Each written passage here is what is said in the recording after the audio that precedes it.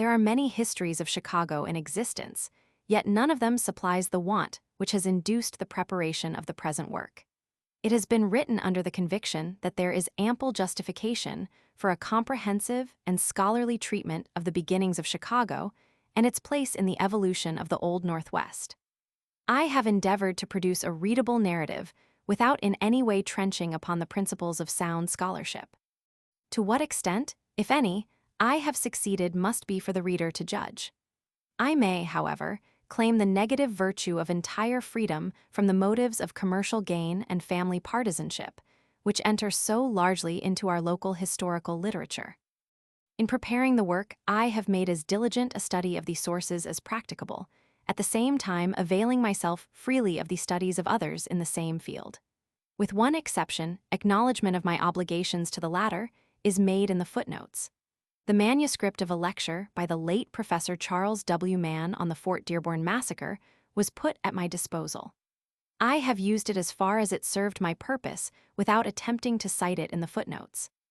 In many places, I have broken new ground, and I can scarcely expect my work to be entirely free from error. I am particularly conscious of this in connection with Chap. Roman 13 on the Indian trade, a subject to which a volume might well be devoted. In controversial matters, I have written without fear or favor from any source.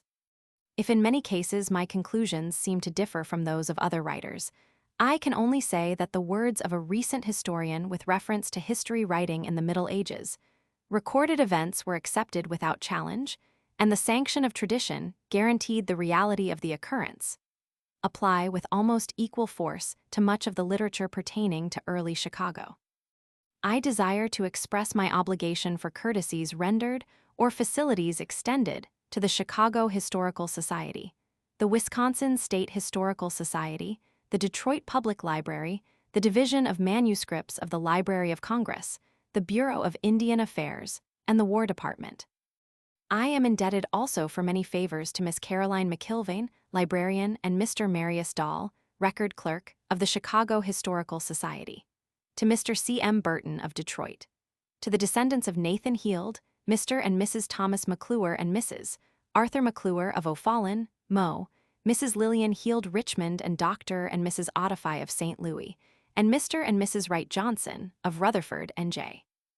And to my wife and to my father-in-law, Reverend G.W. Goslin, for unwearied assistance in the preparation and revision of the manuscript. Finally, I wish to record my deep obligation to Dr. Otto L. Schmidt, President of the Illinois State Historical Society, for much sympathetic advice and encouragement. M. Quaife. Chicago, September, 1913. Chapter 1. The Chicago Portage.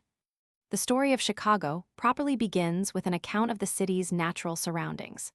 For while her citizens have striven worthily, during the 3/4 of a century that has passed since the birth of the modern city, to achieve greatness for her, it is none the less true that nature has dealt kindly with Chicago, and is entitled to share with them the credit for the creation of the great metropolis of the present day. If in recent years, the enterprise of man rather than the generosity of nature has seemed chiefly responsible for the growth of Chicago, in the long period which preceded the birth of the modern city such was not the case. For whatever importance Chicago then possessed was due primarily to the natural advantages of her position. Since this volume is to tell the story of early Chicago, concluding at the point where the life of the modern city begins, it is not my purpose to dwell upon the natural advantages which today contribute to the city's prosperity. Her central location with respect to population, surrounded by hundreds of thousands of square miles of country is fair, and supporting a population as progressive as any on the face of the globe. Her contiguity to the wheat fields of the Great West, her situation in the heart of the Corn Belt of the United States, the wealth of coal fields and iron mines and forests poured out, as it were, at her feet, her unrivaled systems of transportation by lake and by rail. How all these factors, reinforced by the daring energy of her citizens, have combined to render Chicago the industrial heart of the nation is a matter of common knowledge. That in the days before the coming of the railroad or the settler, when for hundreds of miles in every direction the wilderness, monotonous and unbroken, stretched away, inhabited only by the wild beast and the wild Indian, when only at infrequent intervals were its forest paths or waterways traversed by the fur trader or the priest, the representatives of commerce and the cross, the two mightiest forces of the civilization before the advance of which the wilderness was to give way. That even in this faraway period, nature made of Chicago a place of importance and of concourse, the rendezvous of parties bent on peaceful and on warlike projects, is not so commonly understood. The importance of Chicago in this early period was primarily due to the fact of her strategic location, whether for the prosecution of war or of commerce, at the head of the Great Lakes, on one of the principal highways of travel between the two greatest interior waterway systems of the continent, those of the Great Lakes St. Lawrence and the Mississippi River. The two most important factors in the exploration and settlement of a country are the waterways and mountain systems, the one an assistance, the other an obstacle, to travel. The early English colonists in America, settling first in Virginia and Massachusetts and gradually spreading out over the Atlantic coastal plain, were shut from the interior of the continent by the Great Wall presented by the Allegheny Mountains. The French, securing a foothold about the same time at the mouth of the St. Lawrence River, found themselves in possession of a highway which offered ready access into the interior. The importance of the rivers and streams as highways of travel in this early period is difficult to realize today. The dense forests which spread over the eastern half of the continent were penetrated only by the narrow Indian Trail or the winding river. The former was passable only on foot and even by pack animals, but with difficulty. The latter, however, afforded a ready highway into the interior, and the light canoe of the Indian a conveyance admirably adapted to the exigencies of river travel. By carrying it over the portages separating the headwaters of the great river systems, the early voyageurs could penetrate into the heart of the continent. Proceeding up the St. Lawrence, the French colonists early gained the Great Lakes. Their advance rested here for a time, but in the last quarter of the 17th century, by a great outburst of exploring activity, the upper waters of the Mississippi were gained and eagerly followed to their outlet in the Gulf of Mexico. Thus New France found a second outlet to the sea, and thus, even before the English had crossed the Alleghenies, the French had fairly encircled them and planted themselves in the heart of the continent. From the basin of the Great Lakes to that of the Mississippi, they early made use of 5 principal highways. On each, of course, occurred a portage at the point where the transfer from the head of the one system of navigation to the other occurred. One of these 5 highways led from the foot of Lake Michigan by way of the Chicago River and Portage to and down the Illinois. The Chicago Portage thus constituted one of the keys of the continent, as Hulbert, the historian of the portage paths, has so aptly termed them. Footnote 3. Winsor, Narrative and Critical History of America, Roman 4, 224. The comparatively undeveloped state of the field of American historical research is well illustrated by the fact that despite the historical importance of the Chicago Portage, no careful study of it has ever been made. The student will seek in vain for even an adequate description of the physical characteristics of the portage. Winsor's description, a paragraph in length, is perhaps the best and most authoritative one available. Yet, aside from its brevity, neither of the two sources to which he makes specific reference can be regarded as reliable authorities upon the Chicago Portage. Moll, the cartographer, notable for his credulous temperament, relied for his knowledge of the Great Lakes region upon the discredited maps of Lahontan. James Logan, whose description of the portage is quoted, was a reputable official of Pennsylvania, but, in common with the seaboard English colonists generally, his knowledge of the geography of the interior was extremely hazy. This is sufficiently shown by the fact that he located La Salle's Fort Miami, which had stood during the brief period of its existence at the mouth of the St. Joseph River, on the Chicago. Footnote 5.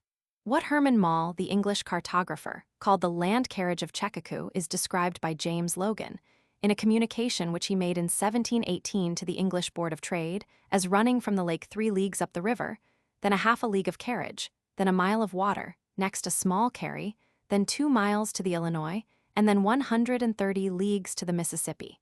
But descriptions varied with the seasons. It was usually called a carriage of from 4 to 9 miles, according to the stage of the water. In dry seasons, it was even farther, while in wet times it might not be more than a mile.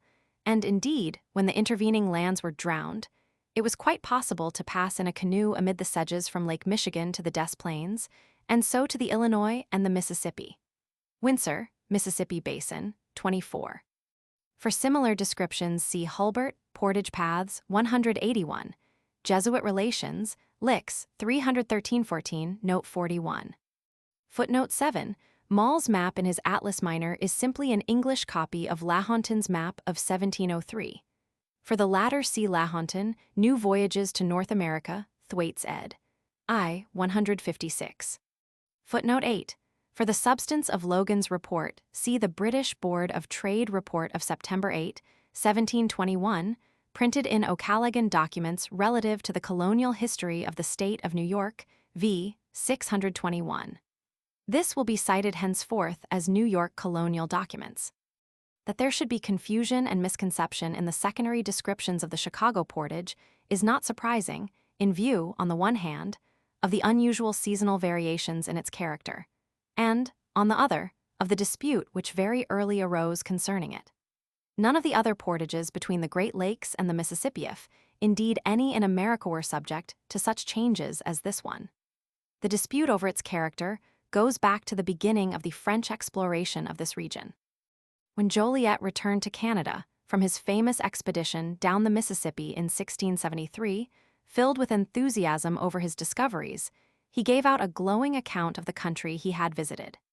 In particular, he seems to have dwelt upon the ease of communication between the Great Lakes and the Gulf of Mexico by way of the Chicago and Illinois rivers to the Mississippi. Joliet's records were lost, but both Frontenac, the governor of New France, and Father Dablon have left accounts of his verbal report. Frontenac stated that a bark could go from the St. Lawrence to the Gulf of Mexico with only a portage of half a league at Niagara.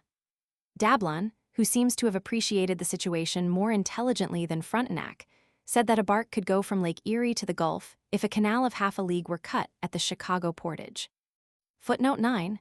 Windsor, Cartier to Frontenac, 246-47, Jesuit Relations, LVI 105. Probably Dablon's report represents more nearly than that of Frontenac what Joliet actually said, for it seems unlikely that he would ignore utterly the existence of the portage at Chicago. Even so, however, his description of the ease of water communication between the Great Lakes and the Mississippi River was unduly optimistic.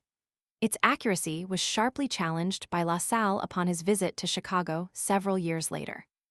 Joliet passed through Illinois, but once, rather hurriedly, knowing nothing of the country aside from what he learned of it on this trip. He was ill-qualified, therefore, to describe accurately the Illinois-Chicago highway and portage. At the most, he could describe only the conditions prevailing at the time of his hasty passage. La Salle, on the other hand, was operating in the Illinois country from 1679 to 1683, seeking to establish a colony with its capital at the modern Starved Rock, 100 miles from Chicago. He was greatly interested in developing the trade of this region, and, while he looked forward ultimately to securing a southern outlet for it, for the present he must find such outlet by way of Canada. In the course of his Illinois career, he passed between his colony and Canada several times, and from both necessity and self-interest became thoroughly familiar with the routes of communication which could be followed. He himself ordinarily came by the Great Lakes to the foot of Lake Michigan, and thence by the St. Joseph River and Portage, or the Chicago to the Illinois. But he became convinced that it would not be practicable to carry on commerce between his Illinois colony and Canada through the upper lakes, and that a route by way of the Ohio River, and thence to the lower lakes, and Canada was more feasible. In discussing this subject, La Salle was led to take issue with Joliet as to the feasibility of navigation between Lake Michigan and the Illinois, and so to state explicitly what the hindrances were. The goods brought to Chicago in barges must be transshipped here in canoes, for, despite Joliet's assertions, only canoes could navigate the Des Plaines for a distance of 40 leagues. At a later time, La Salle reverted to this subject, and in this connection gave the first detailed description we have of the Chicago Portage.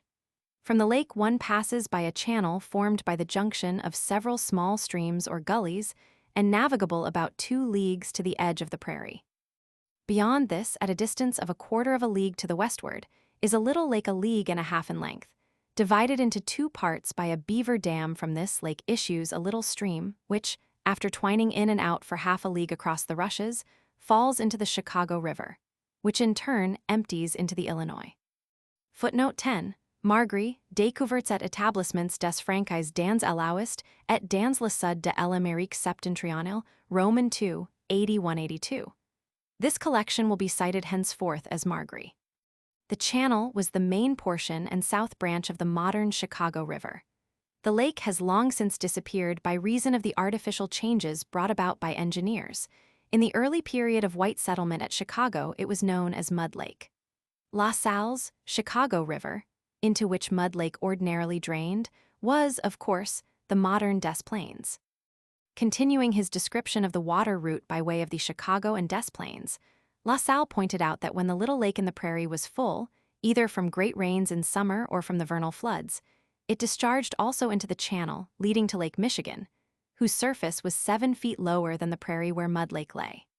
The Des Plaines, too, in time of spring flood, discharged a part of its waters by way of Mud Lake and the channel into Lake Michigan. La Salle granted that at this time, Joliet's proposed canal of 1/2 league across the portage would permit the passage of boats from Lake Michigan to the sea. But he denied that this would be possible in the summer, for there was then no water in the river as far down as his post of St. Louis, the modern Starved Rock, where at this season the navigation of the river began. Still other obstacles to the feasibility of Joliet's proposed canal were pointed out. The action of the waters of Lake Michigan had created a sandbank at the mouth of the Chicago River, which the force of the current of the Des Plaines, when made to discharge into the lake, would be unable to clear away. Again, the possibility of a boat stemming the spring floods of the Des Plaines, much stronger than those of the Rhone, was doubtful.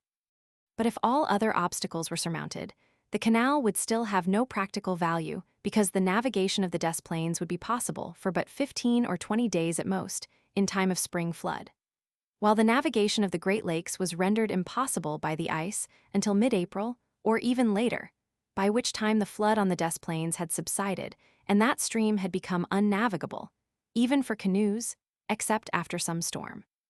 Thus, there was initiated by La Salle a dispute over the character of the water communication from Lake Michigan to the Mississippi by way of the Chicago Portage, which has been revived in our own day, and in the decision of which property interests to the value of hundreds of thousands of dollars are involved. Of the essential correctness of La Salle's description, there can be no question. Considering its early date and the many cares with which the mind of the busy explorer was burdened, it constitutes a significant testimonial to his ability and powers of observation. It may well be doubted whether any later writer has improved upon it. Indeed, any has equaled La Salle's description of the Chicago Des Plaines route. From its perusal may be gathered the clue to the fundamental defect in the descriptions of the Chicago Portage, which modern historians have given us. Overlooking the fact that the Des Plaines River was subject to fluctuation to an unusual degree, they err in assuming that the portage ceased when the Des Plaines was reached. The portage was the carriage which must be made between the two water systems. Hulbert is quite right in saying, as he does, that none of the western portages varied more in length than did this one. In fact, his words possess far more significance than the writer himself attaches to them, for the length of the carriage that must be made at Chicago varied from nothing at all to 50 miles, or, at times, to even twice this distance. At times, there was an actual union of the waters flowing into Lake Michigan with those entering the Illinois River, permitting the uninterrupted passage of boats from the one system to the other. At other times, the portage, which must be made, extended from the south branch of the Chicago to the mouth of the Vermilion River, some 50 miles below the mouth of the Des Plaines. Footnote 12. The United States of America versus the Economy Light and Power Company. The evidence taken in this case constitutes by far the most exhaustive study of the character and historical use of the Chicago Portage that has ever been made. It is doubtless true that truth, crushed to earth, will rise again, but the converse proposition of the poet that error dies amid its worshippers requires qualification. Certainly in the matter under discussion, La Salle, as early as 1683, dealt the errors of Joliet with respect to the Chicago Portage a crushing blow. Yet these selfsame errors were destined to rise again, and in the early 19th century, it was again commonly reported that a practicable waterway from Lake Michigan to the Mississippi could be attained by the construction of a canal, a few miles in length, across what for convenience may be termed the short Chicago Portage, from the south branch of the Chicago River through Mud Lake to the Des Plaines. Even capable engineers threw the weight of their opinion in support of this fallacy.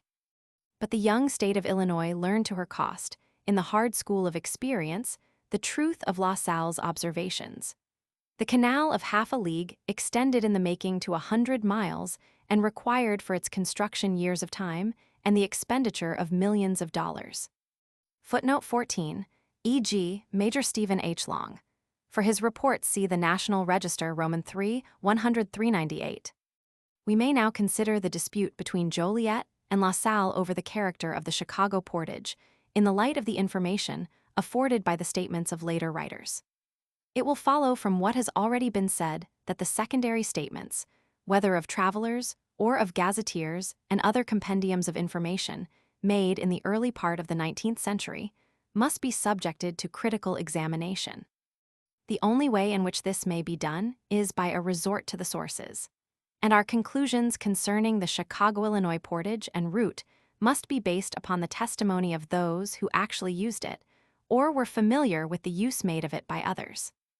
A study of these sources makes it clear that the Des Plaines River was subject to great fluctuation at different seasons, or even as between periods of drought and periods of copious rainfall, and that the length and character of the portage at any given time depended entirely upon the stage of water in the Des Plaines.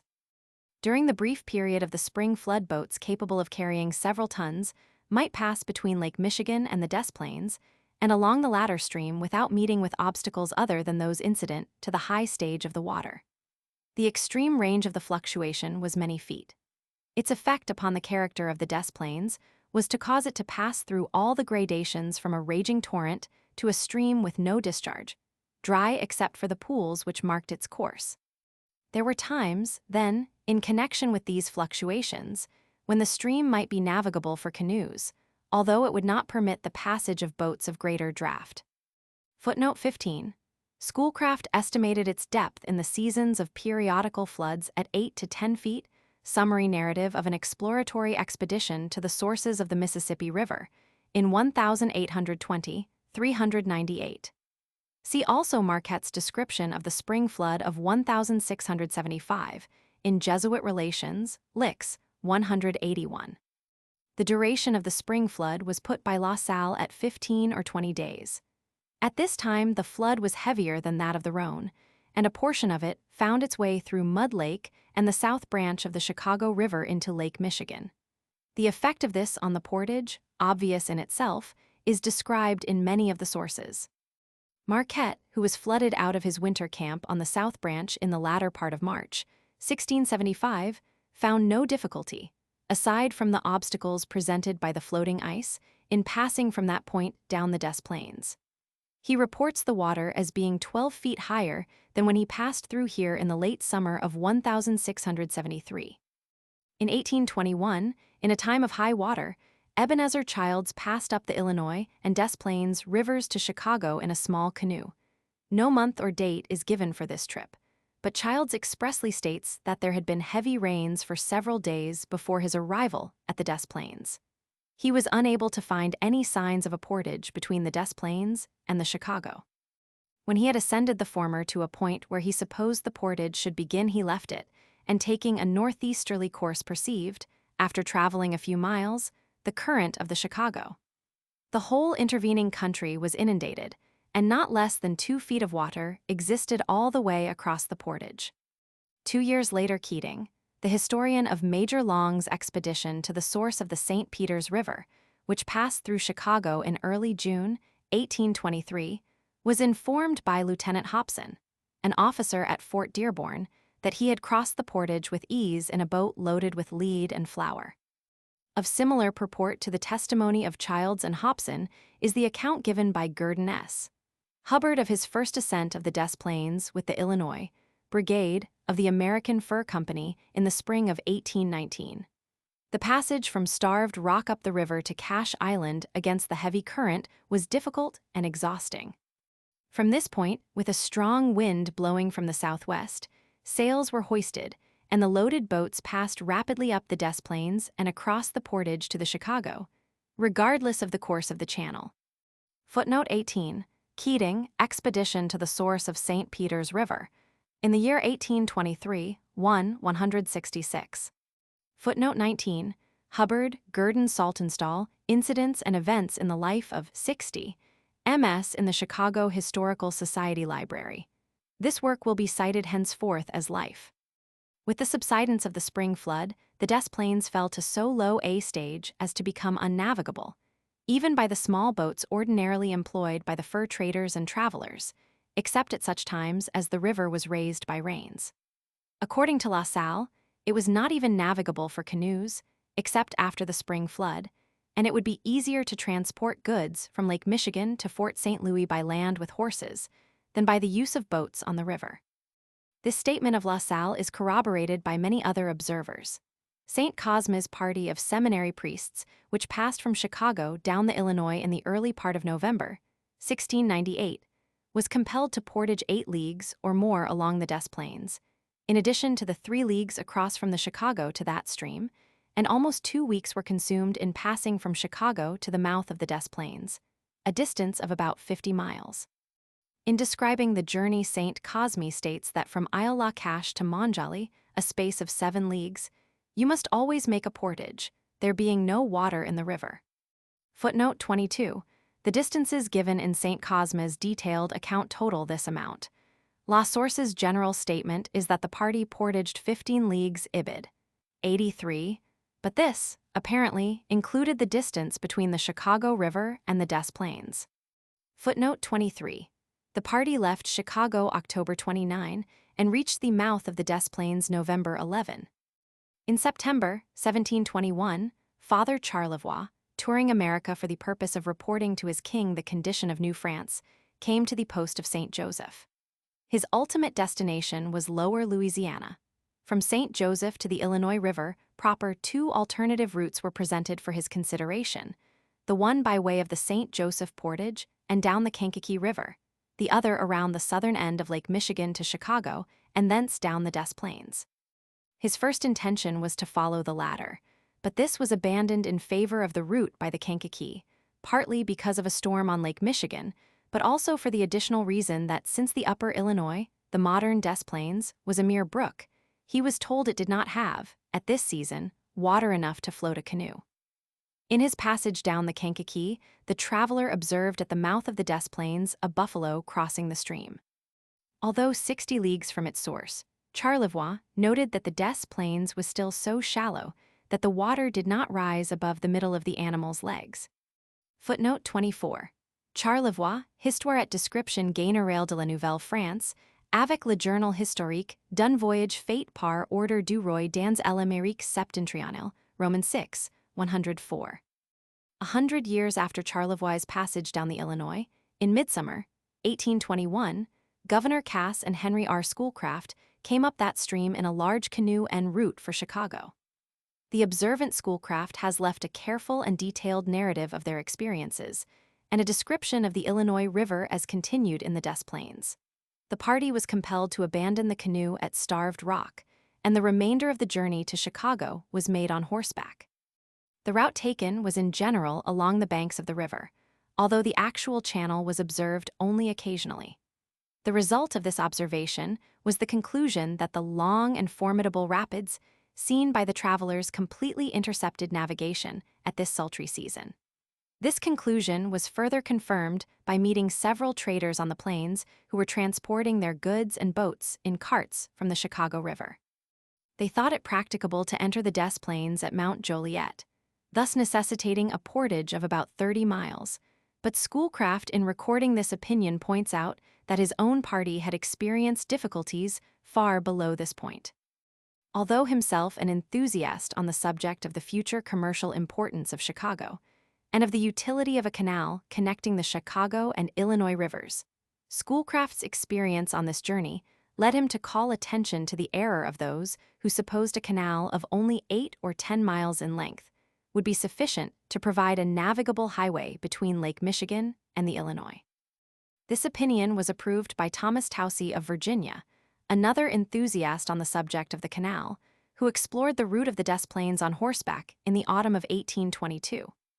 Although the water was uncommonly high for the season, Towsey's investigation, while imbuing him with a more exalted opinion of the country and the proposed canal communication, convinced him that it would be attended with greater expense to open than he had formerly supposed. Footnote 26. Schoolcraft travels in the central portions of the Mississippi Valley, 313 ff.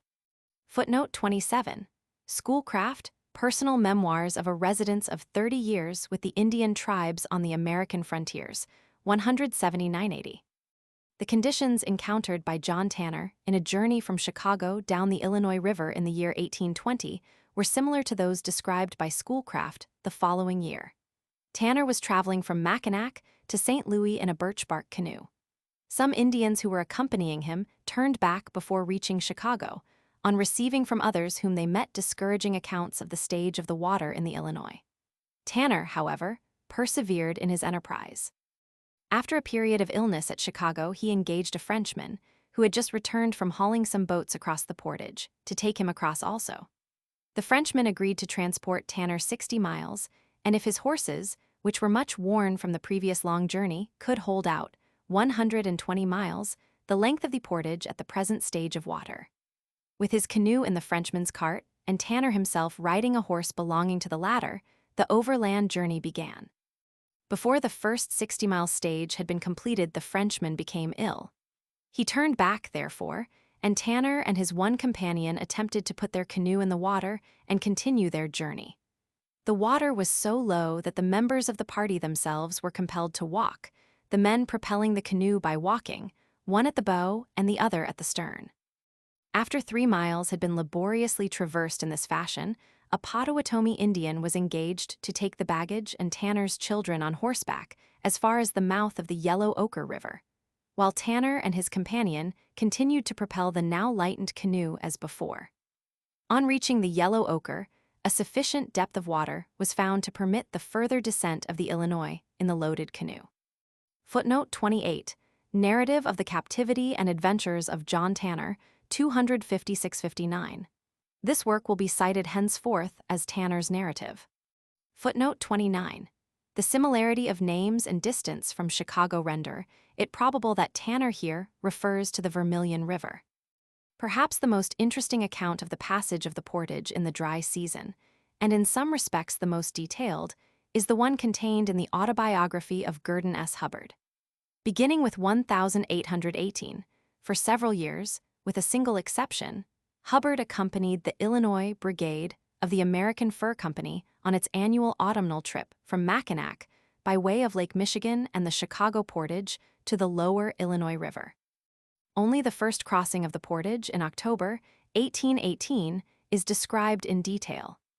Leaving Chicago, the party, comprising about a dozen boat crews, camped a day on the South Branch near the present commencement of the Illinois and Michigan Canal, preparing to pass the boats through Mud Lake to the Des Plaines. Mud Lake drained both ways into the Des Plaines and through a narrow, crooked channel into the South Branch, and only in very wet seasons, Hubbard states, did it contain water enough to float an empty boat. The mud was very deep, and the lake was surrounded by an almost impenetrable growth of wild rice and grass. From the South Branch, the empty boats were pulled up the channel leading from Mud Lake. In many places where there was a hard bottom and absence of water, they were placed on short rollers, and in this way were propelled along until the lake was reached.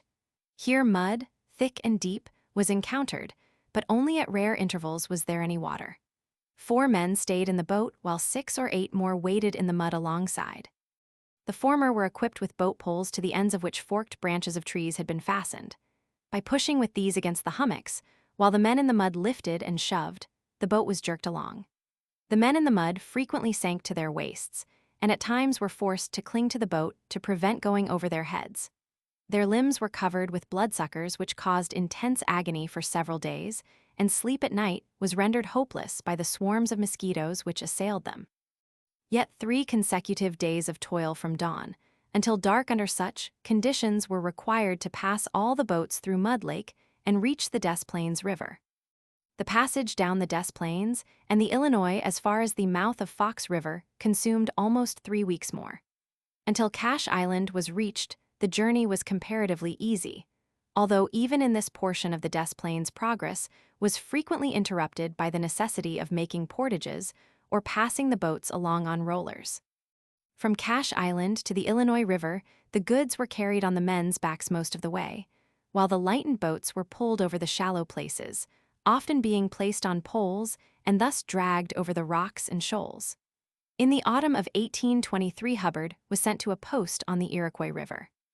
To shorten his journey and avoid the delays and hardships of the old route by way of Mud Lake and the Des Plaines, he resolved to travel to his destination by way of the St. Joseph Portage and the Kankakee River.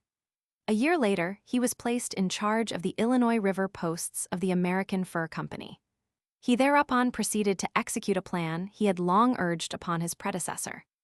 The boats were unloaded on their return from Mackinac to Chicago and scuttled in the swamp to ensure their safety until they should be needed for the return voyage to Mackinac laden with furs the following spring. The goods and furs were transported between Chicago and the Indian hunting grounds on pack horses.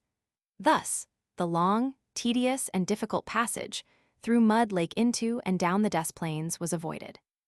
It is evident, then, that the chief factor in determining the character and length of the Chicago Portage was the Des Plaines River, and that during a large part of the year, the portage that must be made extended much farther than simply from the Chicago to the Des Plaines. Schoolcraft and Cass in 1821 were compelled to abandon their canoe at Starved Rock, almost 100 miles from Chicago. The traders whom they met in the course of their horseback journey were apparently planning to put their boats into the Des Plaines at Mount Joliet after a portage of 30 miles. Whether, in view of Schoolcraft's own experience, they succeeded in entering the river at this point may well be doubted. The transcript of names from the account books kept by John Kinsey at Chicago contains several entries of charges for assisting traders over the portage. Some of these show that the portage was made from Mount Joliet, while one, in June 1806, shows that it extended to the forks of the Illinois. Tanner's experience presents the extreme example, if his statement of distances can be relied on, of a portage of 120 miles. The varying length of the portage necessary at different seasons is well described in an official report made in 1819 by Graham and Phillips. At one season, there is an uninterrupted water communication between Lake Michigan and the Mississippi. At another season, a portage of 2 miles.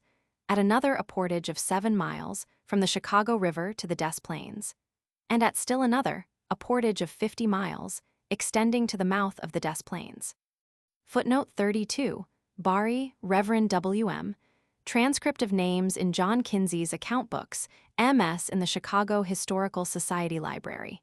This will be cited henceforth as the Bari transcript. Footnote 33. If, as suggested above, the Yellow Ochre was the same stream as the Vermilion River, the distance from Chicago to its mouth was about 100 miles. Footnote 34. State Papers, Doc. Number 17, 16th Congress, First Sess. Senator Benton claimed in 1847 that he had written this report from data supplied him by Graham and Phillips, Niles Register, LXA 309. These fluctuations in the state of the Des Plaines and in the length of the portage influenced materially the plans of the traders and travelers who had occasion to traverse this route. For obvious reasons, in times when the Des Plaines was known to be low, and the portage correspondingly along the Chicago route would be avoided if practicable. Thus, Charlevoix preferred the Kankakee to it in 1721. 100 years later, the Indians who had set out with Tanner upon learning of the low stage of the water in the Illinois abandoned the journey and returned to their homes. St. Cosma's party in 1698 sought to reach the Illinois from Lake Michigan by the Root and Fox Rivers, desisting from the effort only under the belief that this would necessitate a portage of 40 leagues. Compelled to follow the Chicago route, the prospect of the long and difficult passage down the Des Plaines to navigable water on the Illinois induced them to leave all of their goods, but one boatload at Chicago in charge of a member of the party. This made necessary a return from the lower Mississippi for them the following spring, but even this was preferred to the arduous undertaking of transporting them over the long portage at Chicago in the dry season. More significant, perhaps, is the fact that those who had occasion to cross the Chicago Portage and were informed concerning the seasonal fluctuations of the Des Plaines planned their business so as to take advantage, as far as possible, of the seasons of high water. Colonel Kingsbury, who in 1805 conducted a company of soldiers from Mackinac to the Mississippi by way of the Illinois River to establish Fort Bellefontaine, was ordered to proceed to Chicago with them on the first vessel in the spring. The Illinois River, traders in the employ of the American Fur Company in the period from 1818 to 1824, so planned their business as to bring their boats laden with furs up the Des Plaines in the season of the spring flood. Footnote 35. Cushing to Lieutenant Colonel Kingsbury, February 20, 1805. This letter belongs to the collection of letter books, letters, and other papers of Jacob Kingsbury in the Chicago Historical Society Library. Kingsbury was in command of Detroit, Mackinac, and other Northwestern posts from 1804 on, and for a time was the superior authority in charge of a group of posts including Fort Wayne, Fort Dearborn, Mackinac, and Detroit. His letters and papers constitute a source of prime importance for this period of Northwestern history. They will be cited henceforth as the Kingsbury Papers. La Salle had early contended that it was more feasible to transport goods between Chicago and Starved Rock with horses than by boats on the river. There arose very early a demand for another means of transportation between the two places at such times, as the use of the Des Plaines in boats was impracticable, whether from excess or from deficiency of water. La Hontan represents, in his famous narrative of his Long River expedition, that he returned by way of the Illinois River and Chicago Portage. To lessen the drudgery of a great land carriage of 12 great leagues, he engaged 400 Indians to transport his baggage from the Illinois village to Lake Michigan, which they did in the space of 4 days. Historians have long agreed in denouncing the pretended Long River discovery as fraudulent, but there is nothing improbable about the statement of the necessity of a land carriage of 12 great leagues at the Chicago Portage. Whether La Hontan ever, in fact, employed 400 Indians to transport his baggage over the Chicago Portage may well be doubted, but that other travelers employed Indians in a similar capacity is certain. The companions of Cavelier, La Salle's brother, who passed from Fort St. Louis to Lake Michigan in September 1687, employed a dozen Shawnee Indians to carry their goods to the lake, because there was no water in the river at this season of the year. Unable to make their way from Chicago to Mackinac, they returned to the fort to pass the winter. In this same autumn of 1687, some Frenchmen en route from Montreal to Fort St. Louis with 3 canoes loaded with merchandise and ammunition were halted at Chicago on account of lack of water in the Des Plaines. Upon information of this being brought to Tonty, he engaged the services of 40 Shawnee Indians, women and men, by whom the goods were transported to the fort. When horses were first employed on the Chicago Portage cannot, of course, be stated. We have seen that La Salle advocated their employment, but he himself was never in a position to use them. That such use began very early, however, is indicated by a tradition preserved by Gurdon S. Hubbard of an adventure of a trader named Saray on the Des Plaines. The Indians sought to force him to pay toll to them, but he defied them. The controversy ended happily, however, and the Indians transported Saray's goods on their pack horses from Cache Island to the mouth of the Des Plaines. The date of this incident is not recorded, but Saray first came into the Illinois country in 1756. If the Indians were accustomed, thus early, to use pack horses to transport the goods of travelers, it is not improbable that the practice may have originated long before. The demand for transportation facilities at the Portage was thus coeval with the advent of the French in this region. In the early 19th century, the satisfaction of this demand afforded employment and a livelihood to some of the inhabitants of Chicago. The transporting of travelers and their baggage across the Portage formed part of the business of John Kinsey. That it was Ouelmet's principal occupation, at least for a considerable period, seems probable. Major Stoddard stated in 1812, concerning the Chicago Portage, that in the dry season, boats and their cargoes were transported across it by teams kept at Chicago for this purpose. Several years later, Graham and Phillips reported that there was a well-beaten road from the mouth of the Des Plaines to the lake, over which boats and their loads were hauled by oxen and vehicles kept for this purpose by the French settlers at Chicago. Schoolcraft and Cass procured horses to convey them to Chicago from the point near Starved Rock, where they abandoned their canoe. John Tanner's narrative shows that the Frenchman who carried him a distance of 60 miles from Chicago to the Illinois River in the preceding year was commonly engaged in this business. Probably this man was Wilmette, although Tanner does not give his name. If it was someone other than Wilmette, it is evident that at least 2 Chicago residents were engaged in this business. Footnote 40, see Post pp. 143-44, Tanner's narrative 257, Barry transcript. Footnote 41, Stoddard, Sketches, Historical and Descriptive of Louisiana, 368 ff. The project of Joliet of a canal to connect Lake Michigan with the Illinois River was revived early in the 19th century. After numerous investigations and reports had been made, the work of construction was at last begun, amid great enthusiasm, in the year 1836. 12 years later, the Illinois and Michigan Canal was completed, and therewith the Chicago Portage ceased to be.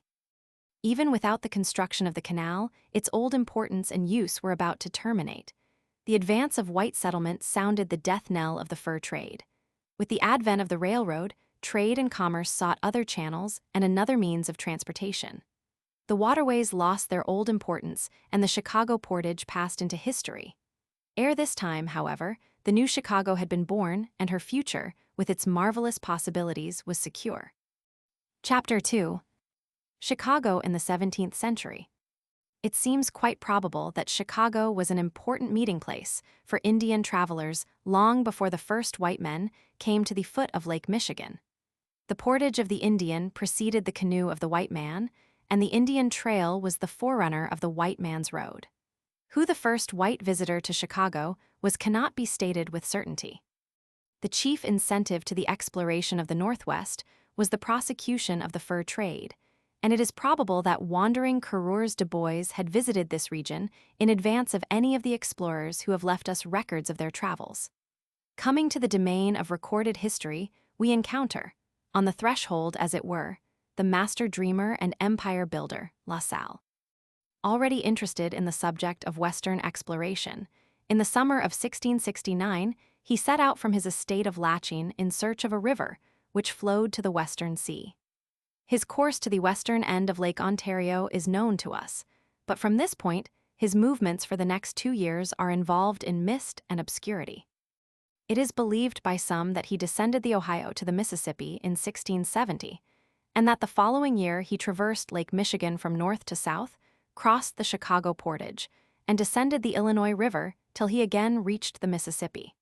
But the claim that he reached the Mississippi during these years is rejected by most historians. Probably the exact facts as to his movements at this time will never be known. We are here interested, however, primarily in the question whether he came to the site of Chicago. Even this cannot be stated with certainty, but the preponderance of opinion among those best qualified to judge is that he probably did. Footnote 43. For this expedition and the subsequent movements of La Salle C. Windsor, Cartier to Frontenac, Parkman, La Salle and the discovery of the Great West, Windsor, Narrative and Critical History Roman 4, 201 ff. Footnote 44. Margry was convinced of this and Parkman thought it entirely probable. Windsor thought that La Salle came to the head of Lake Michigan, but was in doubt whether he entered the Chicago River or the St. Joseph. She, who constantly belittles La Salle's achievements, believed he reached the Illinois or some other affluent of the Mississippi. See the references given in Note 43. The pages of history might be scanned in vain for a more fitting character with which to begin the annals of the great city of today. La Salle is noted, even as it is noted, for boundless energy, lofty aspiration, and daring enterprise. He combined the capacity to dream with the resolution to make his visions real. He was the real discoverer of the Great West, for he planned its occupation and began its settlement. and he alone of the men of his time appreciated its boundless possibilities, and with prophetic eye saw in the future its wide area peopled by his own race. Footnote 45. Edward G. Mason, Early Visitors to Chicago, in New England Magazine, New Sir Roman 6, 189. In strong contrast with the masterful La Salle succeeds, in the early annals of Chicago, the gentle, saintly Marquette. For a number of years, vague and indefinite reports had been carried to Canada of the existence, to the west of the Great Lakes, of a great river flowing westwardly to the Vermilion Sea, as the Gulf of California was then known. These reports roused in the French the hope of finding an easy way to the South Sea, and thence to the golden commerce of the Indies. Spurred on by the home government, Talon, the intendant of Canada, took up the project of solving the problem of the Great Western River. It chanced that for several years Marquette, a Jesuit missionary, had been stationed on the shore of Lake Superior. Here he heard from his dusky charges stories of the great river and of the pleasant country to the westward. In consequence, he became imbued with the double ambition of solving the geographical question of the ultimate direction of the river's flow, and of seeking in this new region a more fruitful field of labor. In the summer of 1672, Talon appointed Louis Joliet, a young Canadian who had already achieved something of a reputation as an explorer, to carry out the new task, and the projected exploration of the great river was launched. Joliet proceeded that autumn to Mackinac, the Michilimackinac of the French period, where he spent the winter preparing for the enterprise. Hither Marquette had come 2 years before, and here he had established the mission of St. Ignace. Proximity and a common interest in the projected enterprise combined to draw the two together, so that when the expedition set out from Mackinac in May, 1673, the party was composed of Joliet, Marquette, and 5 companions. Though Joliet was the official head of the expedition, it has come about, through the circumstance that his records were lost almost at the end of his toilsome journey, that we are chiefly indebted to the Journal of Marquette for our knowledge of it, and have come insensibly to ascribe the credit for it to him. From Mackinac, the party passed, in 2 canoes, to the head of Green Bay, and thence by way of the Fox-Wisconsin River route to the Mississippi, which was reached a month after the departure from the mission of St. Ignace. Down its broad current, the voyagers paddled and floated for another month.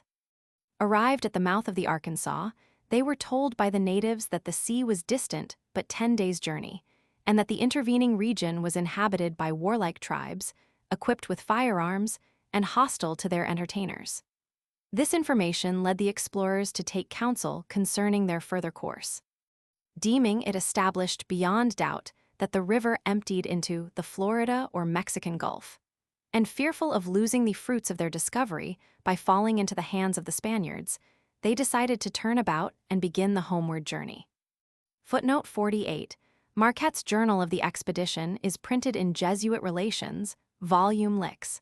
For standard secondary accounts, see the works of Parkman and Winsor.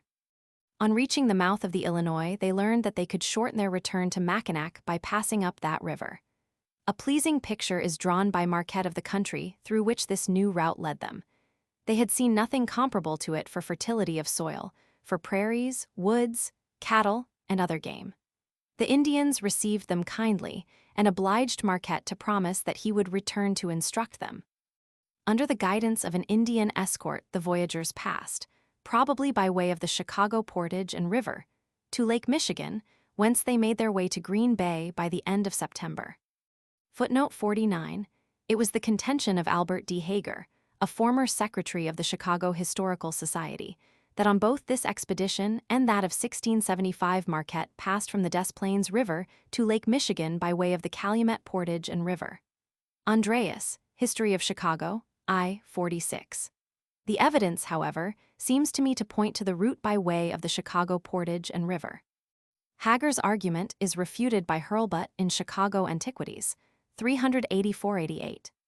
The following year Joliet continued on his way to Quebec to report to Count Frontenac the results of his expedition. Marquette remained at Green Bay, worn down by the illness that was shortly to terminate his career.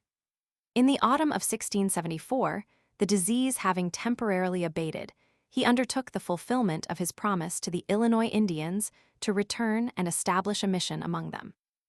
Late in October he began the journey, accompanied by two voyageurs, Pierre Porteret and Jacques, one of whom had been a member of the earlier expedition.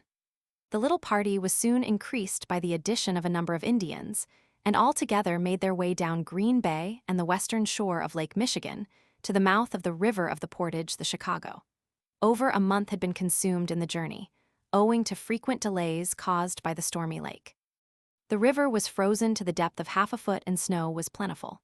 10 days were passed here, when Marquette's malady having returned, a camp was made 2 leagues up the river, close to the Portage, and it was decided to spend the winter there.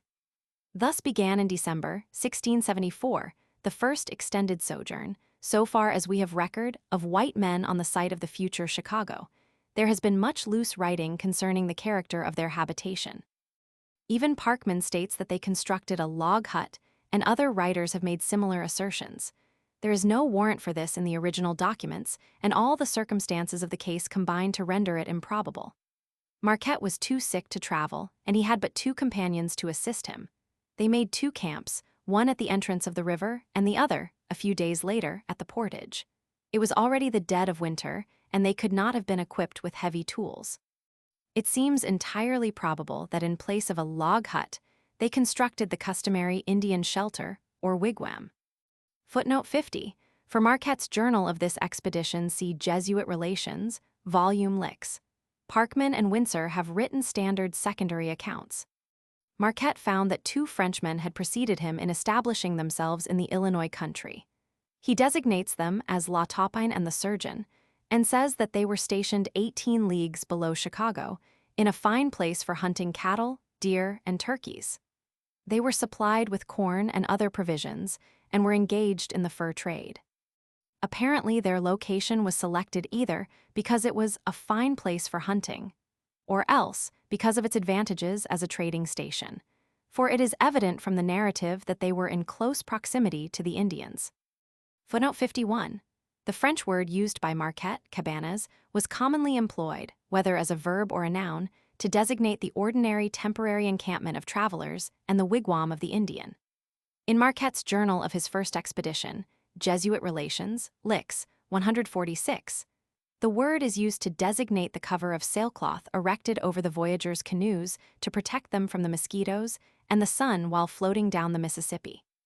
Later, on the second expedition, when Marquette, hastening along the eastern shore of Lake Michigan toward Mackinac, found himself at the point of death, his companions hastily landed and constructed a wretched cabin of bark to lay him in Ibid. 194. Numerous other instances of the habitual use of the word to indicate a temporary camp might easily be cited. Footnote 52. For a further development of this subject, see H.H. Hurlbut's pamphlet, Father Marquette at Mackinac and Chicago, 1314. Who were these French pioneers of the upper Illinois Valley? We know concerning La Taupine the Mole that he was a noted fur trader whose real name was Pierre Moreau, that he was an adherent of Count Frontenac, the governor of New France, and that he was accused by the intendant with being one of the governor's agents in the prosecution of an illicit trade with the Indians. He had been with St. Lusson at the Sault Ste. Marie in 1671, and doubtless was possessed of all the information current among the French concerning the region beyond the Great Lakes. In what year he pushed out into this region and established the first habitation and business of a white man in northern Illinois will probably forever remain unknown. Footnote 54, Ibid, 314, Mason, Early Visitors to Chicago, cited in Note 45. The little that Marquette tells us of the companion of La Taupine serves only to whet our curiosity. Though these first residents were lawbreakers, they were not without redeeming qualities. In anticipation, apparently, of Marquette's arrival at their station, they had made preparations to receive him, and had told the savages that their cabin belonged to the Black Robe. As soon as they learned of the priest's illness at Chicago, the surgeon came, in spite of snow and bitter cold, a distance of 50 miles to bring him some corn and blueberries. Marquette sent Jacques back with the surgeon to bear a message to the Indians who lived in his vicinity, and the traders loaded him, on his return, with corn and other delicacies for the sick priest. Furthermore, the surgeon was a devout man, for he spent some time with Marquette in order to perform his devotions. Clearly here is a character who improves with closer acquaintance, but such acquaintance is denied us. As a ship passing in the night, the surgeon flashes across Chicago's early horizon. Whence he came, whither he went, even his name will doubtless remain forever a mystery. Footnote 56. The journal records that the Indians were suffering from hunger because the cold and snow prevented them from hunting. Meanwhile, how fared the winter with the 3 Frenchmen in their primitive camp near the Portage? The picture of their life as painted in the pages of Marquette's journal is not, on the whole, unattractive. The fraternal spirit manifested for them by the traders has already been noted. The Indians were equally friendly. When those living in a village 6 leagues away learned of Marquette's plight, they were so solicitous for his welfare, and so fearful that he would suffer from hunger, that, notwithstanding the cold, Jacques had much difficulty in preventing the young men from coming to the Portage to carry away to their village all Marquette's belongings. The Indians' fears, however, proved groundless. Deer and buffalo abounded, partridges, much like those of France, were killed, and turkeys swarmed around the camp. The traders sent corn and blueberries, and the Indians brought corn, dried meat, and pumpkins. The severe winter produced its effect upon the game, some of the deer that were killed being so lean as to be worthless. But the blessed Virgin Immaculate, Marquette's celestial queen, took such care of them that there was no lack of provisions, and when the camp was broken up in the spring, there was still on hand a large sack of corn and a supply of meat. An intense spirit of religious devotion animated Marquette throughout the winter. It was his zeal in the service of his heavenly master that had led him, in his illness, to brave the rigors of a winter in the wilderness. Despite his bodily affliction, the observance of religious exercises was maintained. Mass was said every day throughout the winter, but they were able to observe Lent only on Fridays and Saturdays. On December 15, the Mass of the Conception was celebrated. Early in February, a novena, or 9 days' devotion to the Virgin, was begun to ask God for the restoration of Marquette's health. Shortly afterward, his condition improved in consequence, as he believed, of these devotions.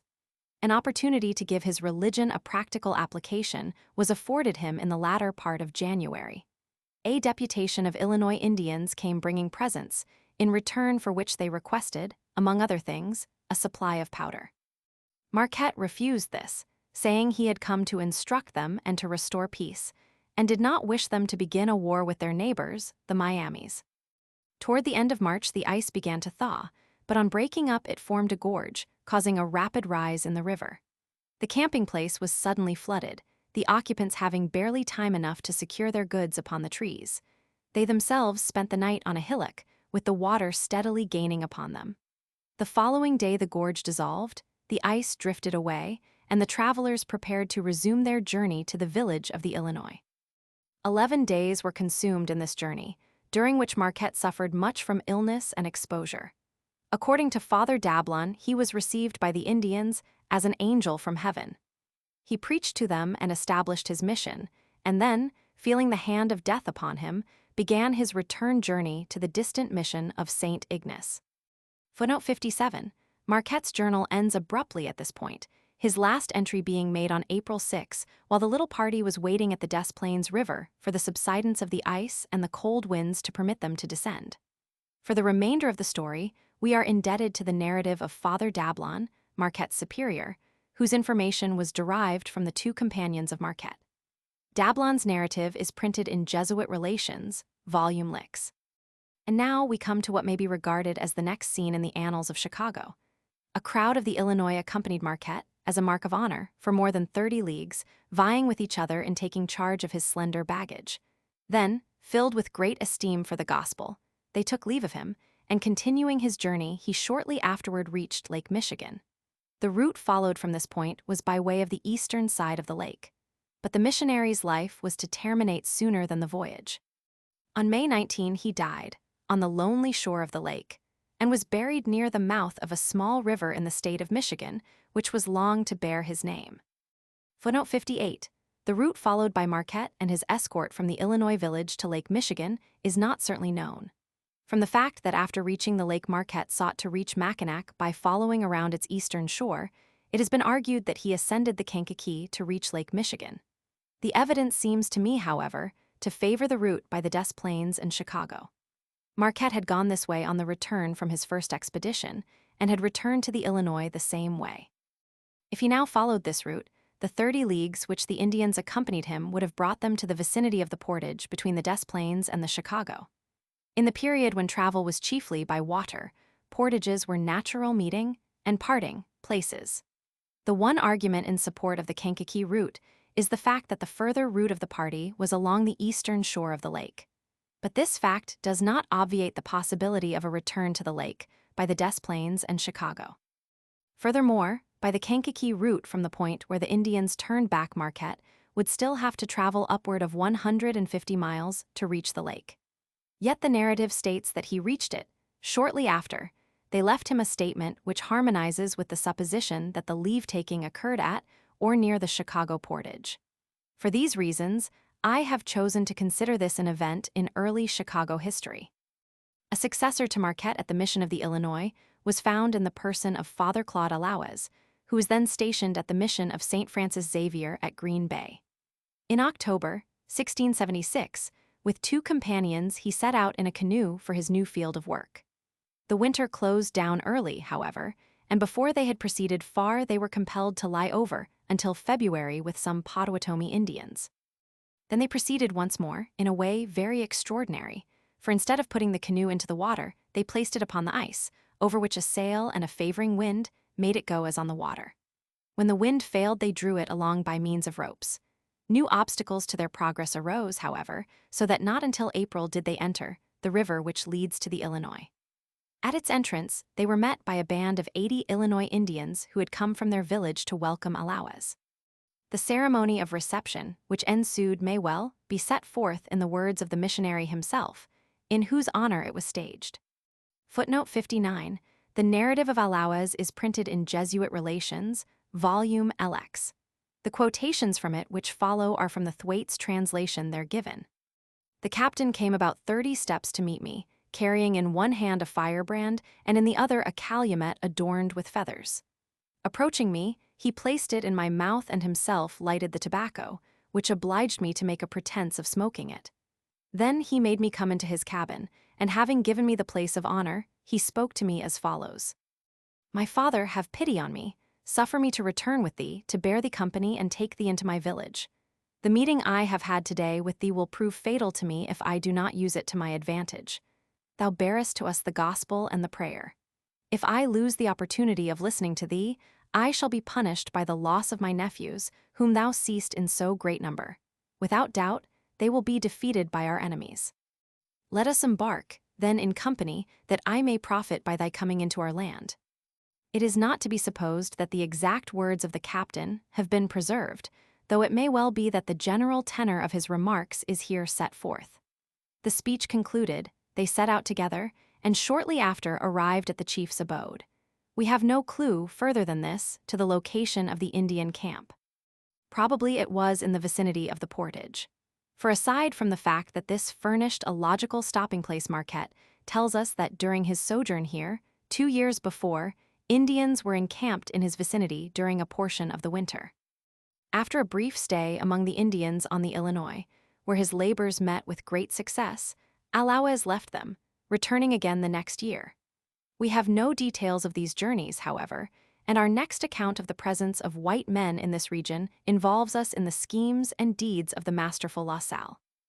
La Salle conceived the ambitious design of leading France and civilization together into the valley of the Mississippi, but vast obstacles interposed to hinder him in its execution.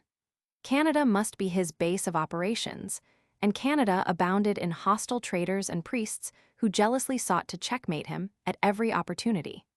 The initiation of his design involved the establishment of a colony in the Illinois country. In 1678, he sent out in advance a party of men to engage in trade for him and ultimately to go to the Illinois country and prepare for his coming. Meanwhile, he himself was busied with further preparations for the execution of his project. A sailing vessel was constructed close above Niagara Falls, and in August 1678, its sails were spread upon Lake Erie for the voyage around the upper lakes. Arrived at Green Bay, the vessel was loaded with furs and started on its return, while La Salle and 14 followers, in 4 canoes, continued their way down the western shore of Lake Michigan. The party laboriously made its way past the site of the modern cities of Milwaukee and Chicago and around the southern end of the lake to the mouth of the St. Joseph River. This had been agreed upon as the place of rendezvous with Tonty, La Salle's faithful lieutenant, who with 20 men was toiling, meanwhile, down the eastern side of the lake from Mackinac.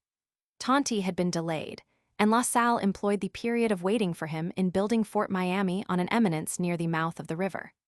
This became, therefore, the oldest fort in this region, and constituted an important base of operations for the prosecution of his designs. Footnote 60. For the original documents pertaining to La Salle's work, see Margry's collection. For standard secondary accounts, see the works of Parkman and Windsor. I have drawn freely upon these in preparing this portion of my own narrative. At last Tonty arrived, bringing news which rendered probable the loss of La Salle's sailing vessel, the Griffin, with her cargo of furs. Early in December, the combined party ascended the St. Joseph River to the portage leading to the Kankakee, near the site of the modern city of South Bend. Down the latter river they passed and into the Illinois until they came to the great Indian village in the vicinity of Starved Rock, where Marquette and Allouez had labored as missionaries during the past 5 years. The place was deserted, however, the inhabitants having departed for their annual winter hunt. The journey was resumed, therefore, as far as Lake Peoria, near which place a village of the Illinois was found. A parley was held with the Indians, in the course of which La Salle unfolded his design of building a fort in their midst, and a great wooden canoe on the Mississippi, which would go down to the sea, and return thence with the goods they so much desired. La Salle was successful in overcoming alike the suspicions of the natives, the intrigues of his enemies, and the disloyalty of his own men. A site suitable for a fort was selected, and here in the dead of winter was constructed the first civilized habitation of a permanent character in the modern state of Illinois. The Indians gave to the fort the name of Chicago, but by La Salle it was christened Fort Crevecoeur. La Salle had thus established himself in the heart of the Mississippi Valley, and had initiated the work of carving out what was to become the imperial domain of French Louisiana. But the major portion of that work lay yet before him, and difficulties were to succeed one another in its prosecution until the leader's death at the hands of a hidden assassin was to terminate his life in seeming failure. It is not our purpose here to attempt a history of La Salle's career. Rather, our aim is to sketch such of its salient features as may be pertinent to the unfolding of the story of the genesis of Chicago. The loss of the Griffin imposed upon La Salle the necessity of returning to Fort Frontenac for supplies. Having urged forward the construction of his fort and arranged for the departure of Hennepin and his associates on what eventuated in their famous exploration of the upper waters of the Mississippi, La Salle left Tonty in command at Fort Crevecoeur, and himself, in March 1680, set forth on his long and terrible journey. In its course he again paused near Starved Rock, noted the ease with which it might be defended, and passing on to Fort Miami, dispatched orders to Tonty to occupy and fortify it. He then crossed on foot the trackless waste of southern Michigan in the season of spring floods, and came at last to his destination. He spent some months in setting his affairs in order, and in August 1680 set out on the return to Illinois, passing by way of Mackinac and thence down the eastern side of Lake Michigan to Fort Miami. Meanwhile, what of Tonty and affairs at Fort Crevecoeur? Faithful to his orders, Tonty, on receipt of the dispatch which La Salle had sent forward from Fort Miami, set forth to occupy Starved Rock. In his absence, the men left at Fort Crevecoeur, spurred on by the tales of financial disaster to La Salle related by the new arrivals, rose in mutiny. They destroyed the fort, stole its provisions, and writing on the side of the unfinished vessel the legend Nous sommes tons sauvages, we are all savages, departed. Upon the heels of this disaster succeeded a still greater menace to La Salle's designs. It was essential to their success that the Illinois Indians should retain peaceable possession of their territory. But now came against them a war party of the terrible Iroquois. They assailed and destroyed the village at the Rock, and pursued the fleeing Illinois until the scattered survivors found refuge across the Mississippi. The indomitable Tonty, almost alone in this sea of savagery, had done what he could to save the Illinois from destruction. His efforts proved vain, and with his few followers he fled from impending destruction. Their goal was distant Mackinac, and their route was up the Illinois and the Des Plaines to Lake Michigan and thence northward along its western shore.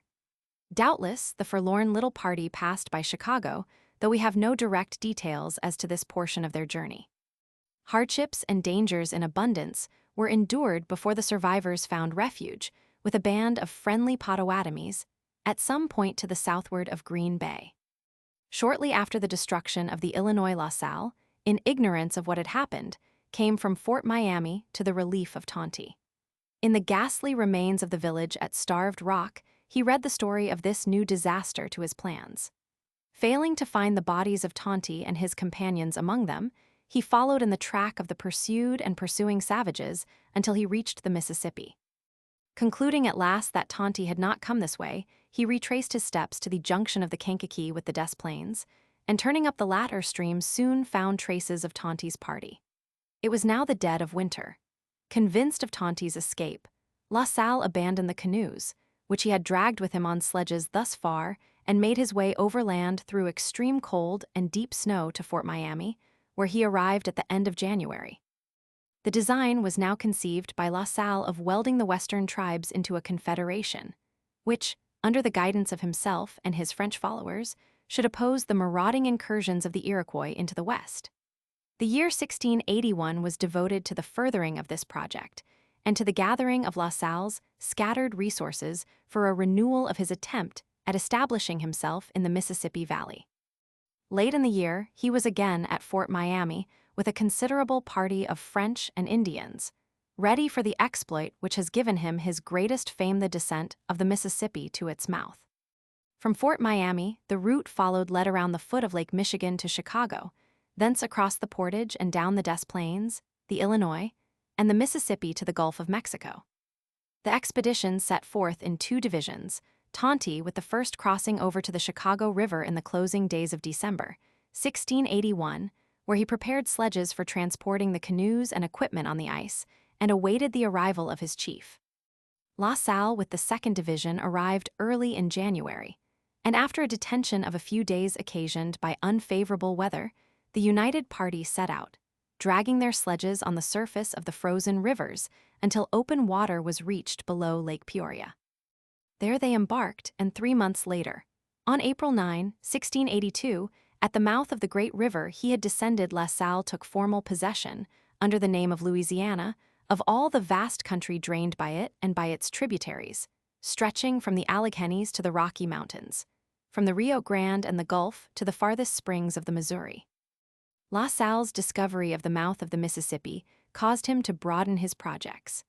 He would establish a colony at the mouth of the Great River to serve as an outlet for his colony on the Illinois, where he hoped to gather the furs on which he relied to render his whole vast enterprise commercially successful. The prosecution of his designs, therefore, depended ultimately on his ability to make the Illinois colony profitable. On his return to Mackinac from the descent of the Mississippi, in the autumn of 1682, he learned that the Iroquois were about to renew their attacks upon the west. The best efforts of himself and Tonty were now directed, therefore, to the fortification of Starved Rock, which he planned to serve as the center of his colony and its rock of defense against the invader. Here, on a cliff which rises sheer from the water's edge to a height of 125 feet, with its crest about an acre in extent, and accessible only by a narrow pathway in the rear. During the winter of 1682 and 1683, the fort was constructed. At the same time, the work of alliance with the Indians went vigorously forward, until from the lofty ramparts of St. Louis, the name given by La Salle to his fortress, the leader could look down upon the lodges of 4,000 warriors, gathered from half a score of tribes, and a total population of upward of 20,000 souls.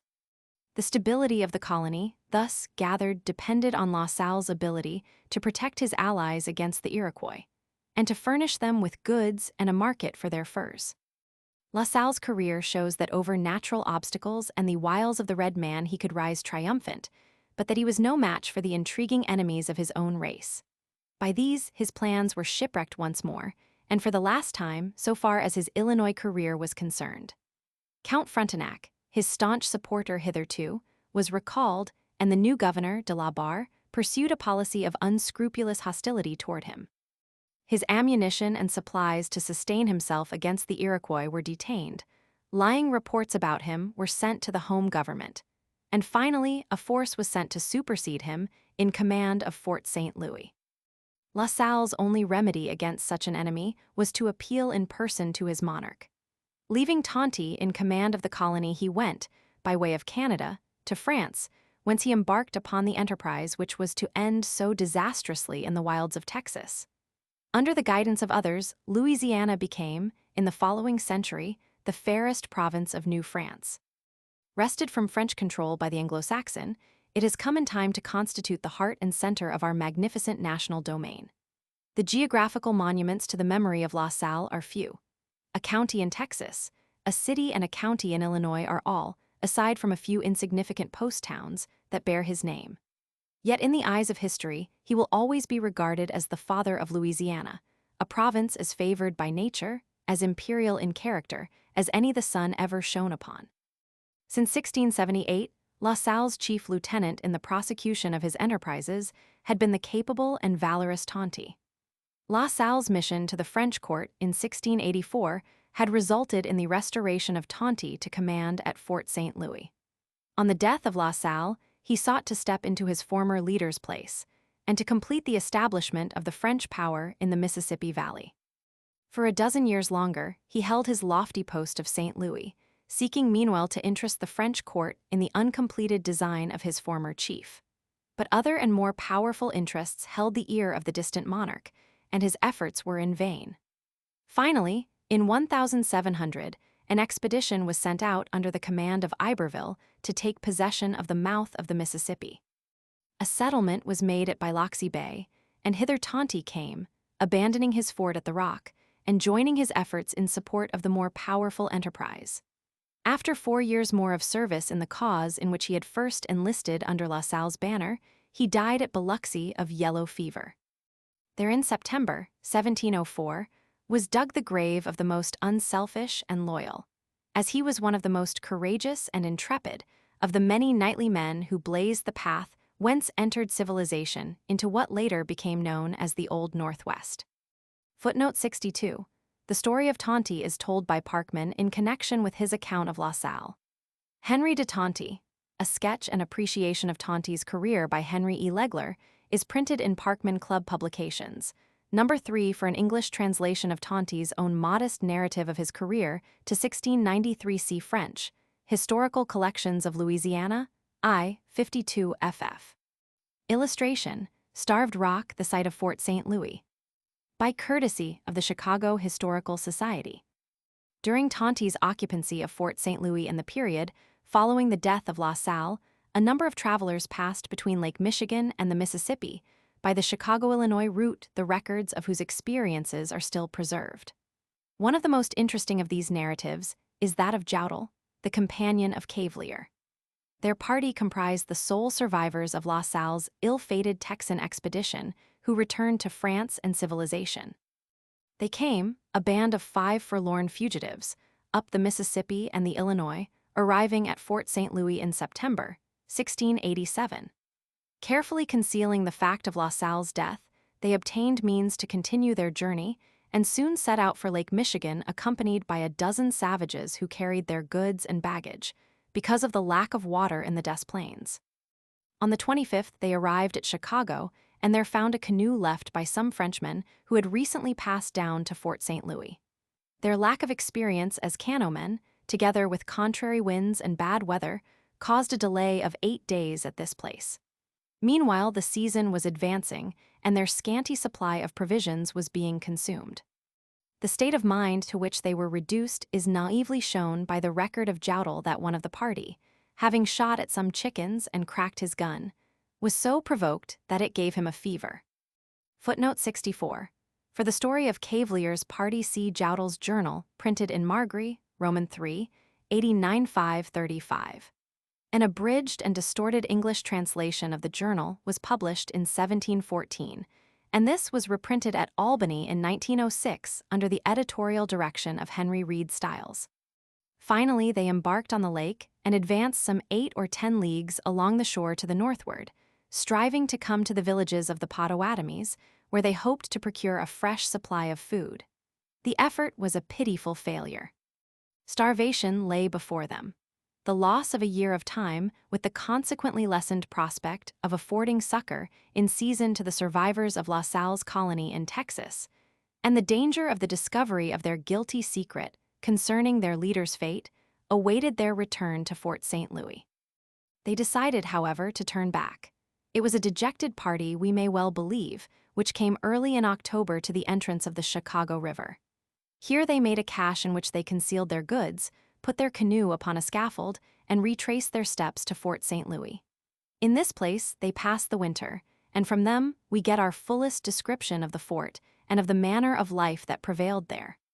Some 3 weeks after their arrival at the Fort Tonty, returned from his participation in Denonville's famous campaign against the Iroquois. From Fort St. Louis, he had led 16 Frenchmen and 200 Indians to share in this distant enterprise. With a baseness which is difficult to excuse, the fugitives deceived him concerning the death of La Salle, and after accepting his hospitality through the winter secured from him, on the assumption that La Salle was still alive, a considerable quantity of furs and other supplies. Taking advantage of the spring floods, they set out once more for Chicago, March 21, 1688. They arrived on March 29 after a toilsome journey. Because of the swiftness of the river, they were compelled to wade in the water, pulling their canoes much of the way. Jowdell avers that he suffered more on this short trip than he had done before since his departure from the Gulf of Mexico. Again, bad weather compelled them to delay at Chicago, this time for 10 days. There was little game, and they had only cornmeal to eat. But Providence furnished them a kind of manna to eat with their meal, which appears from the description to have consisted of maple sap. They also procured in the woods garlic and other edible plants, and Jowdell records that Chicago takes its name, as they were informed, from the profusion of garlic growing in the surrounding woods. The members of Jowdell's party passed on to Canada, and here we may leave them to pursue their way, burdened with their terrible secret, as best they may. Our interest meanwhile shifts to the story of Father Pinnit and his mission of the guardian angel. We have seen that commerce and the cross entered the upper Mississippi Valley together in 1673 in the persons of Joliet and Marquette. During the succeeding years, the efforts of the servants of the cross to gain control of this region were scarcely less zealous than were those of the devotees of trade. The missionary accompanied, sometimes even preceded, the explorer in his journeys, seeking everywhere to introduce the doctrine of the true faith and win the natives to the church. The representatives of the Jesuit order were the most active agents of the church in this work of proselyting. Under its auspices, Marquette had established the Illinois mission. Its vicissitudes of fortune were as various as those of La Salle himself, but on the whole, it was as successful as any in all the annals of Catholic missions to the red man. Footnote 66. For the history of the Illinois mission, see She, Catholic Missions Among the Indian Tribes of the United States, Chaps, Roman 22, Roman 23. We are more particularly concerned with that portion of the work of the Jesuits among the Illinois which pertains to the mission of the guardian angel at Chicago. This was established in 1696 by Father Pierre Pinnit, who had been stationed at Mackinac for a couple of years. According to the Jesuit records, however, Pinnit was soon driven from Chicago and his mission broken up by no less a person than Count Frontenac, governor of New France. An appeal to Bishop Laval resulted in a cessation of Frontenac's opposition, which, in the eyes of Pinnit's associates, amounted to persecution. The mission of the guardian angel was accordingly resumed in 1698, but 2 years later it was permanently abandoned. Footnote 67. For a brief biographical sketch of Pinnit, see Jesuit Relations, Elziv, 278. Various references to Pinnit scattered throughout the Jesuit Relations have been collected by Frank R. Grover in his lecture on Pinnit and his mission of the Guardian Angel of Chicago, published by the Chicago Historical Society in 1907. Footnote 68. Letter of Gravier to Laval, September 17, 1697, Jesuit Relations, LXV 52. Pinnit was a man of deeds rather than words, and has himself left no account of his mission. The statements of his associates show that he was successful in his work here. The adult Indians, hardened in debauchery, paid little heed to his teachings, but the young were baptized, and even the medicine men, who were the most inveterate opponents of Christianity, manifested a desire to have their children instructed. It was Pinnock's practice to spend only the summer season at Chicago. The winters he spent with the missionaries lower down on the Illinois, or in following his charges on their annual hunt. Footnote 69, Ibid, 70. She, Early Voyages Up and Down the Mississippi, 5354. The site of the mission of the guardian angel has long been a subject of misapprehension. Aside from the general allusions to the mission as being at Chicago, the document of chief importance in determining its location is the letter of St. Cosme of January 2, 1699. He had passed during the preceding autumn and early winter, in company with a party of associates, from Mackinac to the Mississippi by way of Green Bay, the Chicago Portage, and the Illinois River route, and the letter is, in fact, a report concerning this trip. The party spent some time at Pinnock's mission, detained by storms and other obstacles. From a study of this letter, as printed by She, Grover concludes that the mission was situated above the modern Chicago on the North Shore, near the present village of Grosse Pointe. She's translation of St. Cosme's letter, however, frequently departs from the original manuscript.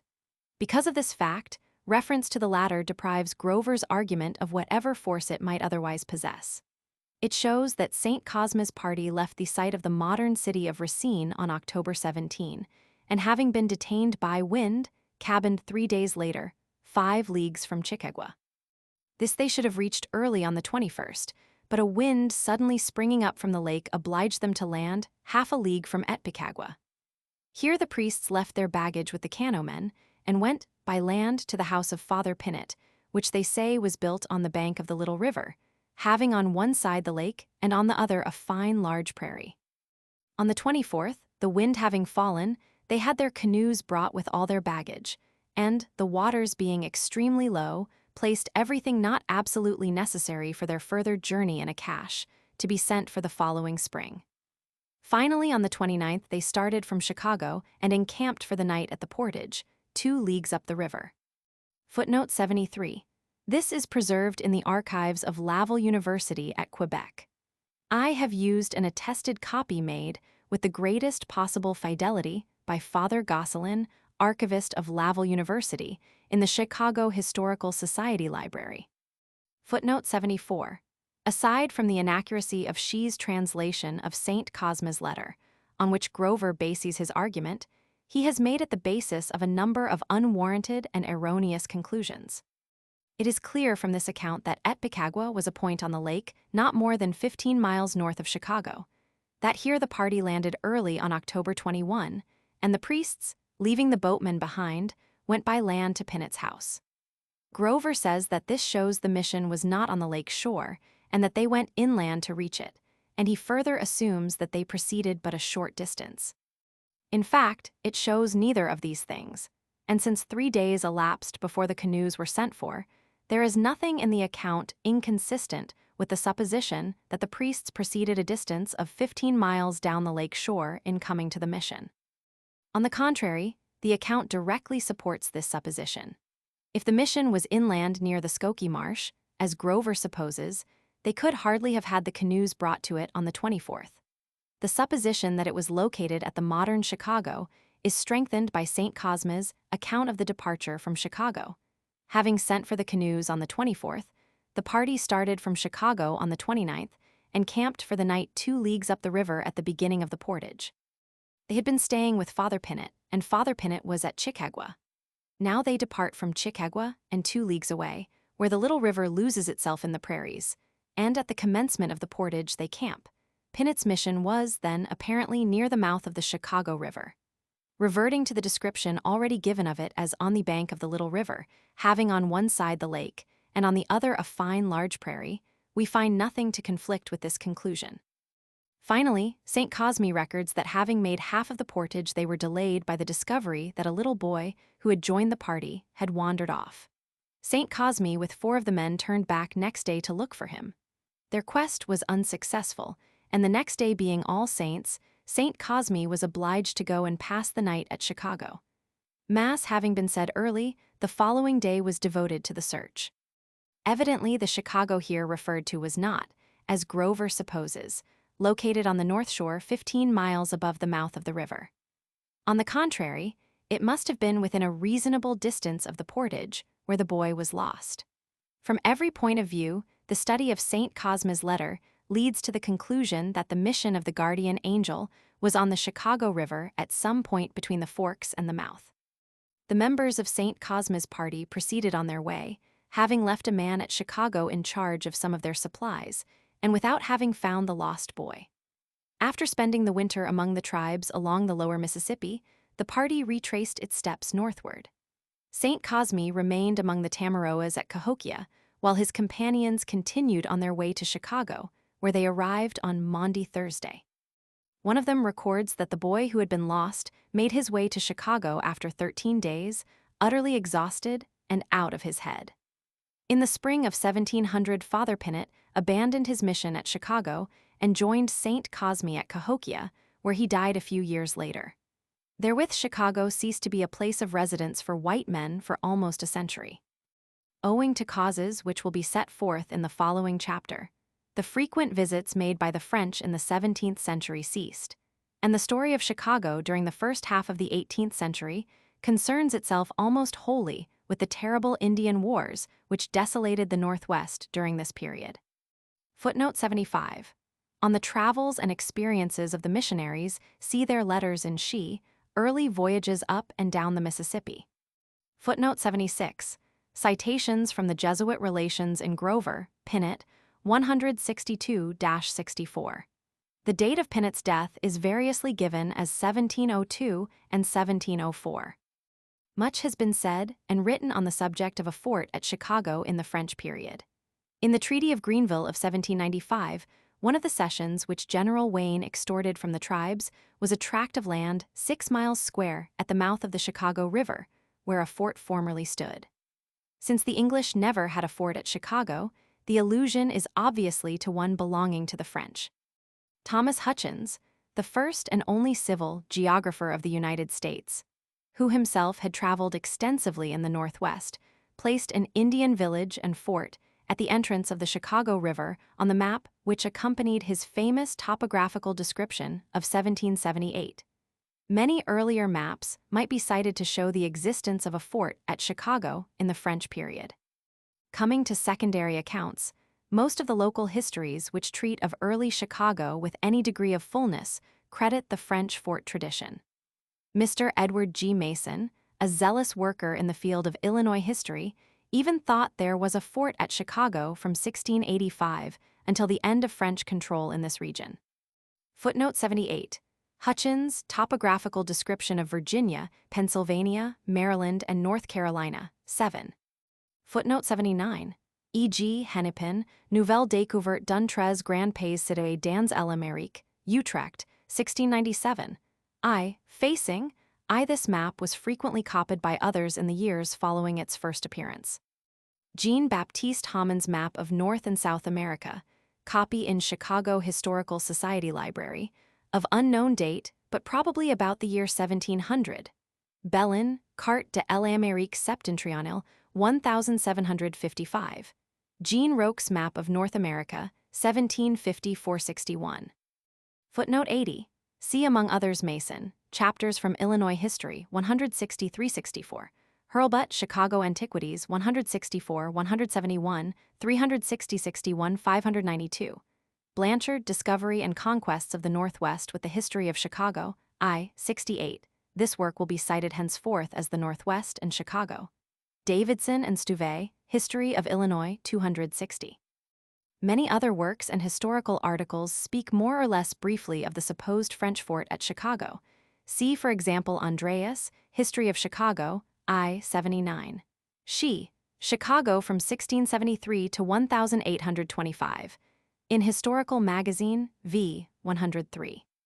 Despite these numerous assertions, however, it is extremely doubtful whether the French ever had a regular fort at Chicago, and it can be shown conclusively that if so it existed for but a short period only. La Salle and Tonty, passed by Chicago at various times, and their movements are known during the entire period of La Salle's activities in Illinois. But for two exceptions, to be noted shortly, they nowhere speak of a fort at Chicago at this time, and the evidence that there was none, though negative, may be regarded as conclusive. There was no establishment at Chicago in 1687 when Cavalier La Salle's party was here vainly seeking to push on to Mackinac, nor in 1688 when the same party, having wintered at Fort St. Louis, again tarried at Chicago while on its way to Canada. There is no evidence that such a fort was established in the succeeding decade, and there is negative evidence to the contrary, both in the fact that St. Cosme makes no mention of a fort at Chicago at the time of his visit, and that the French government gave only a grudging permission to Tonty to continue at Fort St. Louis, limiting his yearly operations to 2 canoes of merchandise, and finally, by royal decree, directing the abandonment of the fort. We have thus arrived at the beginning of the 18th century. Did the French have a fort at Chicago between the years 1700 and 1763? James Logan's report to Governor Keith in 1718, upon the French establishment in the interior, which was used by Keith in his memorial to the Board of Trade, so asserts. By the latter, the statements of Logan were incorporated in a report to the king, and this, apparently, was the source of Popple's representation of a Fort Miami's at Chicago on his great map of the British Empire in America of 1732. In spite of this contemporary evidence, which has gained the approval of many historians, it may confidently be asserted that no such fort existed at Chicago in the 18th century. That there was no fort here in 1715 is shown by 2 independent sources.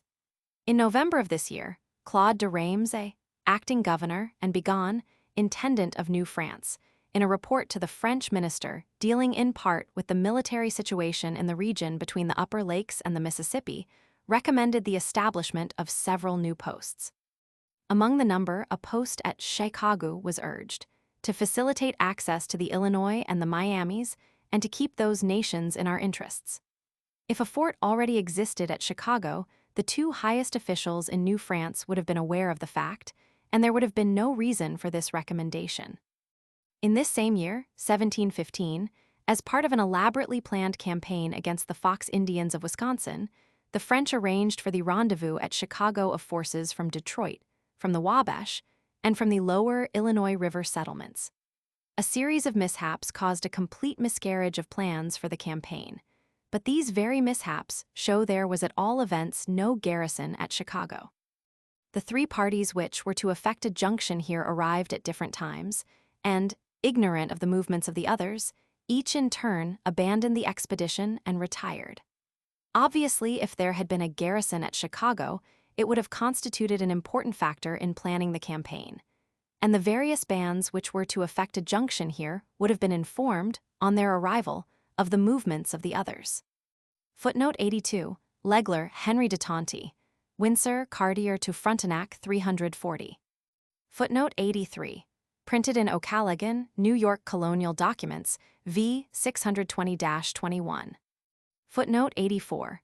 Popple states that his map was undertaken with the approbation of the Lords of Trade, and that it is based upon maps, charts, and especially the records transmitted to them by the governors of the British colonies and others.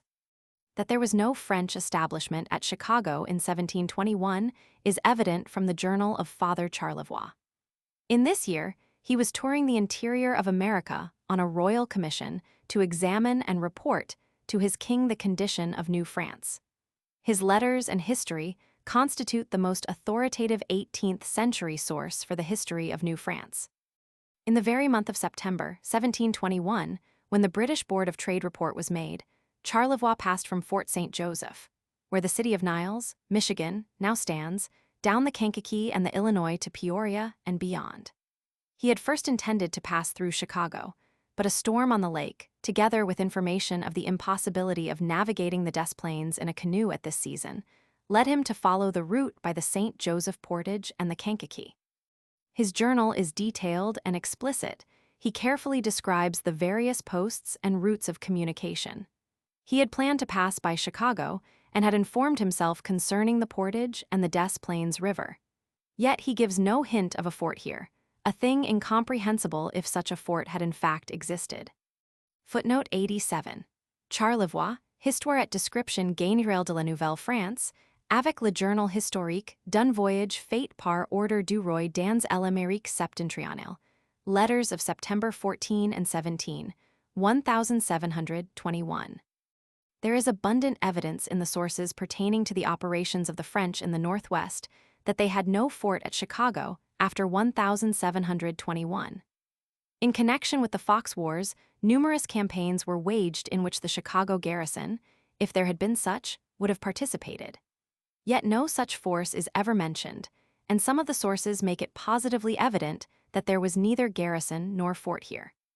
In 1727, the holding of a great conference with the Foxes the following year at Starved Rock or Chicago was proposed. If this were done, it was deemed necessary for the French to be first on the spot appointed for the rendezvous, to erect a fort, and otherwise prepare for the council. The project never materialized, however, and so the fort was not built. In 1730, when the French succeeded in trapping and destroying a large band of the Foxes in the vicinity of Starved Rock, parties came to the scene of conflict from many directions from Ouyatenen, St. Joseph, Fort Chartres, and elsewhere. But none came from Chicago, although it was nearer the scene than any of the places from which the French forces did come obviously, because there was no garrison at Chicago. In the early winter of 1730-1-32, a Huron-Iroquois war party passed from Detroit to St. Joseph, and thence around the southern end of Lake Michigan and on into Wisconsin to attack the Foxes. The party paused at Chicago long enough to build a fort in which to leave their sick. This fort was evidently a temporary Indian shelter, but it is also evident that if an ungarrisoned French fort had been standing here, the construction of such a shelter would have been unnecessary. An official list of the commanders of the various Western posts, a dozen years later, is preserved in the French colonial archives. The posts at Detroit, Mackinac, Green Bay, St. Joseph, Ouyatenen, and elsewhere are mentioned, but the name of Chicago is not included in the list.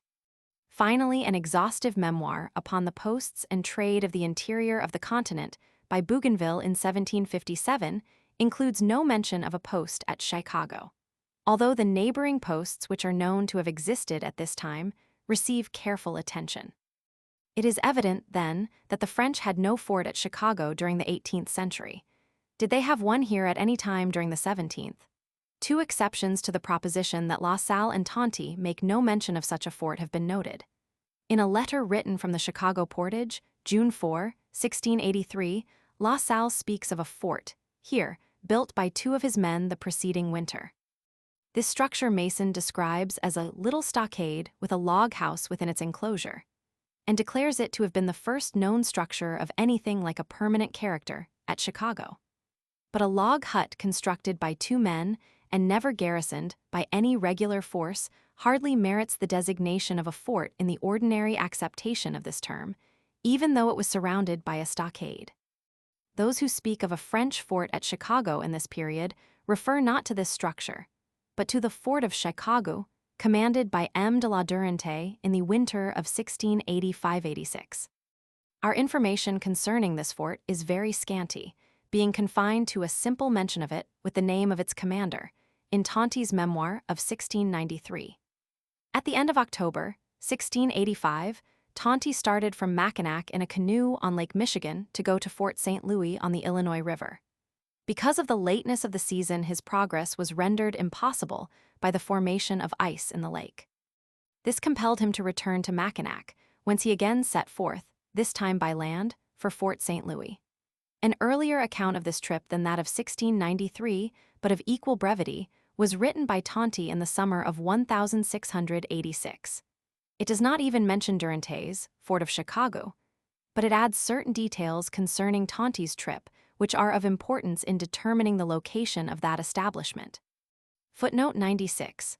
Letter of Tonty to M. Cabart de Villermont, August 24, 1686, in Margry, Roman 3, 560.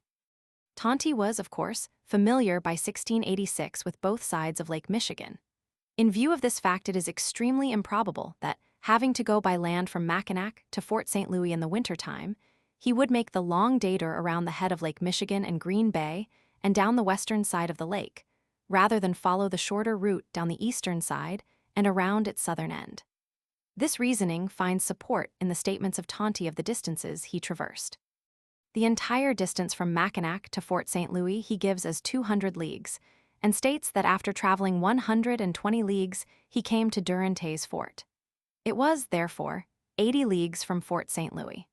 The usual estimate of French travelers of this time of the distance between Chicago and Fort St. Louis was 30 leagues, while the distance overland from St. Joseph to Fort St. Louis was approximately 80 leagues. It is incredible that Tonti would estimate the distance from Mackinac to Chicago by land at 120 leagues, and that from Chicago to Fort St. Louis at 80 leagues, a distance 2/3 as great. The supposition that Durantaye's fort was on the St. Joseph River rather than the modern Chicago harmonizes well both with the probabilities of the case and the distances given us by Tonti. Footnote 97. See, for example, St. Cosma's statement in She, Early Voyages Up and Down the Mississippi, 59. The foregoing reasoning is not, of course, absolutely conclusive of the location of Durantaye's Fort of Chicago. It is strengthened, however, by one other consideration. If such a fort was in fact here in January 1686, what had happened to it in the interval between this time and Cavalier La Salle's visit in the autumn of 1687? Joutel's narrative of the adventures of his party is given with a wealth of detail. Both in the autumn of 1687 and again in the spring of 1688 the traveler stayed at Chicago for several days. Not only does the narrative show that there was no garrison or fort here, but it contains no mention of such an establishment at any previous time. The French had no fort at Chicago in the 18th century, then, and if they had one in the 17th century, it could only have been a temporary structure which quickly disappeared. It remains to suggest an explanation of the origin of the widespread belief that there was a French fort at Chicago. It seems evident that it was due largely to the cartographers, who, residing for the most part in Europe, found themselves at a loss to interpret correctly the narratives of the explorers, which were themselves oftentimes confused and inaccurate, or lacking in detail. That the cartographers often labored in the dark, and that their work was frequently erroneous, will be apparent from a comparison of their maps with those of an authoritative modern atlas. The representations of the map makers can no more be relied upon implicitly than can the narratives of the time, and there is as much reason in the one case as in the other for subjecting them to critical scrutiny. In the present instance, the erroneous belief in the existence of a French fort at Chicago in the 18th century probably originated with Father Hennepin, the garrulous companion of La Salle. He had been at La Salle's Fort Miami on the St. Joseph, and had passed thence with his leader down the Kankakee and the Illinois. Yet his new discovery, first published in 1697, contains a map showing Fort des Miamis, at the mouth of a stream emptying into the southwestern corner of Lake Michigan. It is obvious from a comparison of this map with the one in Hennepin's earlier work, the description of Louisiana, published in 1683, that this representation is intended for the St. Joseph River and La Salle's Fort Miami, which, by a stupid blunder, have been transferred from the southeastern to the southwestern side of the lake. The new discovery enjoyed widespread popularity, and numerous editions were issued during the following years, not only in French, but also in foreign languages. Hennepin's maps, too, were widely copied in other works, and so the blunder with respect to the location of Fort Miami was perpetuated. Evidently, this was the source of the error of Logan and of the many who in later times repeated his statements. Ignorant alike of the fact that Fort Miami had stood at the mouth of the St. Joseph, and that it had been destroyed nearly 40 years before, Logan located it at Chicago in 1718, adding the interesting information that it was not regularly garrisoned. Footnote 98. For a reproduction of this map, see Winsor, Narrative and Critical History, Roman 4, 251, Hennepin, New Discovery, Thwaites ed. I. Facing, 22. Footnote 99. For a reproduction of this map, see Winsor, Op. Cit. Roman 4, 249, Hennepin, Op. Cit. I. Frontispiece. Chapter 3. The Fox Wars, a half-century of conflict. With the dawn of the 18th century, the character of the annals of Chicago undergoes a radical change. The period which had just closed had been marked by great activity on the part of the French in the adjoining region. For a quarter of a century, the Illinois River had constituted their chief highway from the Great Lakes to the Mississippi. Upon its placid bosom trader, priest, and warrior alike had plied their bark canoes. For the time being, the Illinois realized La Salle's design for it of furnishing the connecting link between the two great river systems of New France. The Chicago River and Portage thus became an important feature in the geography of New France, although it shared with the Kankakee the sum total of travel by the Illinois River route. But already forces were at work which were to effect a complete readjustment of the Indian map of Illinois and Wisconsin, to shift the center of French influence in this region from northern Illinois to its lower Mississippi border, and to furnish one of the interesting, although much neglected chapters in the history of the long struggle between France and England for the supremacy of the continent. An adequate understanding of the character and operation of these influences necessitates a brief review of the circumstances of their origin. In the year after the founding of Quebec, Champlain, the father of New France, engaged in an enterprise which proved to be fraught with far-reaching consequences for his countrymen.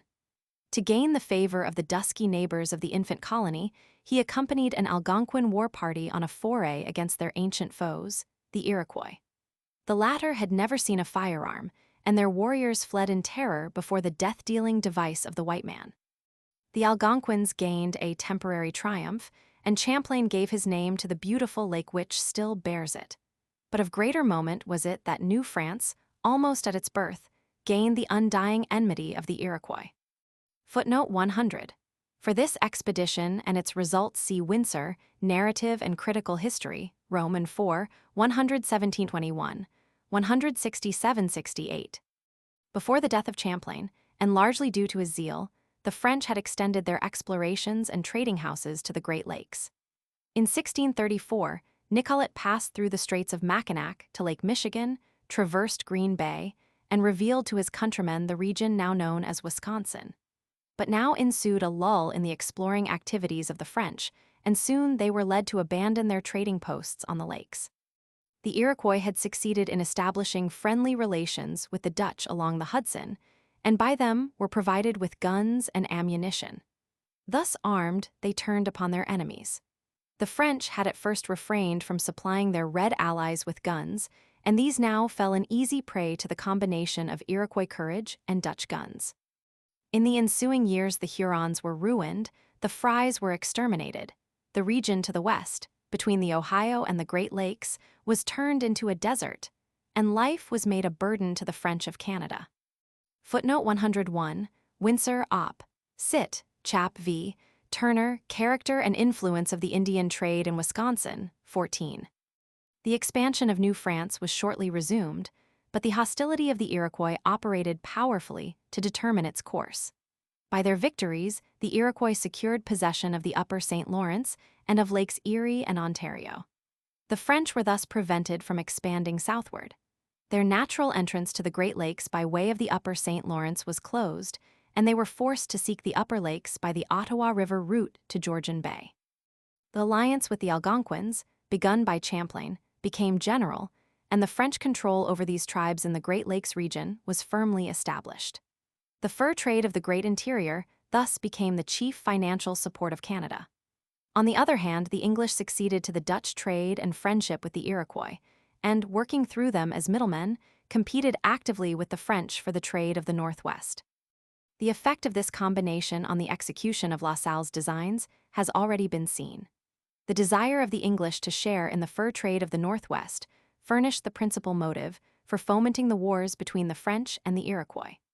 Protection of his Indian allies against the Iroquois war parties was one of the conditions essential to the maintenance of La Salle's Illinois colony. The active competition of the English for the fur trade of the interior shortly produced another result. Before the advent of the white man in America, the Indian had been economically self-sustaining. Contact with civilization speedily developed in him new wants and tastes without developing the corresponding ability to satisfy them. In the fur-bearing animals of his country, however, he possessed a source of wealth greatly prized by the European peoples. Hence the basis of the barter which constituted the Indian trade. In this barter, the red man should have occupied a position of equality with the white, since each possessed articles valuable in the eyes of the other. But, as always in bargaining, where the parties are unequally matched, the Indian, less intelligent and less shrewd than the white man, and dependent on the supplies of the latter for his very existence, got the worst of it. As long as the French monopolized the trade of the Northwest, so long was their control over the Indians absolute. The entrance of the English into competition for this trade, by giving the Indian another market for his furs and another source of supply of the goods needed, tended to free him from this control. Footnote 102. Turner, Character and Influence of the Fur Trade in Wisconsin, in Wisconsin State Historical Society Proceedings for 1889, 69. Footnote 103. American State Papers, Indian Affairs, Roman II, 181, 261, Turner, Indian Trade in Wisconsin, 32, 68. About the time of La Salle's death, the Fox Indians of Wisconsin became disgruntled over the system of trade carried on by the French, and in particular over the attempt of the latter to establish commercial relations with the Sioux, their ancient enemy to the westward. By means of their strategic position, both geographically with reference to the Fox-Wisconsin waterway which they controlled, and with respect to their relations with the various tribes to east and west, they found it possible to deal with the French on somewhat even terms. In 1687, they threatened to pillage the post at Green Bay, and before the end of the century, they had effectually closed the Fox-Wisconsin highway to the Mississippi to French travel. St. Cosme's party, which visited Chicago in 1698, desired to follow this route, which would have been both easier and shorter. They were forced to take the Chicago road, however, because the Foxes would permit no one to pass the northern route for fear they would go to their enemies. Footnote 104. Turner, Op. Cit. There were two reasons for their opposition to this trade. By supplying the Sioux with firearms and goods, the French enabled them to carry on their contest with the Foxes on even terms. Furthermore, the Foxes desired to play the role of middlemen in the trade between the French and the Indians farther west. As early as 1675, according to Marquette, Jesuit Relations, Licks 174, the Illinois Indians were trading in this way between the French and their own people, and already were acting like the traders, and giving them hardly more for their furs than did the French themselves. The story of the wars thus opened presents a dreary succession of cruel deeds and bloody scenes, broken by intervals of inactivity, lasting for half a century. The Foxes guarded with grim tenacity the Fox-Wisconsin highway. They seemed determined to block every avenue by which the French might reach the Sioux, and for many years no one might pass between Canada and Louisiana except at imminent risk of his life. In part owing to ancient relationship, in part because of the logic of the situation, the Foxes entered into friendly relations with the Iroquois and were in turn encouraged by them in their contest with the French. For a like reason, they made war upon the Illinois, the faithful allies of the French, raiding their territory again and again, sometimes even to the walls of Fort Chartres, the great French stronghold of the upper Mississippi Valley. The Foxes were fewer, but no less courageous than the terrible Iroquois, and the role they now played in the West was curiously similar to that so long enacted on a larger scale by the Iroquois toward the French. Their opposition became so intolerable to the French that repeated attempts were made to exterminate them. The Foxes were terribly punished, and for a long time their power seemed fairly broken, the survivors being driven to abandon their homes in Wisconsin and seek refuge beyond the Mississippi. But they were not exterminated, and the French were at last compelled to give up the attempt. The dominion of France in the Northwest was itself drawing to a close, and to its downfall the long struggle with the Foxes, with its consequent drain upon the treasury of Canada and the disaffection for the French engendered by it among the Northwestern tribes, materially contributed. Footnote 106. For a brief summary of the Fox Wars and their results, see Turner, Indian Trade in Wisconsin, 3439. Fuller and more important accounts are given by Parkman, A Half-Century of Conflict, and Hebbard, Wisconsin under the Dominion of France. The latter takes issue with Parkman in certain important respects. A large number of the original documents pertaining to the subject are printed in Okanagan, New York colonial documents, vols. Roman 9X, and in Wisconsin historical collections, vols. Roman 16, Roman 17. The first great event in the 50-year contest occurred at Detroit in 1712. Before this post, there appeared in the early summer of that year a band of 1,000 Outagamis or foxes, 300 of them warriors, the remainder women and children. Of the siege and the destruction of the foxes at the hands of the French and their Red allies, which ensued, two accounts differing widely from each other have come down to us. The official report of Dubuisson, the French commandant at Detroit, represents that the foxes came with hostile intent, which was manifested in their conduct from the moment of their arrival. This report has been accepted by Parkman, whose account of the siege is in effect a paraphrase of it. Yet in many respects, its reliability is open to question. The very fact that the fox warriors came encumbered with 700 women and children suffices to show that they were not engaged in a hostile expedition. The other contemporary account of the affair, by Delury, asserts it was due to a plot on the part of the French, designed to lure the obnoxious tribe to its destruction. This account differs from Dubuisson's report in other respects as well. Among other things, Delury represents that the foxes evacuated their fort on the 8th day of the siege, while Dubuisson states that this occurred on the 19th day. It seems impossible at this day, in view of our limited information, to decide between the two conflicting versions. Concerning the main facts of the destruction of the foxes, however, the two accounts agree fairly well. Since Dubuisson's is that of an eyewitness who was at the same time the commander of the French, and moreover since it is much more detailed than Delury's account, the following narrative of the siege is based upon it. Footnote 107. For the document see Wisconsin Historical Collections, Roman 16, 267 ff. The foxes constructed a fort within 50 paces of the French post and began to conduct themselves with great insolence. Since Dubuisson's allies were absent upon their hunting expedition, he felt compelled to submit to their indignities, until a party sought to kill 2 of the French within the fort itself. Then the commandant interfered and cleared the fort, but he was still compelled to temporize until the arrival of the Ottawa and other bands for whom he had hastily sent. 600 of the allied warriors shortly arrived, burning with zeal for the destruction of the hated foxes, whose warfare had been directed in turn against all the Northwestern tribes except the Sacs, Kickapoos, and Mascoutins, their allies. The French distributed arms and ammunition to the warriors, and the contest was promptly joined. Their war cries made the earth tremble, but evidently the foxes were not similarly affected, for they replied in kind less than a pistol shot away, and the firing began.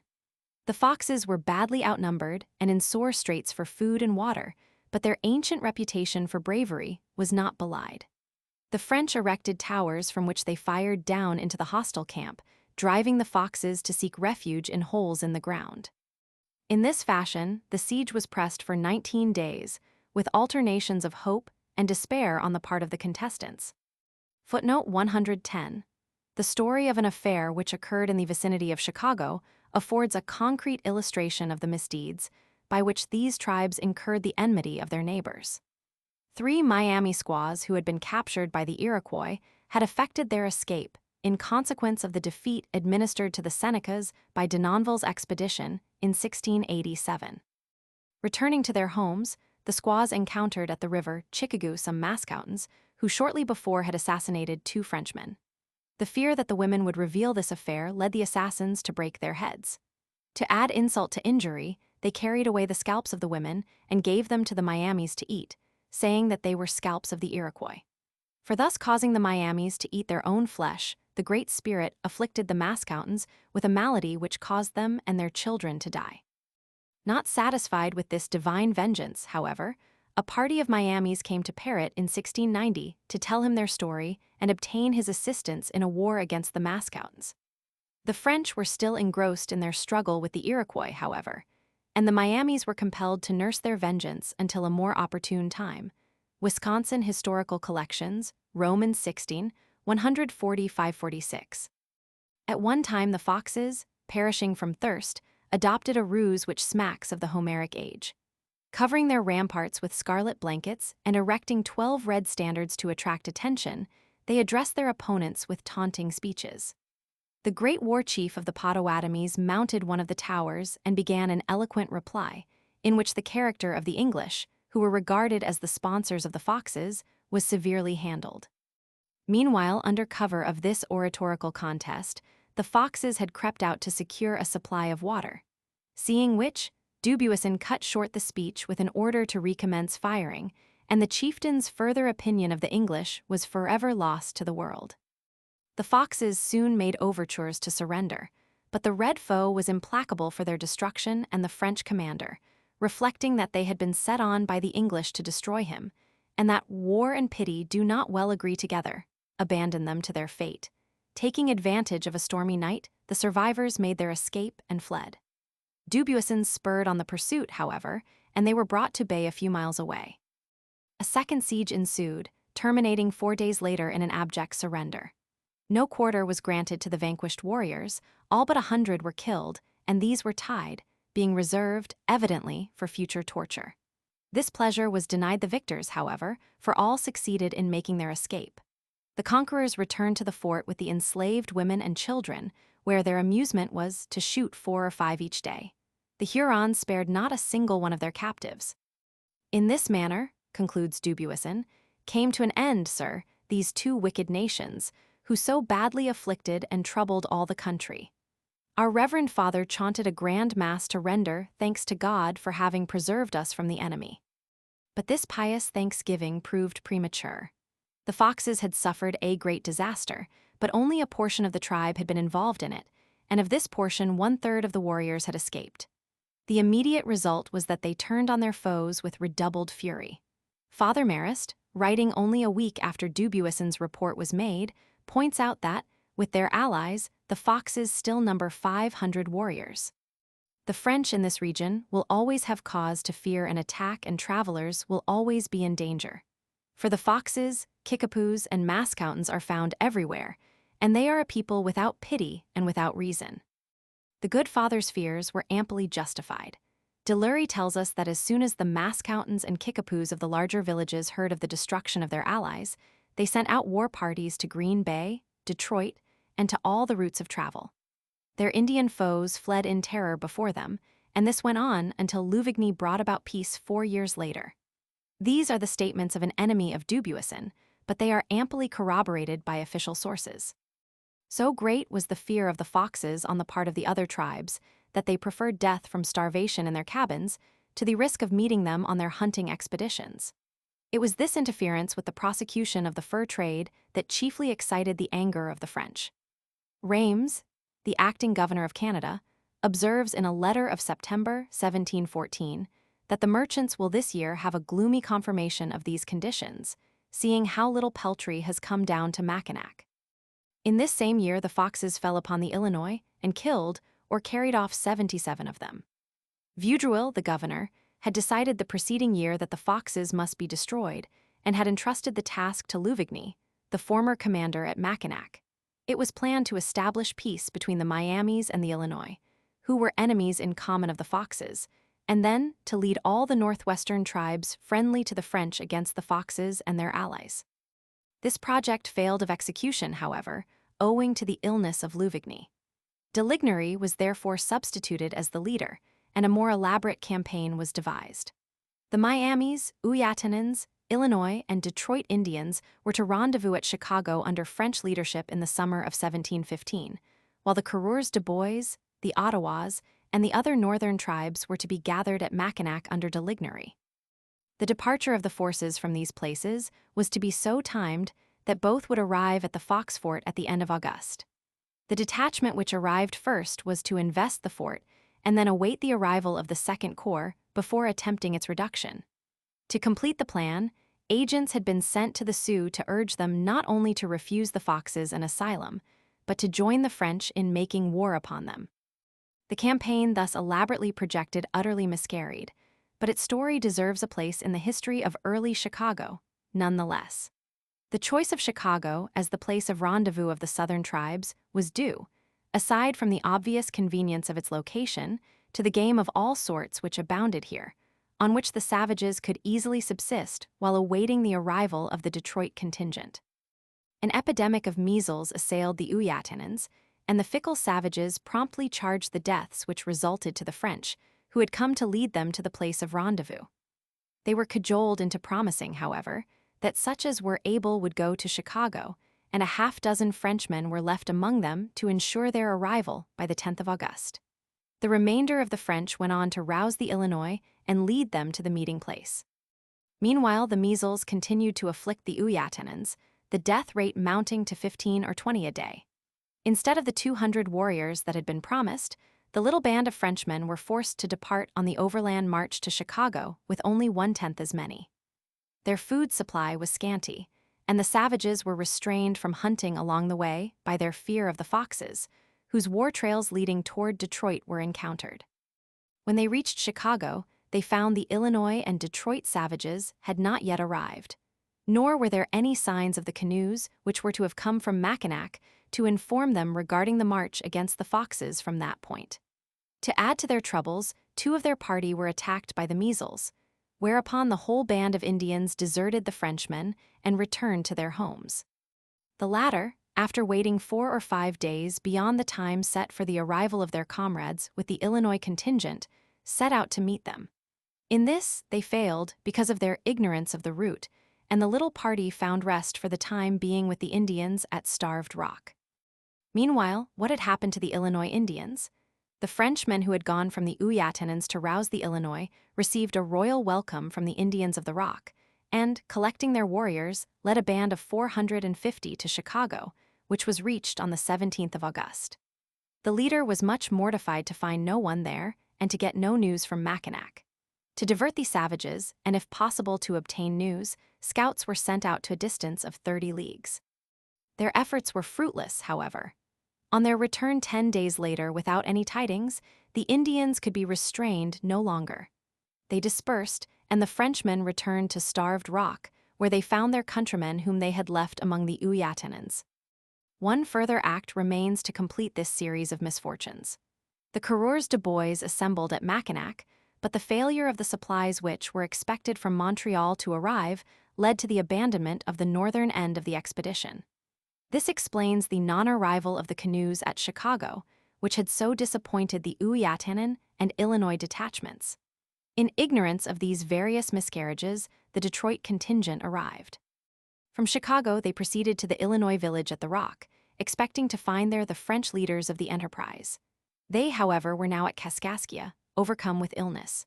They could only send a messenger to urge the Illinois to join the Hurons and others who composed the expedition in a foray against the Mascoutins and Kickapoos, allies of the Foxes, who were hunting along a certain river. This was done, and in November the combined bands, accompanied by only 2 Frenchmen, fell upon the Mascoutins. The report of what followed must be taken with the usual allowance for statements which have an Indian origin.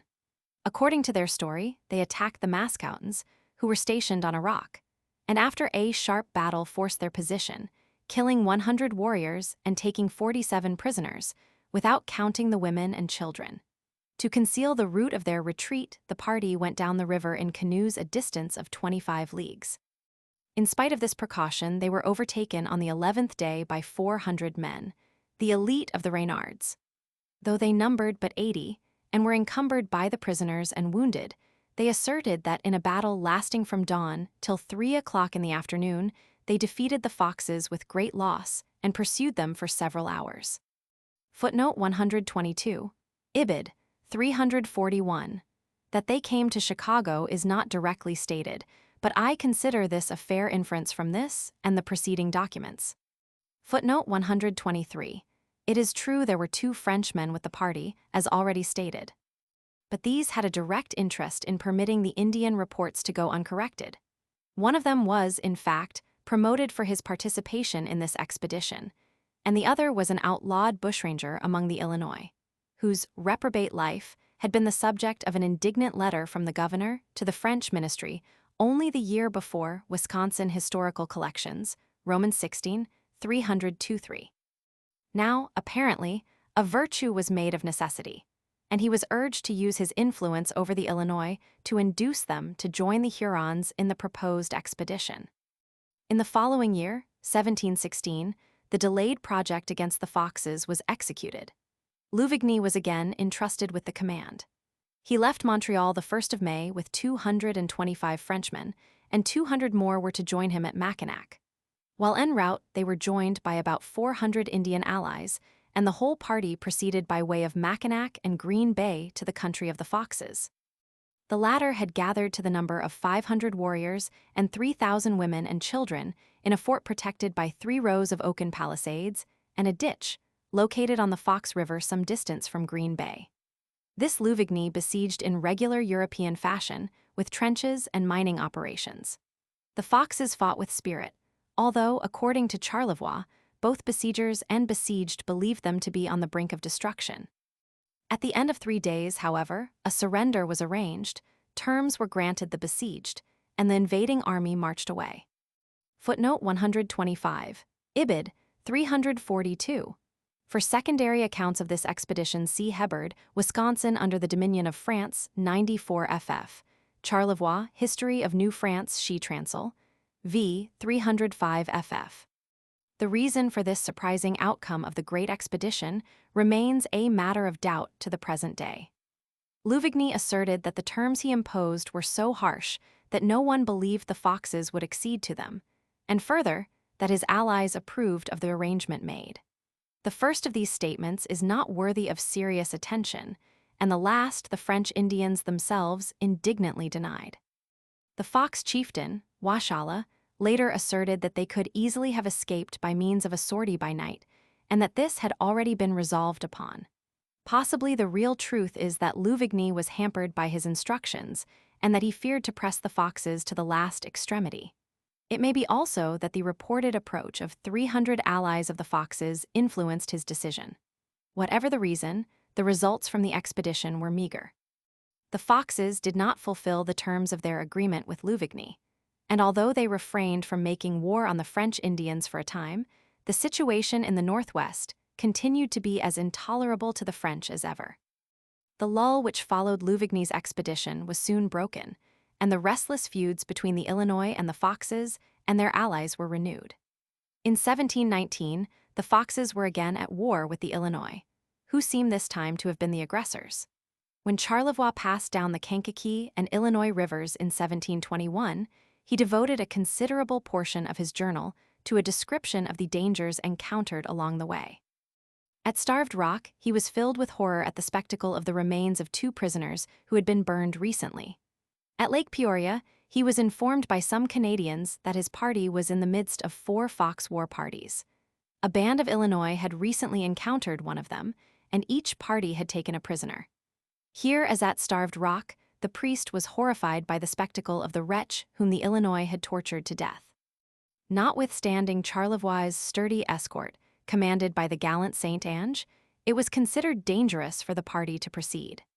It was strengthened somewhat, and the resolution was formed to press on, but the horrors he had seen and heard so affected the good father that for a week he was unable to sleep soundly. Footnote 128. Wisconsin Historical Collections, Roman 18, 381, 429, 445, 447. Footnote 129. Charlevoix, Histoire, de la Nouvelle France, Roman 6, Letters of September 17 and October 5, 1721. Footnote 130. For an account of Saint Ange's career in Illinois, see Mason, Illinois in the 18th Century, in chapters from Illinois History. The Illinois now captured and burned the nephew of Washala, the principal war chief of the Foxes. The latter avenged this by laying siege the next year to the Illinois stronghold of Starved Rock. They starved the defenders into a surrender, and then, to placate the French, spared their lives. Returning to their own territory, the leaders hastened to Green Bay to justify to the French commandant their action in going to war. Montigny blustered and assured them that whenever Onontio wished it, they should indeed die and perish without resource.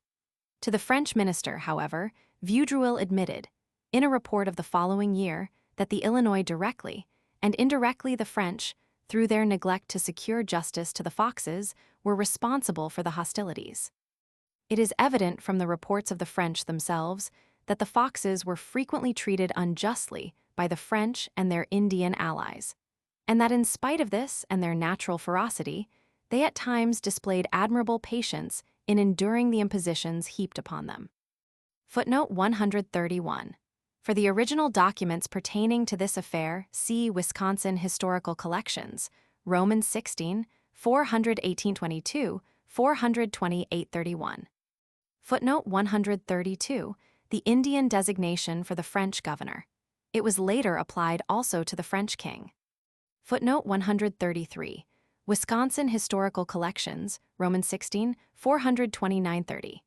An inaccurate description of the affray at Starved Rock is given by Charlevoix, History of New France, Romans 6, 71. He states that the Illinois beat off the Foxes with a loss of 120 men, having themselves lost only 20. He adds that the attack determined the Illinois to abandon the Rock and Lake Peoria and join their kinsmen who had already sought refuge at Fort Chartres. No check whatever now existed to the raids of the Foxes along the Illinois River, and communication between Canada and Louisiana by this route became more impracticable than ever. It is plain, however, in spite of Charlevoix's statements, that there were Illinois at the Rock during the following years.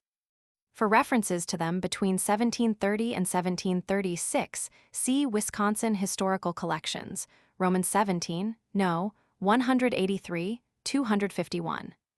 At the latter date, the Illinois village numbered 50 warriors.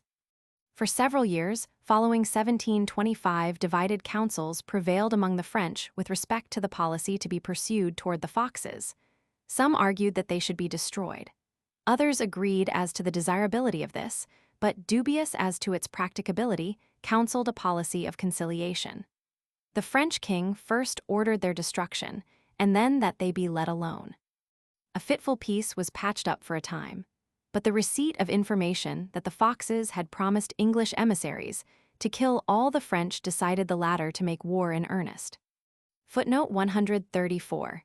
See Parkman, Half-Century of Conflict, Chapter Roman 14. For the original documents, see Wisconsin Historical Collections, Volume Roman 16. The Foxes resisted desperately the attempt to exterminate them. De Lignery led an expedition from Montreal in 1728, which on its arrival in Wisconsin numbered 500 Frenchmen and over 1,000 Indians. To this invasion of her future sister state Illinois contributed a force of 20 Frenchmen and 500 Indians, who came by way of the Chicago Portage. The results of this great effort, however, were but slight. The Foxes abandoned their villages and retired before the French, who succeeded in capturing 2 squaws and an old man. The former were enslaved, and the latter was roasted at a slow fire, to the scandal of Father Crespel, who expressed his surprise to the tormentors at the pleasure they derived from the performance. Footnote 136. For the facts about the ensuing period, see Wisconsin Historical Collections, Volume Roman 17, editorial introduction and accompanying documents. Father Crespel's report of De Lignery's expedition is printed in Smith, History of Wisconsin, I. 339 ff.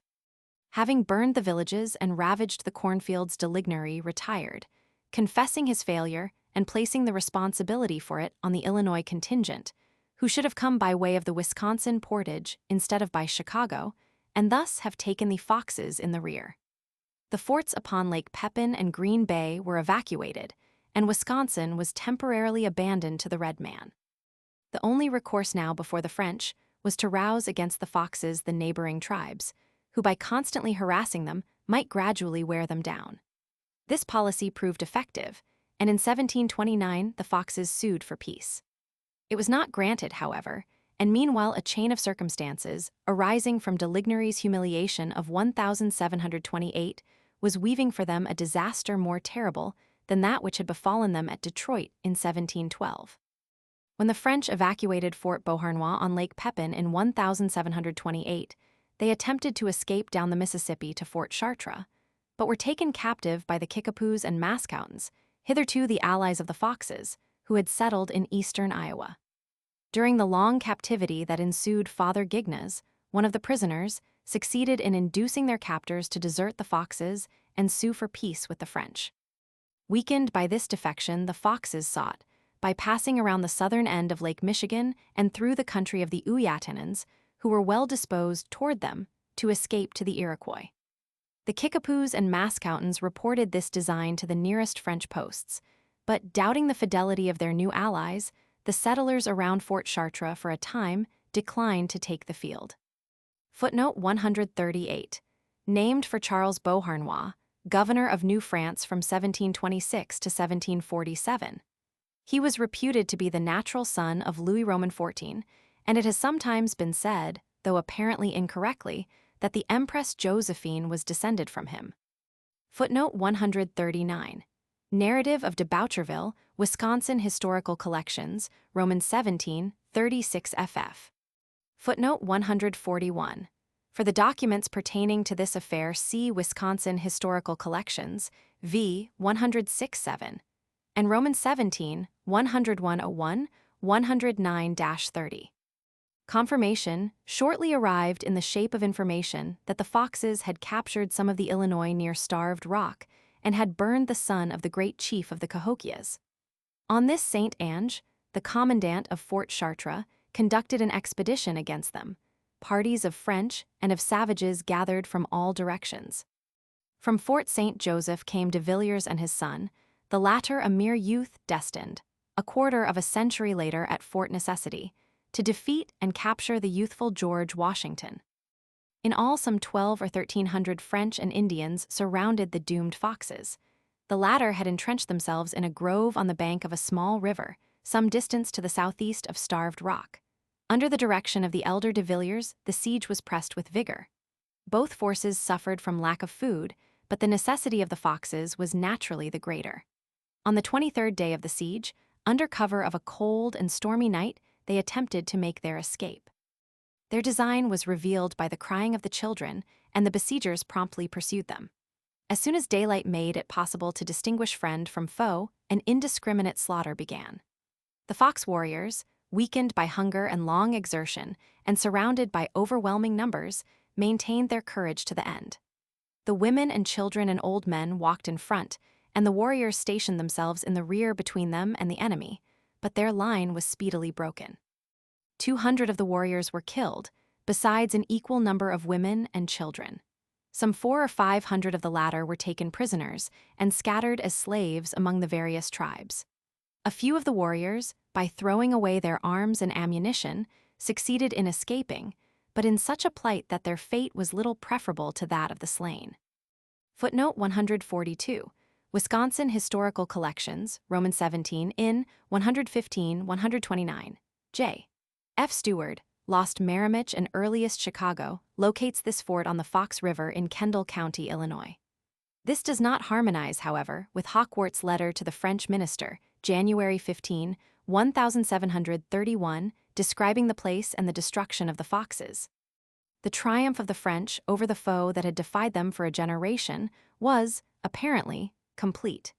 Even their Indian allies had been moved to pity by the plight of the Foxes, but no humane sentiment animated the subjects of the most Christian king.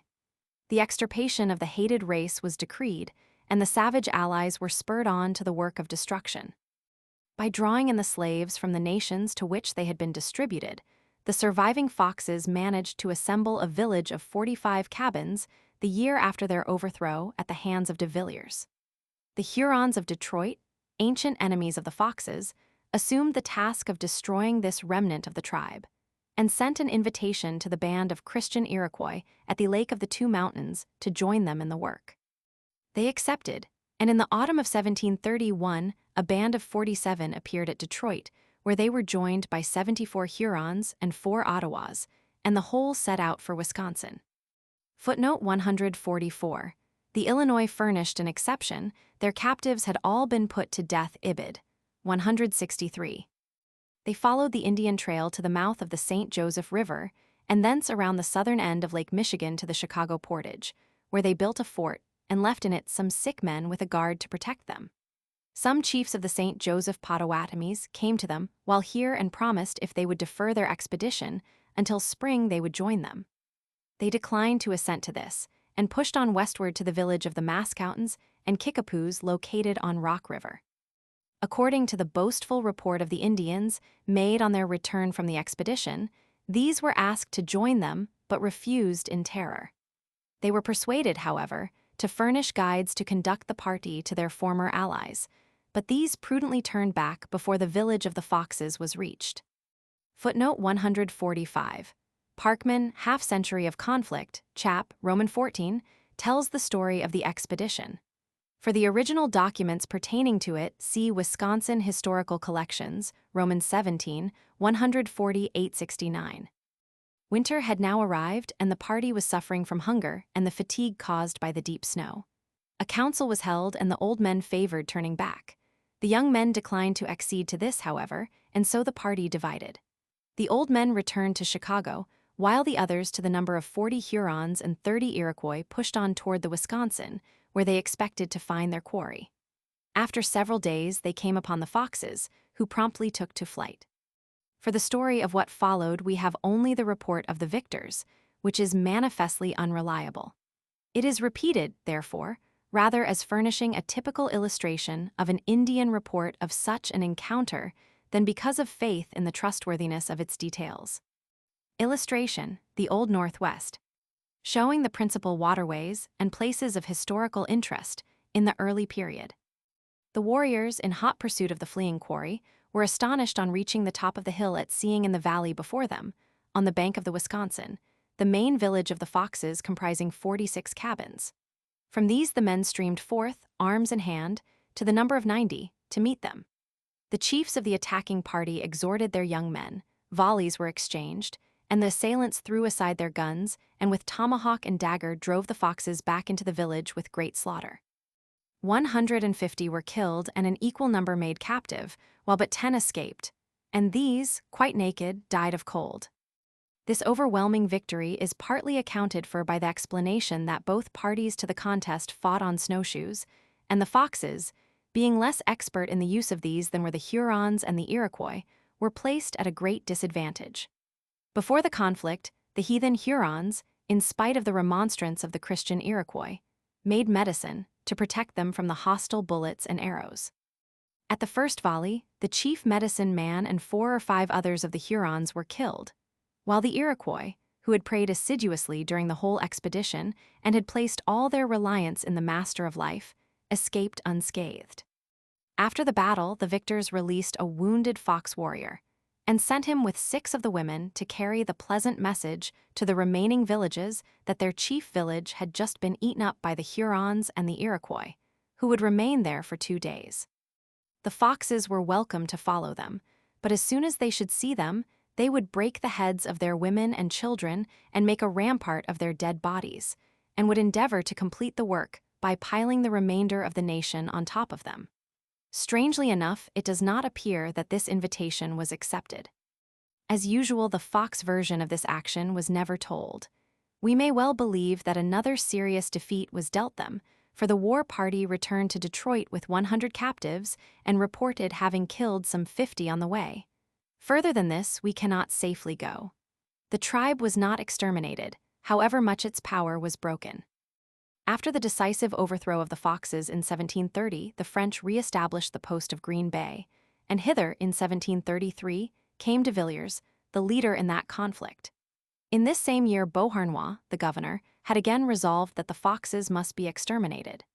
De Villiers rashly attempted to seize some who had taken refuge with the Sacs, and in the melee that ensued the commandant, together with his son and a number of the French, was slain.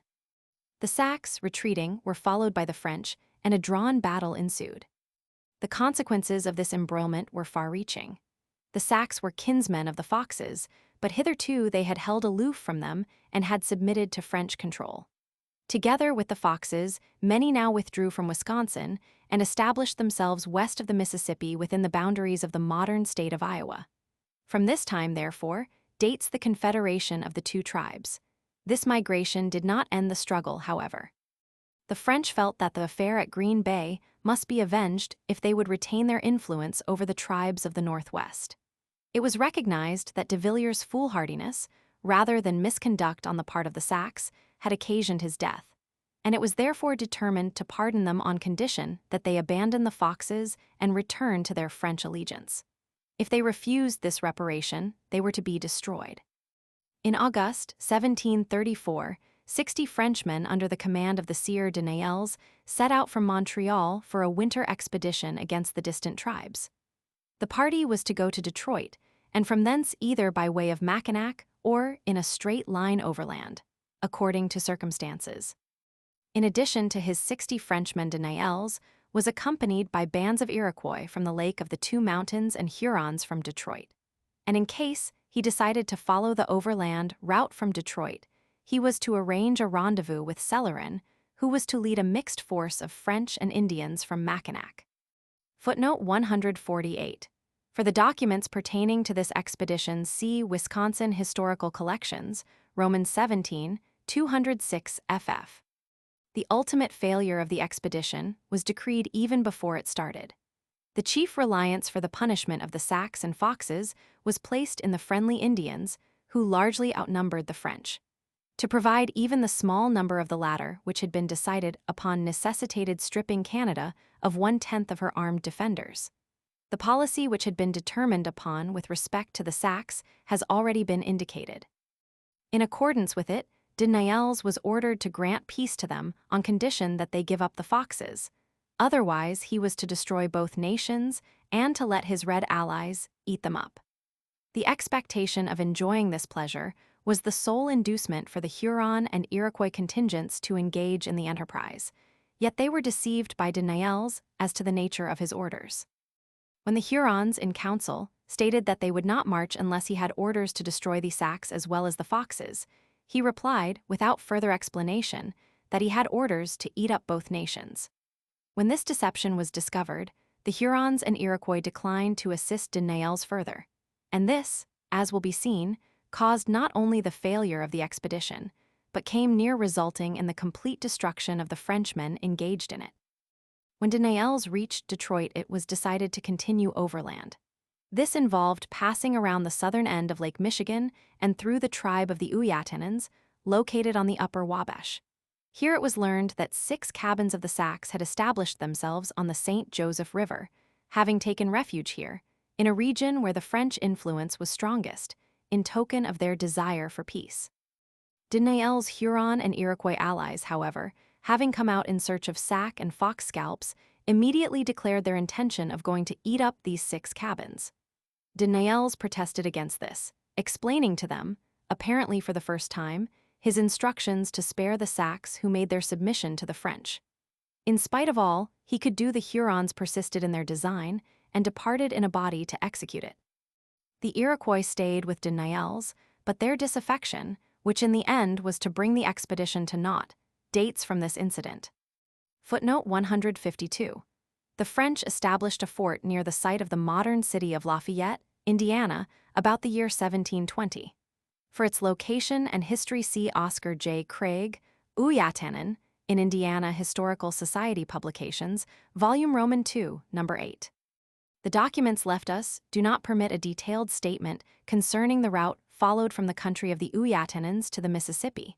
De Nayels had planned to go by way of the Illinois, but this was given up because of the long detour it would necessitate. From the Ouyatenans, he proceeded to the Kickapoo tribe, on leaving which 5 Sacs en route to the St. Joseph River were captured. Under threat of torture, these were forced to guide the party to the Fox village. It is clear that the expedition rounded Lake Michigan and traveled in a general northwesterly direction.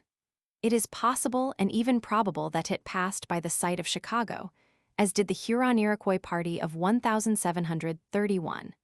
But since the party was traveling overland on snowshoes, and was thus not bound to follow the river courses, the route taken by it cannot be definitely known.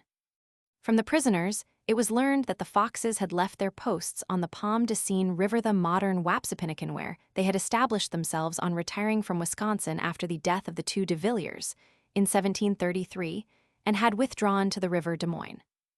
On crossing the Mississippi, the supply of provisions having become low, the party was forced to content itself with 1 very inferior meal each day. On March 12, the Fox Fort was reached, It was deserted, but the intense cold compelled a halt of 2 days, during which the party was entirely without food. Meanwhile, reconnoitering parties had been sent out, and these now returned to report that they had seen smoke. The little army moved forward by night, crossing several rivers with the water up to the men's waists. A halt was made behind a hill, and the men, wrapped in their robes, tired, wet through, and hungry, awaited the dawn. They then advanced again, the Indians believing the goal was at hand, and that the hostile village numbered only 4 cabins, eager to have the honor of arriving first, proceeded at a run for 4 or 5 leagues, the Frenchmen following as best they could. The race ended on the bank of a wide and rapid river, full of floating ice. On the opposite bank stood the village they had come so far to seek, but in place of 4 or 5 cabins, it numbered 55. The river was the Des Moines, the largest western tributary of the Mississippi above the Missouri, and the point where the village stood was 60 leagues from its mouth, in the vicinity, probably, of the modern capital of Iowa. Nontagorouch, the Iroquois war chief, proposed to de Naels that the whole party should swim across. This the latter declared to be impossible, on account of the cold. He further pointed out that they had only 60 men at hand, the others having scattered in search of the village, the tracks of whose occupants they had been following, and that, even if it were possible, the enemy would kill them as fast as they landed. He proposed, therefore, to reassemble the party and, as they were still undiscovered, to go higher up the river and construct rafts on which to cross over. They would then be in a position to attack the enemy with arms in their hands and with some prospect of success. Nontagorouch replied that de Naels was no man. At this, the brave Frenchman's anger blazed forth. "Dog," he cried, "if thou art so brave, swim over and let us see what thou wilt do." The chief did not immediately avail himself of this invitation, but his insubordination destroyed the last hope of a successful issue of the campaign. The details of the action that followed are not entirely clear, though its main features may be followed with assurance. The Iroquois, with some of the French, left the commander, who proceeded along the river about a league. Meanwhile, others of the army, probably some of those who had spread out in search of the hostile village, had crossed the river on a jam of driftwood and logs and joined battle with the enemy. The advance party, consisting of 7 Frenchmen and 23 Indians, thus found itself confronted by 250 Sacs and Foxes. Honorakinguaya, an Iroquois chief from the Sault St. Louis, cried out, "My French and Indian brothers, we are dead men, but we must sell our lives very dearly and not let ourselves be captured." They fought so fiercely that the foe was at first driven back. On perceiving the small number of their opponents, however, they pressed forward with the design of surrounding them, seeing which the French and Iroquois in turn retreated, fighting as best they might. One of them ran to report the situation to de Naels, who had crossed the river and returned to the village, which he found had been deserted.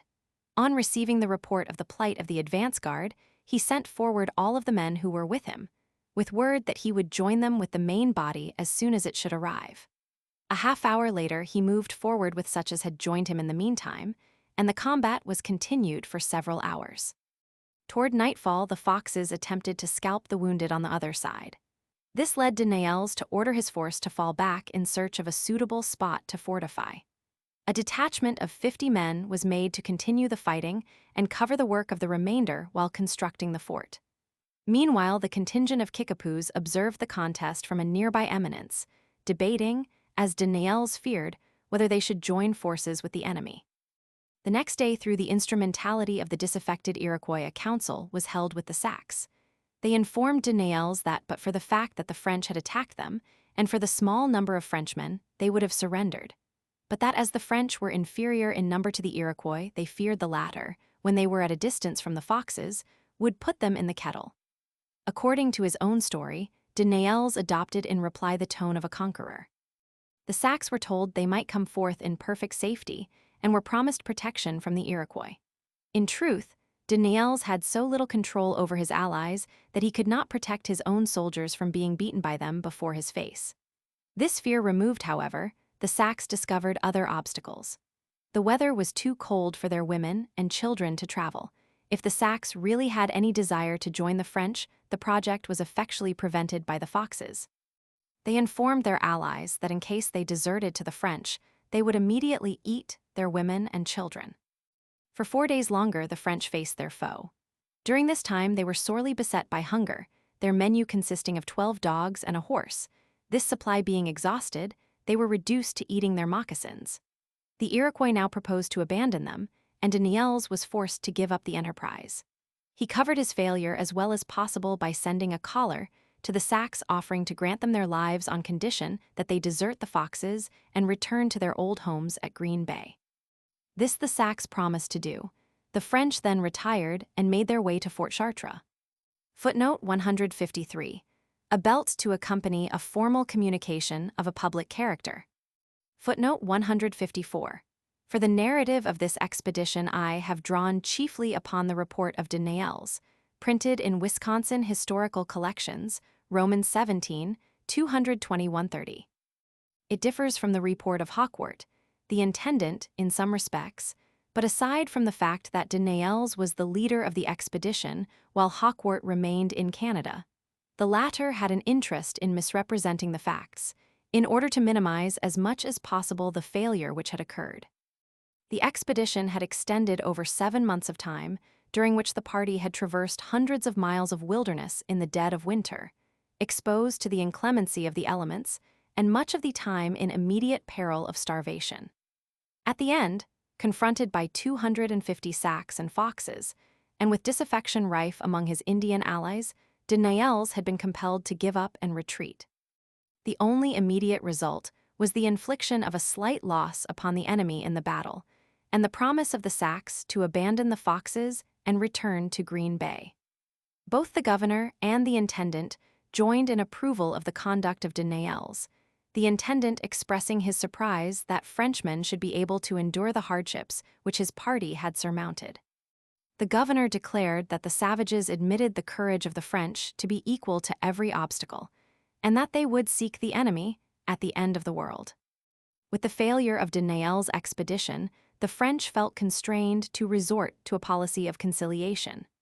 Grave fears were entertained for a time lest the failure should have a disastrous effect upon their authority throughout the Northwest generally. If the dispatches of the governor and the intendant of Canada are to be credited, however, no such result manifested itself.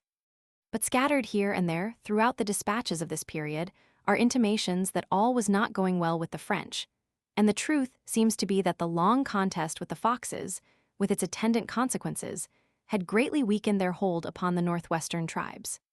It is plain from their own dispatches that the French did not dare to attempt the extermination of the Sacs, nor, even after all the disasters which they had suffered, to prosecute further the policy of exterminating the Foxes. The latter sued for peace, but at the same time succeeded in entering into a new alliance with the Sioux who promised them an asylum in case of need. Beauharnois, the governor, sagely concluding that there was danger in driving the Reynards to despair, offered to pardon them on condition that they disperse among the other tribes and that no mention ever be made of the name of the Reynards, who had so often disturbed the earth. The French found it impossible, however, to carry out even the new policy of mildness toward the obnoxious tribe. Their efforts to compel the Sacs to return to their old home near Green Bay were unsuccessful. Various excuses were given. The land had lost its fertility on account of its being stained with the blood of the French and of themselves. Probably the real reason, however, was the one given by some spokesmen of the Sacs and Foxes who had settled on Rock River, at a conference held in the spring of 1739. They stated that they had determined to return to L'Abbe, as Onontio had desired them. But they had been told by many French and savages that the French desired their return only in order that they might the more easily slaughter them, and that an army of French and their allies was already prepared for this purpose. Whatever truth there may have been in this at the time, the Foxes could hardly be blamed, in view of what had gone before, for their suspicions. Their alliance with the Sioux was continued, and the tribes in common made war upon the Chippewas and the Illinois, both allies of the French. The Foxes took the further precaution of entering into an understanding with the Iroquois, similar to that already entered into with the Sioux, which secured them an asylum in time of need. They were thus prepared, in case of a new French attack, to retreat in either direction to safety. That these precautions, and the suspicions of French treachery toward them, were not without reason, is shown by the dispatches of Beauharnois. In a speech to the representatives of the Sacs and Foxes at Montreal in July 1743, the governor assured them he had no hostile disposition toward them, and urged them not to listen to the evil words that came to them from the St. Joseph River. He further directed that the bands located at Chicago, Milwaukee, and on Rock River should join those who had returned to their old home near Green Bay. Yet he had secretly planned an expedition for the year 1742 to destroy them, and the project had been approved by his advisers on the ground that for several years the French court had had nothing so much at heart as the destruction of the Foxes. Footnote 162. This refers to the French who came from the St. Joseph to carry on a trade, apparently illicit, with the Foxes at Chicago and Milwaukee. That the French did not dare to execute this program is sufficiently evident. Their power in the Northwest was tottering, and in 1743 Beauharnois confessed that he was powerless to hinder the union of the Sioux with the Foxes. The tribe whose destruction had so often been decreed and so many times attempted could at last defy the French with impunity. A few years later, the disaffection among the Indians for the French culminated in a widespread revolt. Even the Illinois, with whom allegiance to the French had become proverbial, for a time inclined to join it. The danger was surmounted for the time being, but the struggle of the French to maintain themselves was shortly transferred to a far wider field. In the upper Ohio Valley, they joined in deadly combat with the English. The immediate stake was the control of the Indian trade of the Mississippi Valley, and so, appropriately enough, the contest was inaugurated by a descent on Pickawillany, the center of influence of the English traders in the Northwest, by a band of French Indians led by the young Wisconsin half-breed fur trader, Charles de Langlade. The larger stake was the commercial and political supremacy of 3 continents and all the seas. The struggle was accordingly waged on a worldwide scale. When it ended, the dominion of France in North America had passed forever. We shall have occasion still to deal with the French, whose influence long persisted in the Northwest, but henceforth the shaping of the destiny of Chicago and the tributary region rested with the Anglo-Saxon. Footnote 166. Wisconsin Historical Collections, Roman 17, 456-69, 478-93. Chapter 4. Chicago in the Revolution. The years from 1754 to 1760 witnessed the overthrow of the power of France in the New World. For the 4th time in 2 generations, England and France had joined in deadly combat. Twice, the issue ended in a drawn contest. Twice France was overwhelmed, and the English gained a decisive victory. Each of these great wars had its American counterpart, and the outcome of each was reflected in the disposition made in the Treaty of Peace of the territories of the warring nations in America. At the close of the 2 drawn contests, there were no territorial changes. By the Treaty of Utrecht, which closed the Spanish Succession War, however, England made substantial territorial gains in North America at the expense of her defeated rival. Finally, by the Treaty of Paris of 1763, which registered the results of the 7 Years' War, France lost all of her vast American possessions on the mainland. Canada passed into the hands of the English, while the imperial domain of Louisiana, in the establishment of which La Salle and Tonty and many another intrepid Frenchman had toiled and died, was divided. All that lay west of the Mississippi was given to Spain, while the portion drained by the eastern tributaries of that stream fell to the English. What the dividing line between Canada and Louisiana had been in the French period is not easy to determine.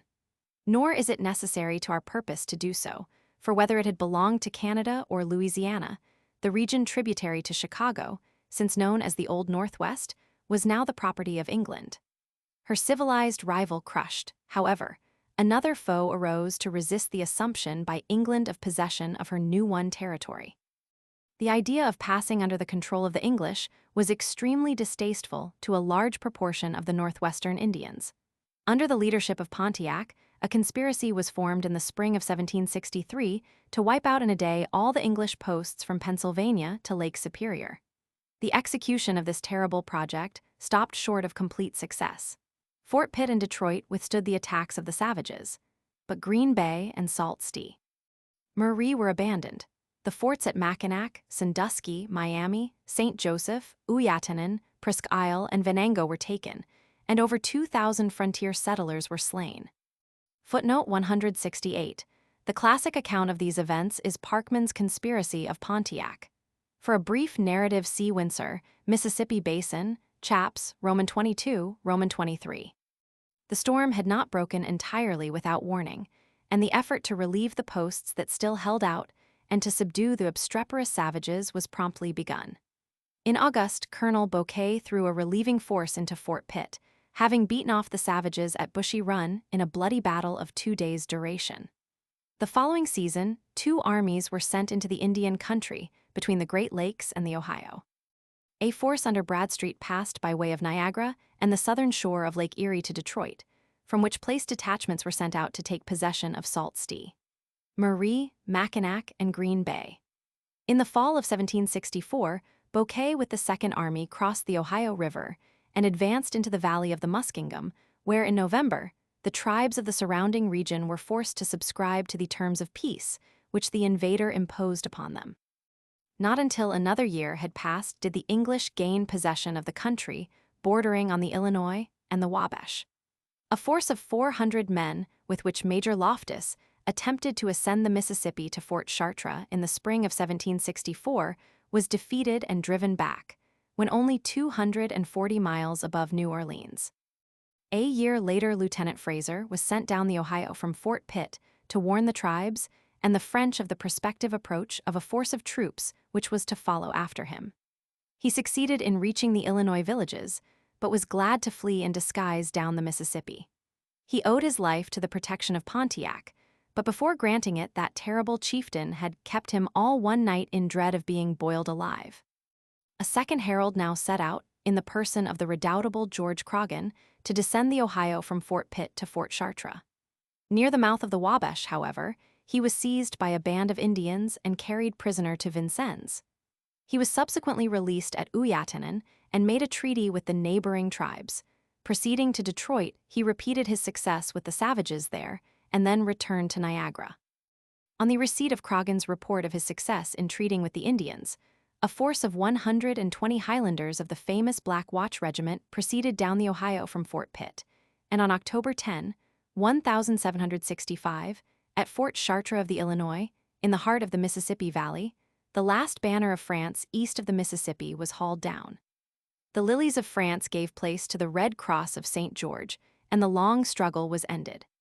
The control of the British over this region, which was thus at last established, was to continue unchallenged by a civilized power less than a decade and a half. Footnote 169. For the facts given here, I have relied on Windsor, Mississippi Basin. Edward G. Mason has written charmingly of these events in his chapters from Illinois history. The Old Northwest, to which Chicago belonged, did not participate actively in the revolutionary struggle during its earlier stages.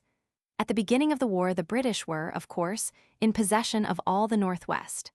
The vantage points from which they directed the affairs of this region were, in general, the old French posts now occupied by British garrisons. Among these may be named Detroit, Mackinac, Fort Gage, and Cahokia. The first named of these was easily the most important center of British influence in the Northwest, being looked upon as the headquarters of the posts and the key to the fur trade, and to the control of the Indian tribes of this region. The fort was defended by a palisade of pickets and contained at the beginning of the year 1776 a garrison of 120 men. In the town and country adjoining were 350 men, mostly French, capable of bearing arms, and to complete the tale of Detroit's military resources, there floated in the river opposite the fort several tiny public vessels with crews aggregating 30, seamen and servants. Footnote 172. James, Indian Diplomacy and Opening of the Revolution in the West, in Wisconsin's State Historical Society, Proceedings 1909, 125. The only other considerable centers of white population in the Northwest were the old French posts on the Wabash, Uyatanan and Vincennes, and most populous of all, the settlements along the eastern shore of the Mississippi, from the mouth of the Missouri to the mouth of the Ohio, on what later came to be known as the American Bottom. At Uyatanan, At the beginning of the Revolution, there were about a dozen French families. Vincennes had, in 1776, according to the report of Lieutenant Fraser, about 60 farmers. This would imply a total population of between 200 and 300, and this estimate is borne out by a census of Indiana of 1769. This lists the names of 66 inhabitants and states that in addition there are 50 women and 150 children belonging to the inhabitants. There were, at this time, 50 men capable of bearing arms, and during the next half-dozen years the population increased somewhat. Footnote 175. Ibid, 439.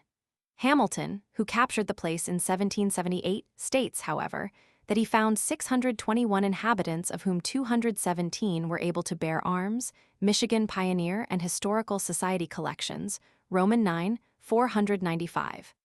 This work will be cited henceforth as Michigan Pioneer Collections.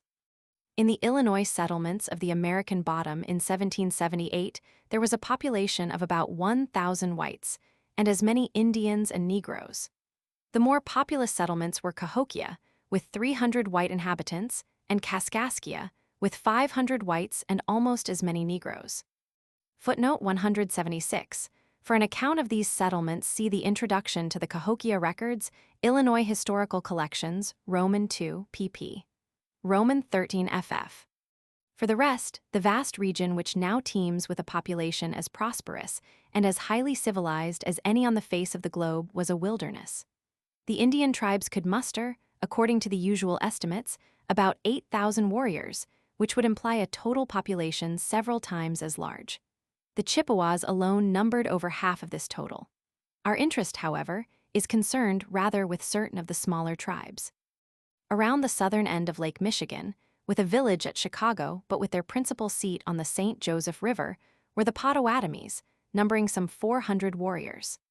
To the south and southeast of these, in the modern states of Indiana and Ohio, were the Miamis, Shawnees, and other tribes, who were to contest the possession of the Northwest with the Americans even more fiercely than did Great Britain herself.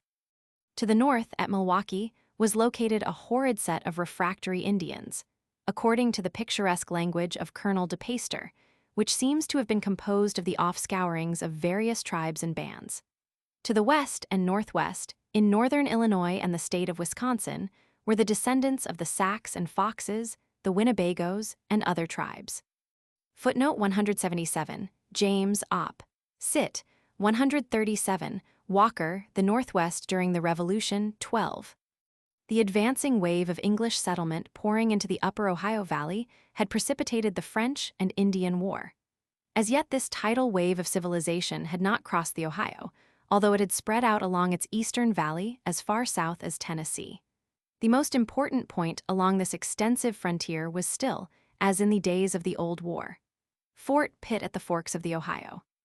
It was the center, therefore, from which radiated the American efforts to control the Northwestern tribes, just as, at a later date, it afforded the principal gateway through which the flood of civilization poured into this region. Footnote 179. On the rival efforts to control the Northwestern tribes in the early period of the Revolution, see Ibid. 125 ff. The Americans at first strove to secure the neutrality of the Indians in the impending contest. But the disposition of the red man did not permit him to stand idly by while a war was going on, and the British more wisely directed their efforts to securing his active support. This policy was shortly copied by the Americans, and soon the perplexed red men were being plied with rival solicitations for alliance, accompanied by corresponding threats of punishment and prophecies of disaster which were to follow their failure to comply. The British urged them on to assail the outlying settlements of the American frontiers, counseling humanity to the vanquished, but effectually nullifying this counsel by offering rewards for all scalps brought in. Lieutenant Governor Hamilton at Detroit was particularly zealous in hounding the Indians on to the work of devastation. The Americans, to their honor, offered rewards for prisoners, but none for scalps. Two courses of action were open to the Americans in view of this situation. They might endeavor to punish the hostile Indians by launching retaliatory expeditions against them, or they might, by capturing Detroit, from whence issued alike the supplies for the marauders and payment for the scalps they took, destroy the opposition at its fountainhead. The latter course was urged by Colonel Morgan, the Indian agent for the Middle Department, a man of much experience among the Indians of the Northwest. The reasons which he advanced in support of this policy and against the alternative one were telling, but his advice went unheeded. Seeing this, and believing a general Indian war was about to be precipitated, he resigned his office. The control of the Western Department passed into incompetent hands, and it seemed probable that the western frontier was about to be overrun by the British and Indians when an important diversion occurred. The advent of the Virginia Hannibal, George Rogers Clark, in the Illinois country, compelled the British at Detroit to turn their attention to the defense of the Northwest, and shortly of Detroit itself, against the invader. Footnote 180, James Opp. Cit. Thwaites, How George Rogers Clark Won the Northwest, 810. Hamilton himself vigorously denied the charges of inhumanity which the Americans preferred against him. Michigan Pioneer Collections, Roman 9, 490. In 1776, Clark had cast in his lot with the young settlements of Kentucky. These were nominally a part of Virginia, but in fact they were too remote to receive much protection from the mother colony. It was congenial, too, to the spirit of the American frontiersman to depend upon himself.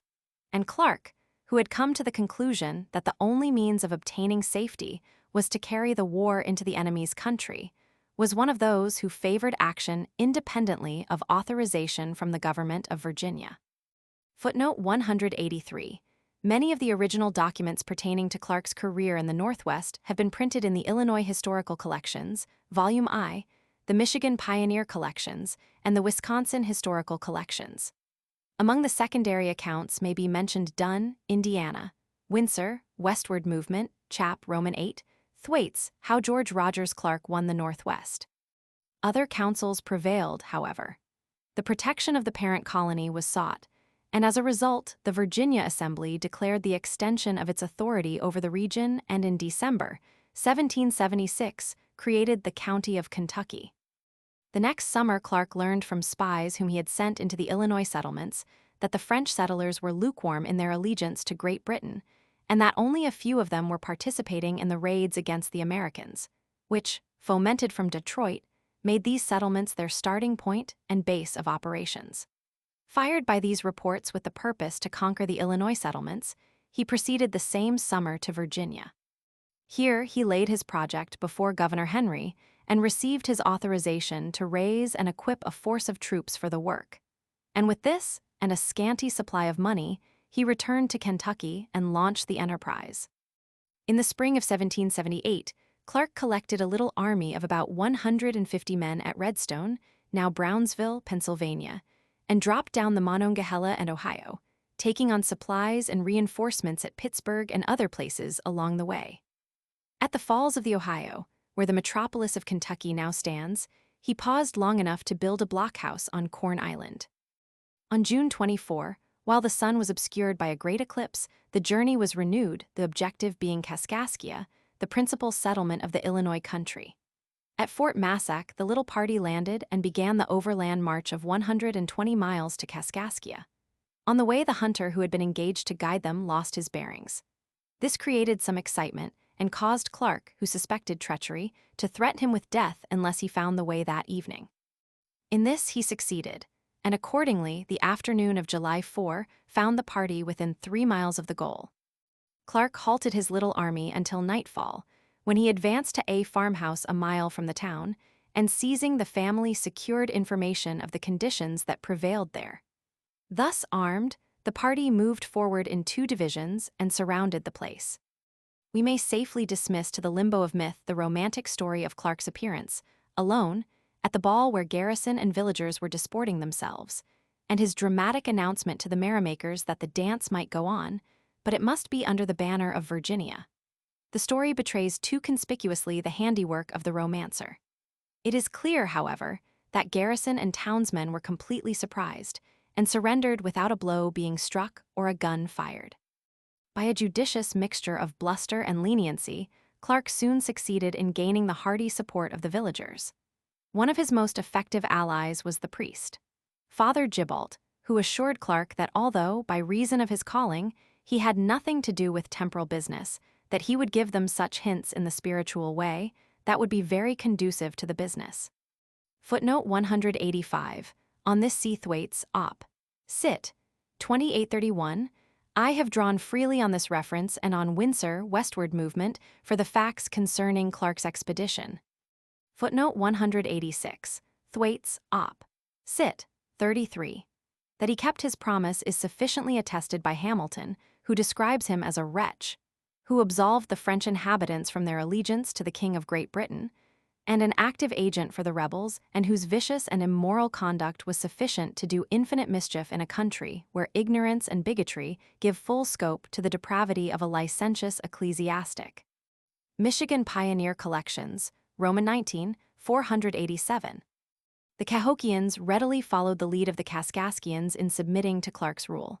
So, too, did the inhabitants of Vincennes, to whom Father Gibalt went as an emissary of Clark. Thus far Clark's success had been unchecked. As far as the French settlers were concerned, the British power had crumbled. But the Indians were still to be reckoned with, and the British at Detroit to be heard from, and Clark's resources were pitifully inadequate for the task in hand. Even a large part of his Virginia troops abandoned him on the expiration of their term of enlistment. With such as consented to remain, augmented by enlistments on the part of the French whom he had come to conquer, Clark maintained his position throughout the winter. None knew better than he how to combine in the right proportions terrible energy, braggadocio, tact, and cajolery. Friendly relations were established with de Leyba, the Spanish commander at St. Louis. The Indians were handled so adroitly that an amazing number flocked in from 500 miles around to treat for peace and learn the will of the Big Knife Chief. Meanwhile, on August 6, 1778, the news had come to Hamilton at Detroit of the capture of Kaskaskia, and he promptly began preparations for the recovery of the posts that had been lost. On October 7, he set out from Detroit by boat with nearly 200 whites, chiefly volunteers, and 300 Indians. The destination was Vincennes, and the route followed led up the Maumee and down the Wabash River. Although expedition was all-important, the progress made was tedious and slow. Not until December 17 was Vincennes reached. On the news of Hamilton's approach, the French militia of Captain Helm, Clark's representative, deserted him. Again, as in the case of the capture of Kaskaskia by Clark, a melodramatic tale is told of the capture of the fort.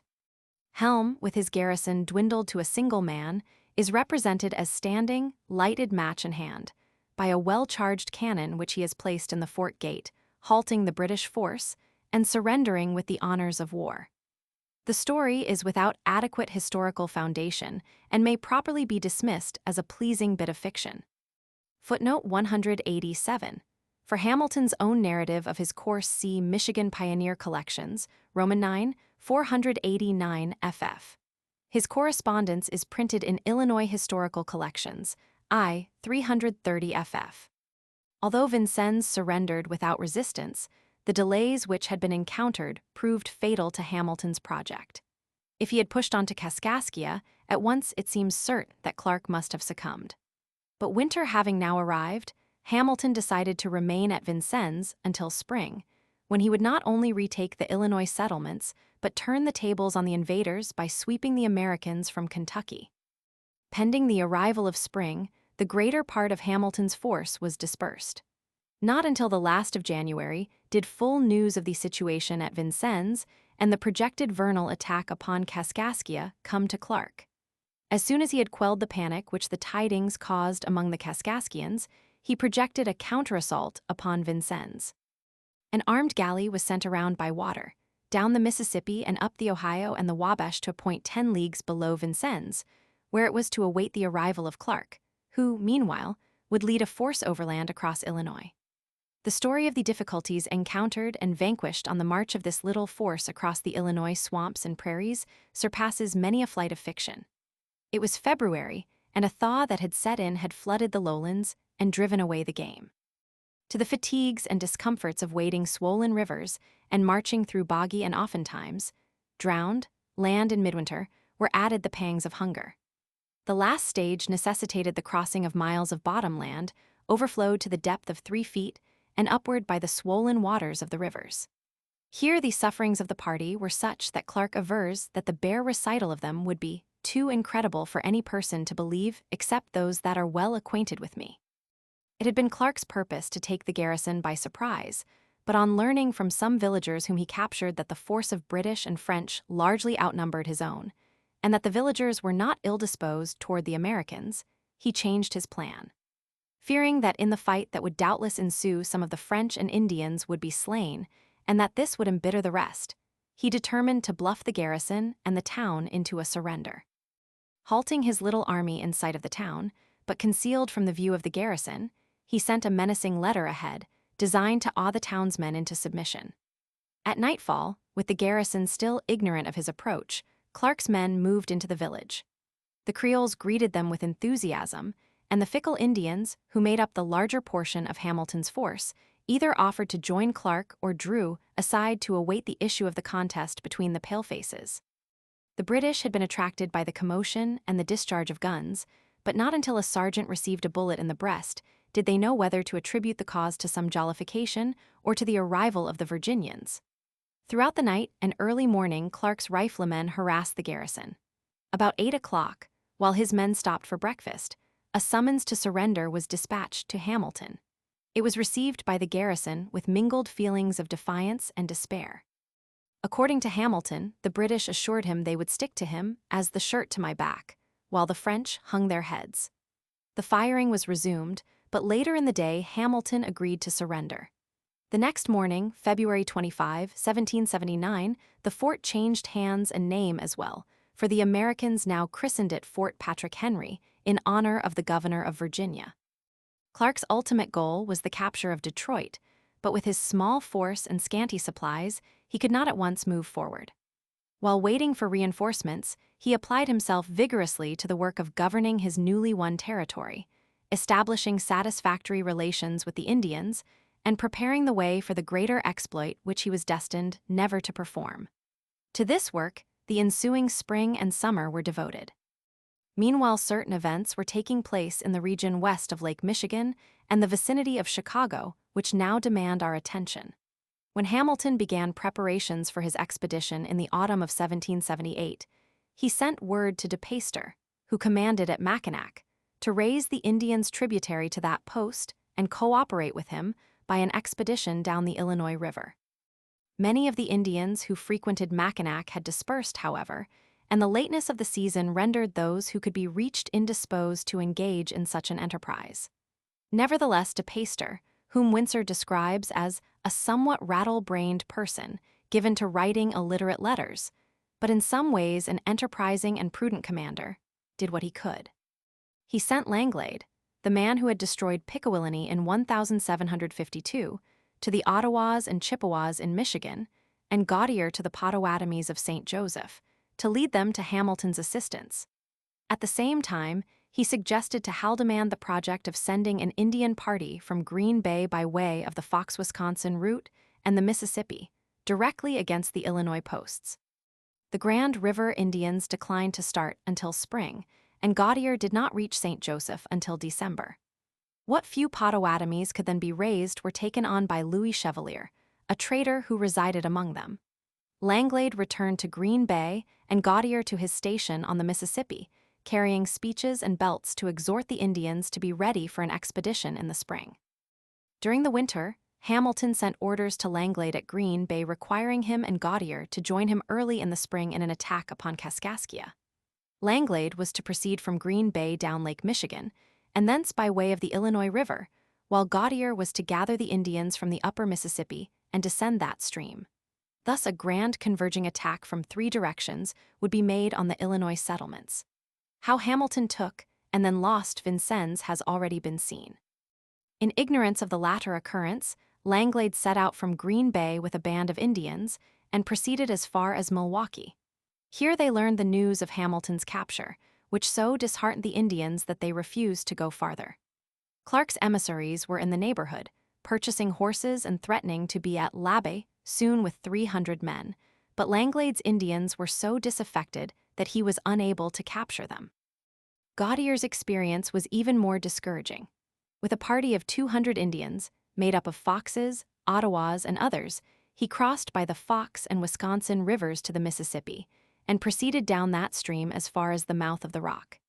Here a party of Sacs whom he stopped to harangue not only mocked his arguments and threats, but had the insolence to force him to release 120 of his followers. Other bands whom he addressed replied by threatening to carry news of his measures to the Bostonites, as the Americans were called. Like Langlade, therefore, he was forced to return to Green Bay. The news of Hamilton's surrender filled the British at Detroit and Mackinac with forebodings of an immediate attack. Appeals were sent to Haldimand for reinforcements, while the defenses at the two posts were put in readiness to withstand an assault. The Indians reported to DePeyster that the Virginians were building boats near Milwaukee, and also that they were near Chicago, but it shortly developed that these statements were the inventions of some evil-minded Indians. DePeyster professed not to care how soon Mr. Clark might appear, provided he come by Lake Michigan, and the Indians prove staunch and, above all, that the Canadians do not follow the example of their brethren at the Illinois who have joined the rebels to a man. Since there was little likelihood that these conditions would be realized, it is evident his confidence was not very deep-seated. Footnote 195. Michigan Pioneer Collections, Roman 9, 387 et Passem James, Some Problems of the Northwest in 1779, in Essays in American History, 62. Meanwhile, Clark, as a part of his preparations for the projected attack upon Detroit, dispatched Captain Linktot, a trader who had recently joined the Americans, and who was influential with the Indians, up the Illinois River with a company of 40 men to secure the neutrality of the Indians, and to cover the design of his main expedition. On learning this, and that Linktot had reached Lake Peoria, DePeyster sent Gautier with a party of Indians with orders to burn the fort, hoping thus to intimidate the Americans from attempting an expedition by this route. A few days after receiving this information, a report came to DePeyster from St. Joseph, to the effect that the Americans were about to send 700 men against Detroit by way of the Wabash River, and 400 cavalry under Linktot were to come up the Illinois and thence by St. Joseph to cooperate with them. In consequence of this intelligence, he detached Lieutenant Bennett with 20 men from his little force to go, with 60 traders and canomen and 200 Indians, to intercept Linktot or to harass the rebels in any way possible. At the same time, Langlade was ordered, July 1779, to raise the savages of El Arbor Crotch, Milwaukee, and other places along the shore of Lake Michigan and join Bennett at Chicago. Or if he should have passed that point, to hasten to join him before he should reach Peoria. Footnote 198. Michigan Pioneer Collections, Roman 9, 389. James, Some Problems of the Northwest in 1779, Op. Cit. 378. Footnote 202. A mission village on Little Traverse Bay, at this time occupied by a band of Ottawas. See Wisconsin Historical Collections, Roman 18, 253, 375. Bennett carried a war belt a yard and a half long, containing 12,000 wampum beads, and early reports received from him were to the effect that the savages were joining it fast. DePeyster himself accompanied Langlade as far as El Arbor Crotch, where, on July 4, he harangued the assembled Indians. At a later date, he gave vent to his poetical propensities by turning this speech into rhymed verses which constitute one of the literary curiosities of the English language. Its chief interest for the history of Chicago consists in the allusion to Baptiste Point du Sable, who is said to have already established himself here. Footnote 204. Michigan Pioneer Collections, Roman 9, 391. Wisconsin Historical Collections, Roman 18, 390. Footnote 205. Printed in DePeyster's Miscellanies. It may also be found, with editorial notes, in Wisconsin Historical Collections, Roman 18, 377-90. From Peoria, Linktot and his party crossed the country to Ouyatanen, there to join Clark in his advance. He reached there in August, accompanied by a large concourse of Indians. By this time, Clark had abandoned the idea of an immediate advance on Detroit. Linktot, therefore, conceived the idea of attacking St. Joseph, to which place Bennett's party had meanwhile come. He sent a message to Vincennes for reinforcements, but the French refused to respond, and the projected attack was abandoned. Footnote 206, said to have numbered 6,000, but this is obviously a gross exaggeration. Wisconsin Historical Collections, Roman 18, 376. Footnote 208. Wisconsin Historical Collections, Roman 18, 376. Michigan Pioneer Collections, Roman 19, 467. Bennett was sufficiently involved in difficulties, however, without interference from Linktot. On reaching St. Joseph, July 23, he threw up a slight entrenchment and sent out bands of Indians toward Peoria, Uyatanan, and the Miamis to learn of his opponent's movements and harass them if practicable. These parties shortly returned in a disaffected state without having seen the enemy. On July 26, Bennett sent a message to Detroit informing Captain Lernault of his movements and offering to cooperate with him in any practicable operation. While awaiting an answer, the greater portion of his Indians, having consumed his supplies and rum, deserted. Langlade, meanwhile, arrived with 60 Chippewas, who conducted themselves with even greater insolence than the others. Finding himself helpless to accomplish anything, Bennett abandoned St. Joseph about the middle of August and returned to Mackinac. Footnote 210. I have drawn this narrative from Bennett's journal, in Wisconsin Historical Collections, Roman 18, 398-401, and the other sources cited above. Active military operations in the Northwest for the year 1779 were now at an end. Late in the year, De Peyster was sent to Detroit to take the place of Hamilton, who had been sent by his captors to languish in a Virginia prison. Lieutenant Governor Patrick Sinclair was sent by Haldimand to succeed De Peyster at Mackinac. On the American side, Clark had retired to the Falls of the Ohio, his first base of operations in the Northwest.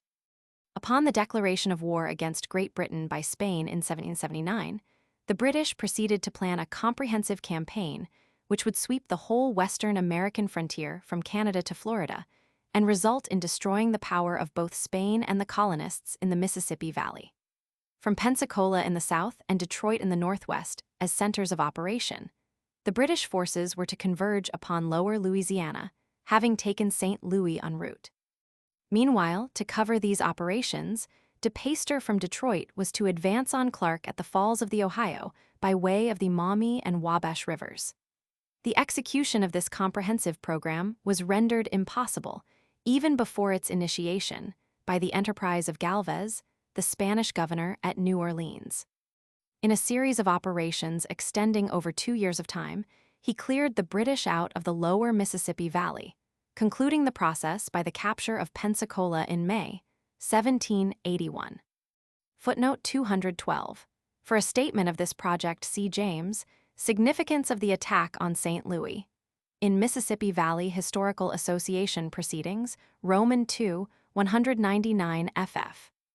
Meanwhile, ignorant of the successes of Galvez in the south, the British forces stationed in the northwest began, early in the year 1780, the execution of their part of the general plan of operations.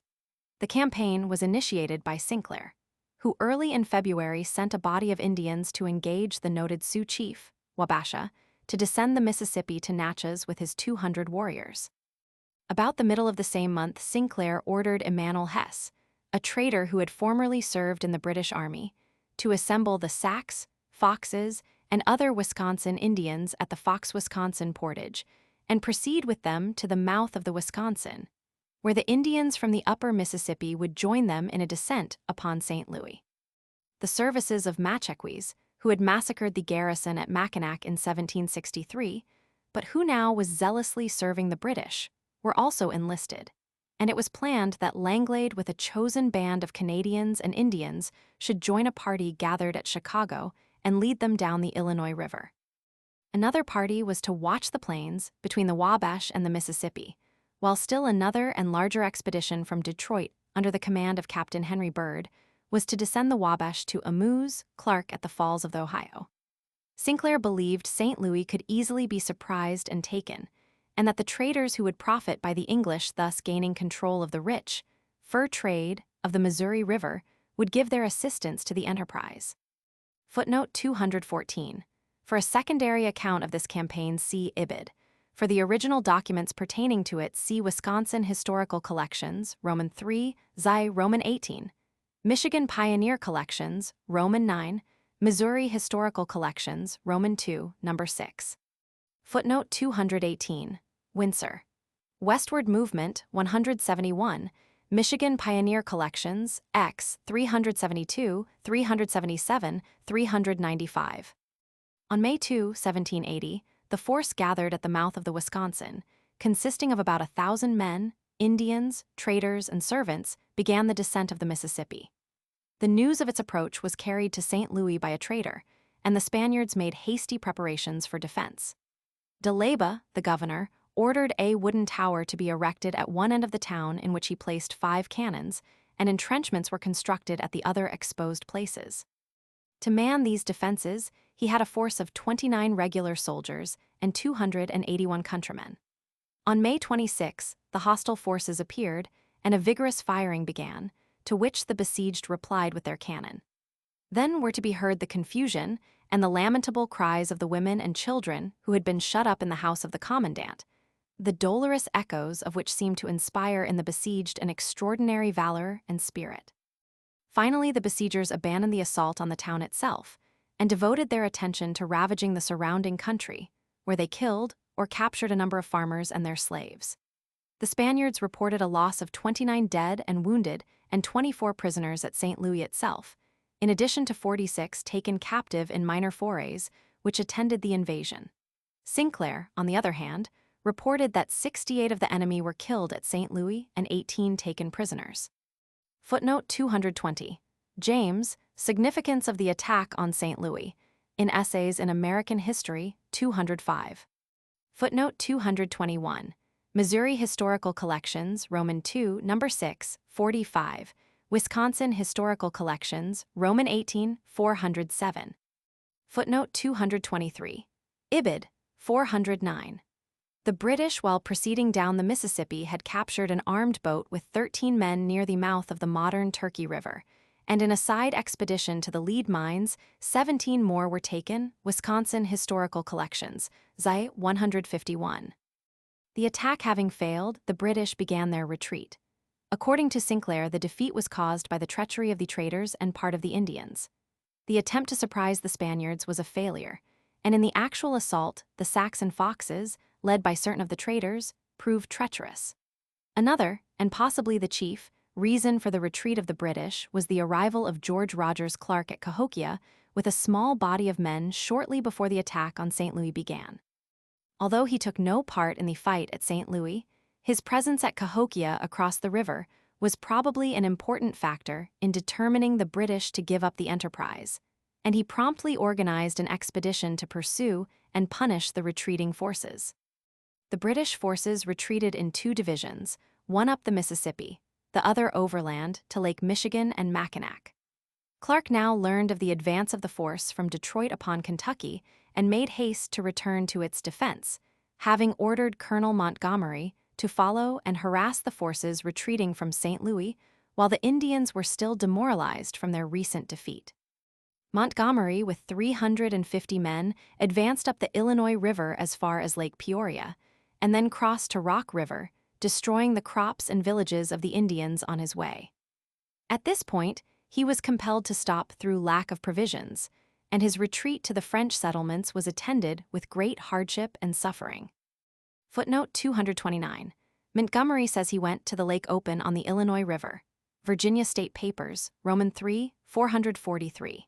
Peoria was variously designated at this time as the Pe Opi, etc. This designation is said to have originated as a corruption of the French words opide, used with reference to the foot of the lake. Montgomery's Lake Open was, apparently, but another variant of the original French form.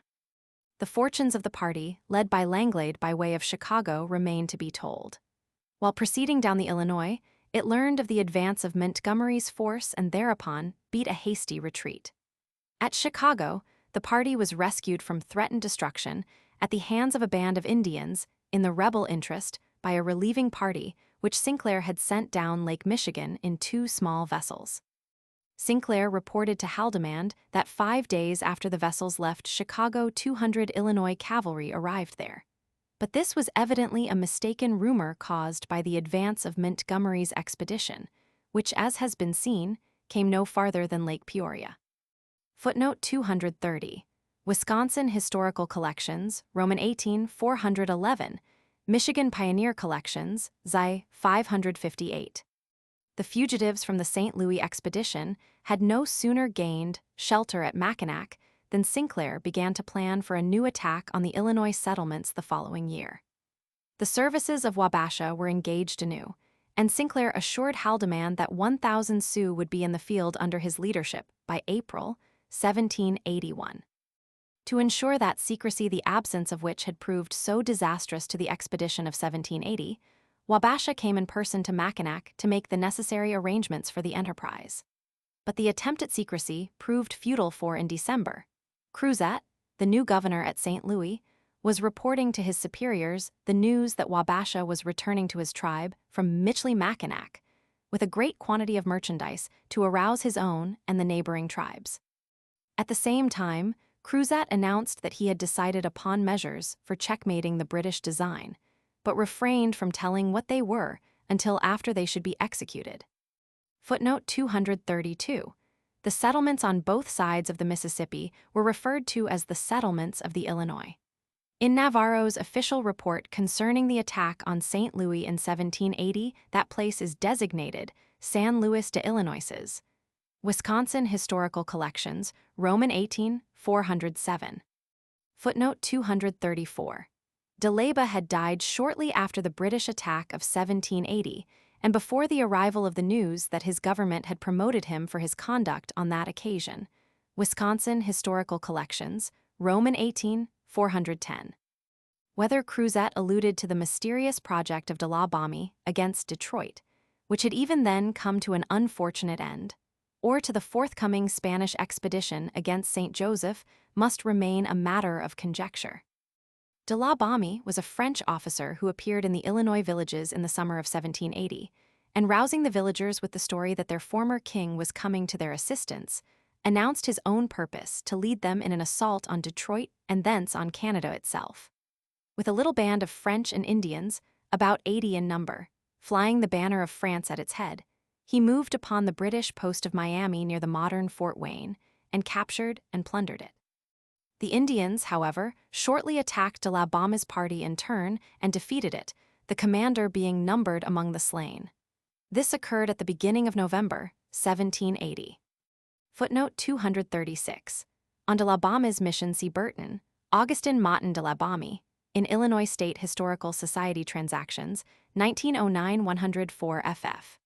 Illinois Historical Collections, Roman 2, LXVIX Civ, Wisconsin Historical Collections, Roman 18, 416, Missouri Historical Review, Roman 2, 202-3. Thus ended de la Baume's projected invasion of Canada.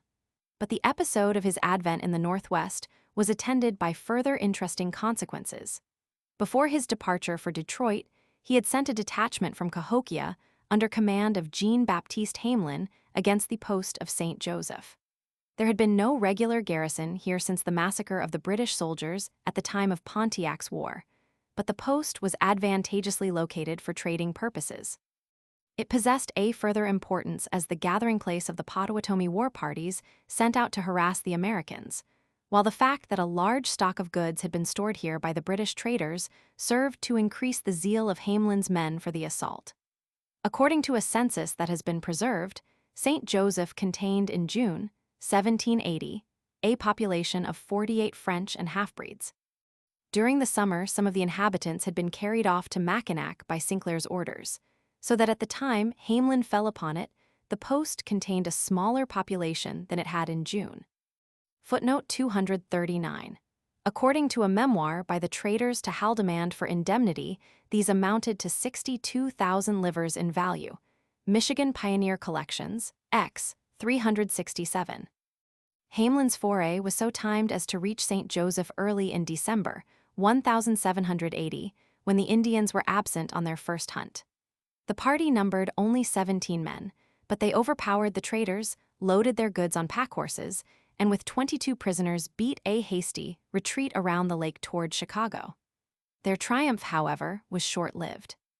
In the spring of the year, De Peyster, who now commanded at Detroit, had stationed Lieutenant de Quinder at St. Joseph to look after the interests of the British in that region. He was temporarily absent at the time of Hamelin's attack, but returning shortly afterward, he assembled a party of Potawatomis and set out to punish the audacious intruders. Hamelin was overtaken on December 5 at a place called Petit Fort, a day's journey beyond the river Kemin, and in the fight that ensued all but 3 of his party were killed or taken prisoners. Footnote 243, the stream at the mouth of which Michigan City, Indiana, now stands. Petit Fort has been said to have been near the Calumet River. I have not succeeded in locating it more definitely than is indicated above. This comparatively insignificant affair, which terminated at Chicago's back door, as it were, was quickly followed by a second attack upon St. Joseph, the echoes of which were heard in distant Europe. The preparations which the English were making for a new descent upon St. Louis in the spring of 1781 excited the genuine alarm of Cruzat, the new Spanish governor. Profiting, possibly, by the example set by George Rogers Clark, in his attack upon Vincennes, Cruzat determined to anticipate the blow. On January 2, 1781, less than a month after the disaster to the Americans at the Petit Fort, a Spanish expedition set out from St. Louis for St. Joseph. It consisted in the beginning of 30 Spaniards from St. Louis and 20 residents of Cahokia. On the way across Illinois, these were joined by a dozen Spanish soldiers who had been sent up the Illinois River in the preceding November to serve as an outpost against the British in that direction. In addition to this, and of greater importance doubtless, the party was joined by 200 Indians. Included in the latter were the renegades from Milwaukee under the leadership of Siganock and Naquin, whose tendency to side with the Americans had long disturbed the British commanders in the Northwest. In 1779, De Peyster, then at Mackinac, had bribed a chief, Chamberlain, to capture Siganock by fair means or foul and turn him over to the English, promising that in the event of success he would be well rewarded. This attempt to secure the obnoxious chieftain proved vain, however. At another time, whether before or after this does not appear, De Peyster tried the plan of buying off the renegade chiefs, but this too proved futile. Some time after the St. Joseph expedition, however, Siganock turned against the Americans. Footnote 245. 3 detailed studies of this expedition have been made. The conclusions of the first, by Edward G. Mason, were generally accepted by scholars as valid until Professor Clarence W. Alvord's study appeared.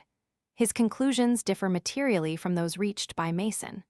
More recently, Frederick J. Tegart has challenged Alvord's conclusions. For his study, with references to the earlier studies and the sources, see The Capture of St. Joseph, Michigan, by the Spaniards in 1781, in Missouri Historical Review, v. 214-9. Footnote 247. De Peyster's characterization of them as a horrid set of refractory Indians has already been mentioned, Wisconsin Historical Collections, Roman 18, 384. Probably it was this band which had threatened to destroy the British force at Chicago retreating from St. Louis in the preceding summer. For a sketch of Siganock's career, see Wisconsin Historical Collections, Roman 18, 384. Illustration: the first Fort Dearborn 1803-1812. From the model owned by the Chicago Historical Society, after Captain Whistler's drawing of January 25, 1808. The expedition proceeded up the Illinois River as far as Lake Peoria. Here, the river having frozen, it was found necessary to leave the boats behind and continue the journey on foot. It was midwinter, and before the Spaniards lay 300 miles of wilderness infested with savages, who might at any moment fall upon them. At the end of their march lay the prospect of a hostile force surrounded by savages friendly to it and hostile to them, with their base of supplies and their refuge in case of defeat, 400 miles away. Naturally, our only knowledge of the experiences of the party on the march comes from the Spaniards themselves. We may well believe, however, that they suffered the greatest inconveniences from cold and hunger, not to mention the labor of carrying through the trackless wilderness provisions for themselves and a supply of goods to be used in placating the Indians. Footnote 251. Madrid Gazette, March 12, 1782, quoted in Missouri Historical Review, Roman II, 195. For further details of the March, see Tegart, Op. Cit. 3 weeks were consumed in the march from Lake Peoria to St. Joseph. On February 11, at nightfall, the party was within 2 leagues of its destination. It had had the good fortune to secure the assistance of Louis Chevalier, who was intimately acquainted with the St. Joseph Indians, his father having been the principal trader and resident of St. Joseph for many years, until his arrest and removal by Sinclair's order in the summer of 1781. While the party halted, an emissary was sent on to the Indians at the post, and by promises of sharing the booty with them, a pledge of neutrality on their part was secured. Early the next morning, February 12, the Spaniards crossed the river on the ice and made themselves masters of the post without a blow being struck. De Quinder was absent at the time, and all circumstances conspired to render the traders an easy prey to the invaders. The goods were divided between the St. Joseph Indians and those accompanying the expedition, and a supply of corn, gathered in expectation of the coming attack upon St. Louis, was destroyed. The party remained at St. Joseph only 24 hours, but during this time the Spanish flag was kept flying and formal possession was taken of the country in the name of the King of Spain. A hasty retreat was then begun, and the party arrived at St. Louis early in March without the loss of a man. On the day after its departure from St. Joseph, de Quinder returned to that place.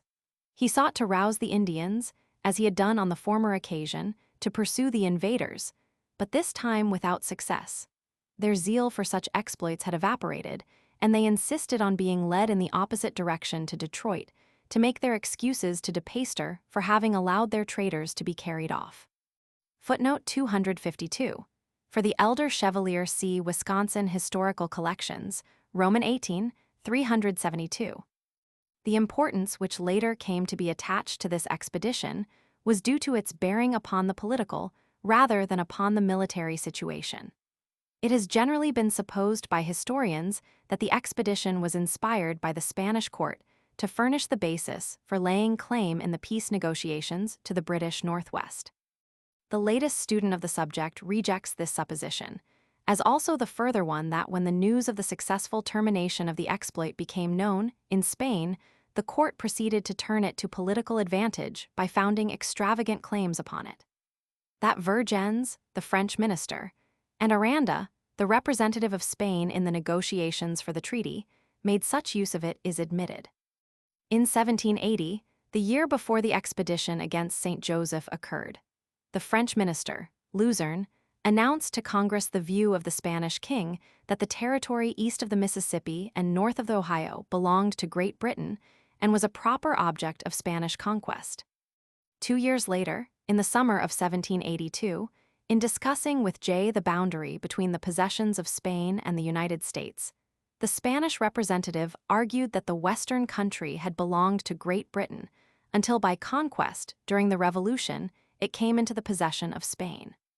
The contention was not established, but the evident design of France and Spain to advance the interests of the latter in America at the expense of the United States induced the American negotiators to conclude a separate treaty with England, in violation not only of their instructions, but also of the Treaty of Alliance between the United States and France in 1778. The remainder of the story of the Revolution in the Northwest can quickly be told. Clark still dreamed of an expedition against Detroit, and both Jefferson, governor of Virginia, and General Washington looked with favor upon the project and held out promises of the necessary assistance. For the year 1780, a force of 2,000 men was promised Clark, and Colonel Brodhead at Fort Pitt was ordered by Washington to assist him with troops and supplies. But Clark was doomed again to disappointment. Jefferson resigned the gubernatorial office, and Washington was engrossed in his contest with Clinton and Cornwallis, which was to end in the capture of the latter at Yorktown. The British, on their part, manifested great activity during 1781 in raiding the settlements along the Ohio River.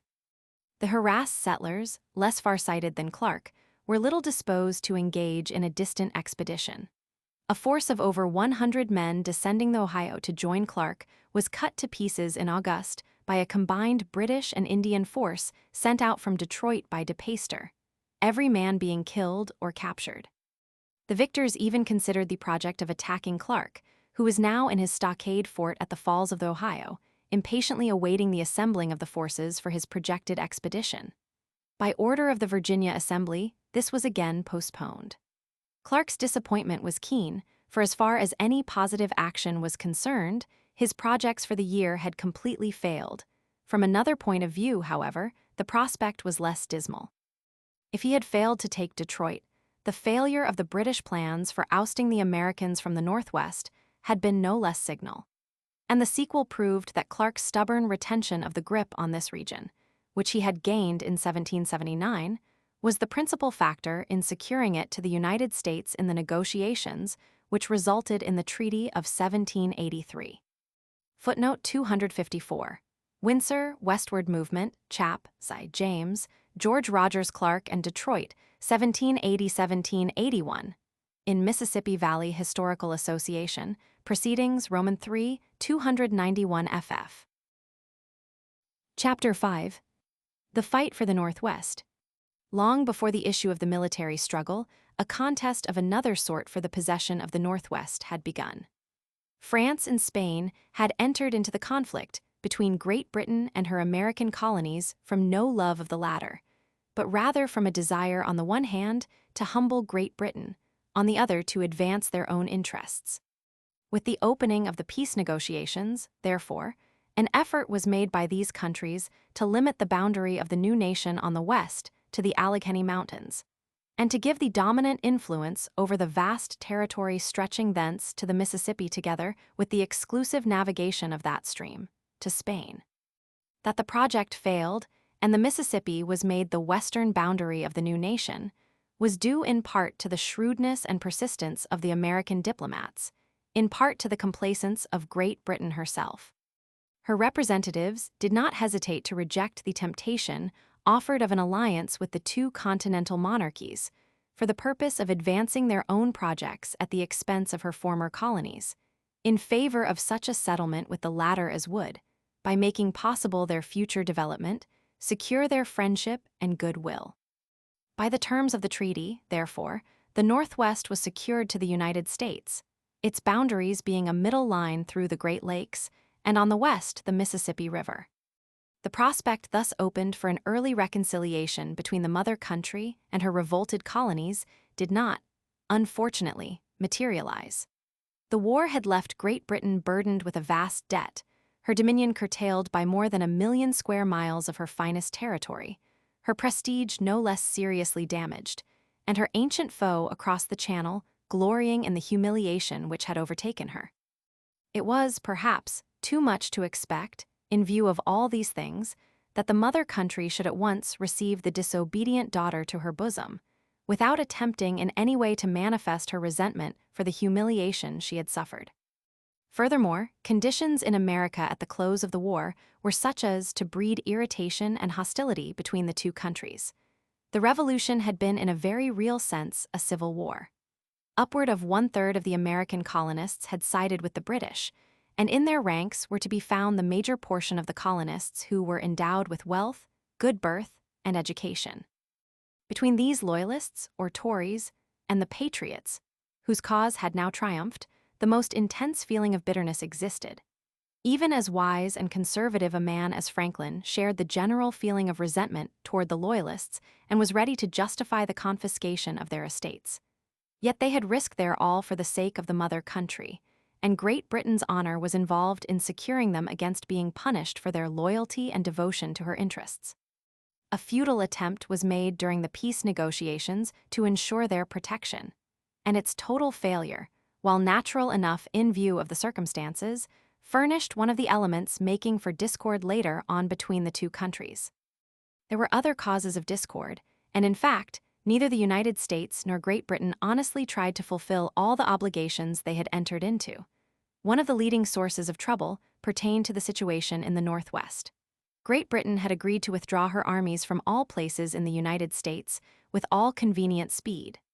This obligation was kept elsewhere, but it was calmly and deliberately broken as far as the Northwestern posts were concerned. The demands of the American government for evacuation were met by evasion and, later, by open refusal, and even an explanation of the reasons for this course was long withheld. Finally, the pretense was urged that the posts were being held as a guarantee of the fulfillment by the Americans of their own treaty obligations. That we were justly chargeable with failure in this respect is clear. But it is equally clear that the British determination to retain the posts antedated our infractions of the treaty, and that the claim that they were being held because of American violations of the treaty was a mere afterthought, put forward by way of excuse for a policy in itself indefensible. Footnote 255. The standard study of this subject is McLaughlin's Western Posts and the British Debts, in American Historical Association, Annual Report, 1894, 413 ff. See also Roosevelt, Winning of the West, Volume Roman 4. The real reasons for the British policy with reference to the Northwest were the desire to retain control of the fur trade and of the Indian tribes of that region. In one sense, these two reasons coalesce, but to some extent they may be distinguished. The fur trade constituted Canada's chief commercial asset, and the Canadians had looked upon the concessions contained in the Treaty of 1783 as needlessly generous to the Americans and fatal to their own prosperity. To retain this trade, the Americans must be shut out of the Northwest, and to this end the posts must be retained. Further than this, it was an obvious fact that in time of war, the Indian would side with the party with whom he traded in time of peace. By her control of the Indian trade and the exclusion of the Americans from the Northwest, Great Britain assured herself that in case of a future war with America, or Spain, the tomahawk and scalping knife might once more be called into requisition against her enemy. To these considerations was joined another, which proved potent to fill the Northwest with strife and bloodshed for a dozen years after the close of the Revolution. It shortly became the aim of Great Britain to secure to the powerful tribes in western New York and in the territory west and north of the Ohio River the retention of their lands.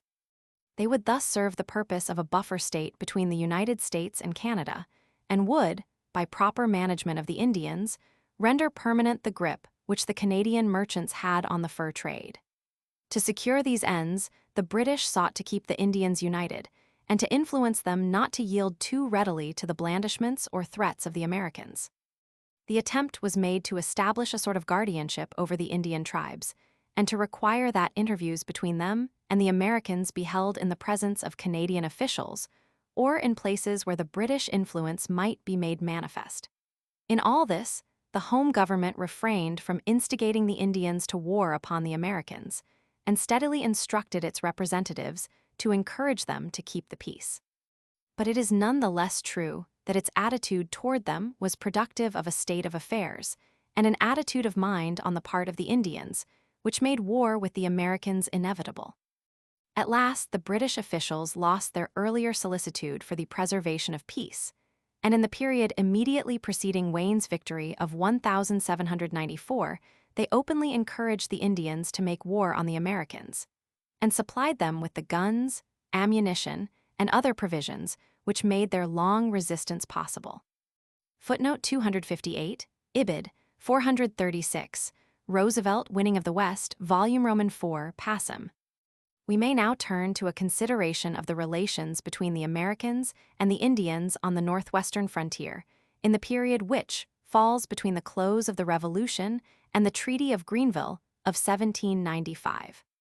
By the close of the Revolution, two important steps had been taken in the direction of opening the Northwest to settlement. The claims of the various states to a portion or all of this region had been ceded to the national government, and by the Treaty of Paris, the sovereignty of the United States as against foreign nations had been recognized. It remained to quiet the Indian title to the lands in question, and, in this connection, to overcome their opposition to their settlement by the whites. Encouraged by the British officials, the Indians at first strenuously resisted the American claim to sovereignty north and west of the Ohio River. In the course of a few years, however, various treaties were entered into between the United States and the different tribes providing for the cession to the former of lands beyond the Ohio.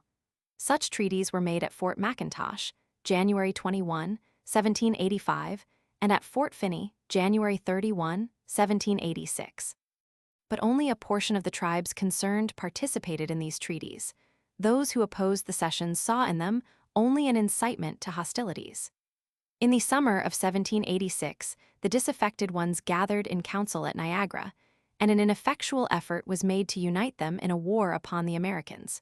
Meanwhile, raiding went on along the border, and Congress was impotent to protect it by waging war upon the hostile tribes. Thereupon the Kentuckians, to the number of 1,200, gathered under the leadership of George Rogers Clark to chastise the tribes on their own account. But the force was poorly organized. Clark had lost the qualities of dauntless leadership for which he had been distinguished a few years before, and the expedition accomplished little or nothing. Footnote 259. For an account of these treaties, see Windsor, Westward Movement, 267 ff. The treaties themselves are printed in American State Papers, Indian Affairs, Volume I, and in the various collections of treaties between the United States and the Indian tribes. Meanwhile, the rush of settlers into the lands west of the Alleghenies went on apace. Owing to the Indian menace north of the Ohio, for the first few years following the close of the Revolution, this settlement was practically confined to the region south of that river. It was only a question of time, however, when the Indian barrier would be broken down. The famous Ordinance of 1787 made provision for civil government and for the ultimate formation of states in the Northwest. In the same year, Congress sold to the Ohio Company 5 million acres of land, and provision was made for a territorial government, of which General St. Clair was to become the first chief executive. In 1788, the Ohio Company formally inaugurated its enterprise by founding Marietta at the mouth of the Muskingum, and the tide of immigration into the Northwest may be said to have fairly begun. The opposition of the Indians was, naturally, not conciliated by these developments. In 1789, St. Clair negotiated a treaty with certain of the tribes at Fort Harmar, which, in effect, confirmed the grants to the United States north of the Ohio, which had been made by the treaties of Fort McIntosh and Fort Finney. But a large portion of the tribes affected held aloof and took no part in the treaty. Footnote 262, for a description of this movement, see Ibid, chapter Roman 14. It is clear today, as it was to those actually on the frontier at the time, that with both parties determined to possess the Northwest War in earnest between the red men and the white was inevitable.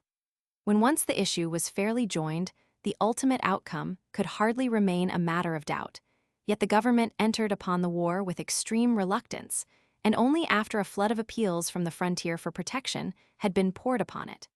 Several causes operated to produce this hesitation. The new government, feeble and lacking in resources, dreaded the expense. The hostile tribes were more numerous and formidable than any combination the red race had ever yet brought into the field against the white. They gathered in bodies so large as fairly to deserve the name of armies, and fought pitched battles with American armies as large as those commanded by Washington at Trenton or by Greene at Eutaw Springs. Finally, the government was actuated by an honest desire to promote the welfare of the Indians and to discharge scrupulously all of its treaty obligations toward them. Footnote 266, Ibid, 9:17. See also documents pertaining to the establishment by the government of Indian trading houses in American State Papers, Indian Affairs, vols. I and Roman II, passim. In 1790, the hovering war cloud burst. The Indians forced the issue by intercepting and plundering the boats conveying settlers down the Ohio, the main avenue of travel into the Western country. In July, St. Clair, the governor of the Northwest Territory, called upon the state of Kentucky for troops, authorized the raising of the militia of the western counties of Pennsylvania and Virginia, and set his own forces in motion. The main expedition was sent from Fort Washington against the Miamis, under command of General Harmar. In October, he set out with 1,400 men for the hostile villages. Rumor going in advance multiplied the numbers of his little army, so that the Indians made no attempt at resistance. The towns at the junction of the St. Mary's and St. Joseph rivers were found deserted and were destroyed. At this point, Harmar divided his force, sending out detachments in various directions. These were severely handled, though they inflicted perhaps an equal loss upon the Indians. The whole body shortly made a disorderly retreat, and the campaign was ended. No great disaster had been suffered, but the army had lost 200 men and the net result had been a mortifying failure. Footnote 267. For Harmer's expedition see Windsor, Op. Cit. 417-20 Roosevelt, Op. Cit. 111 300 410. That the Indians were not cowed by Harmer was shown by the prompt renewal of their marauding expeditions. Early in the year 1791, they raided the New England settlements near Marietta, killing a dozen persons and carrying half as many more into captivity. This is but typical of further raids which continued throughout the winter. Meanwhile, the Americans were preparing another expedition. Washington asked and received permission from Congress to raise 3,000 troops to be placed under St. Clair's command. To protect the frontier while this army was being made ready, bodies of rangers composed of the more capable and daring bordermen were employed. Moving in small parties and fighting the Indian in his own fashion, they performed much effective service. In addition to this measure, the Kentuckians were authorized to conduct 2 raids upon the enemy. Each expedition consisted of several hundred mounted volunteers under experienced leaders. Each succeeded in harrying a number of villages, with almost no loss to the raiders themselves. The gathering place for St. Clair's expedition was, as in the case of Harmer, Fort Washington. According to the plan adopted, he was to have here 3,000 effective troops by July 10, 1791. But not until July 15 did the first regiment of 300 men arrive, and it was October before he could count 2,000 effective men. From beginning to end, this first great military enterprise of the new government was woefully mismanaged. The supplies provided were poor, the commissary department was both inefficient and corrupt, the commander was sick and incapable, and the troops themselves were wretched stuff. Aside from 2 small regiments of infantry, the army was composed of 6 months' levies and of militia enrolled for this particular campaign. In its desire to economize, Congress had fixed the net pay of the soldiers at $2.10 a month.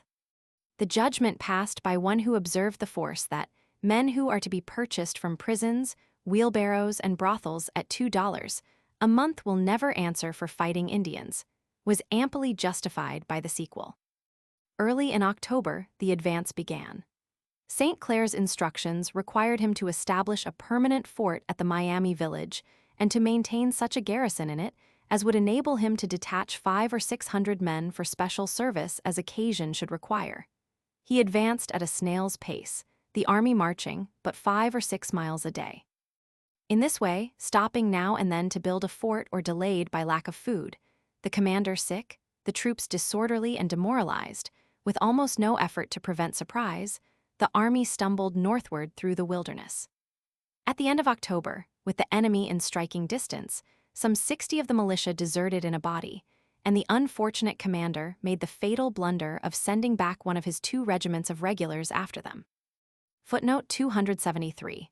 Roosevelt Winning of the West, Roman 4, 3052, gives a detailed and graphic account of St. Clair's campaign, with references to much of the important source material. For St. Clair's official reports see American State Papers, Indian Affairs, I. 130-638. Perhaps it was just as well, for a larger force would have resulted only in a greater slaughter. On November 3, the army encamped on a branch of the Wabash near the middle point of the western boundary of Ohio. The main body of the army huddled together on the eastern bank of the stream, while the militia camped on the opposite side. Shortly after sunrise the next morning, the Indians fell in fury upon this exposed detachment, and a battle ensued similar in character and in magnitude of horror and disaster to the defeat of the ill-fated Braddock. Concealed behind logs and trees, the savages poured a steady fire upon the doomed army. The troops, drawn up in close array, unable even to see their foe, fired vain volleys into the forest. A heavy pall of smoke soon overhung the army, under cover of which the agile savages darted again and again into the lines of the troops, tomahawking their chosen victims and slipping deftly away before the enraged but slower soldiers could retaliate. The officers displayed conspicuous bravery, encouraging their men and leading them again and again in bayonet charges against their tormentors. But the savages only retired before their advance to fall upon them the moment they turned, and at times the charging parties, isolated from the main body, fought their way back with difficulty. A more terrible scene can scarcely be pictured. The bravery and exertions of the troops were all in vain against such a foe. For 2 hours the slaughter went on, while the wounded were gathered to the center and the officers strove to keep the lines intact. At last the men became demoralized. In ever larger numbers, they deserted their posts to huddle terror-stricken among the wounded. Seeing that all was lost, and that the army could be saved from complete destruction only by an immediate retreat, St. Clair gathered such fragments of battalions as he could and ordered a charge to regain the road by which the army had advanced. A vigorous charge drove the Indians back beyond the road, and through the opening the demoralized troops pressed, to use the expressive phrase of an eyewitness, like a drove of bullocks. The pursuit was delayed for a short time, apparently because the Indians failed at once to grasp the significance of the new movement. They soon fell upon the rear, however, and slaughtered without hindrance the terror-stricken fugitives, whose only thought was to get away. In the mad rout the soldiers, crazed by fear, threw away their weapons as they ran.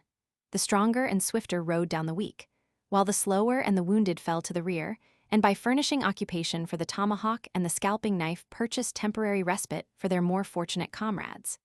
The savages drew off after they had followed the fleeing mob in this way for about 4 miles, possibly because for once they were satiated with slaughter, more probably because lured by the plunder of the camp.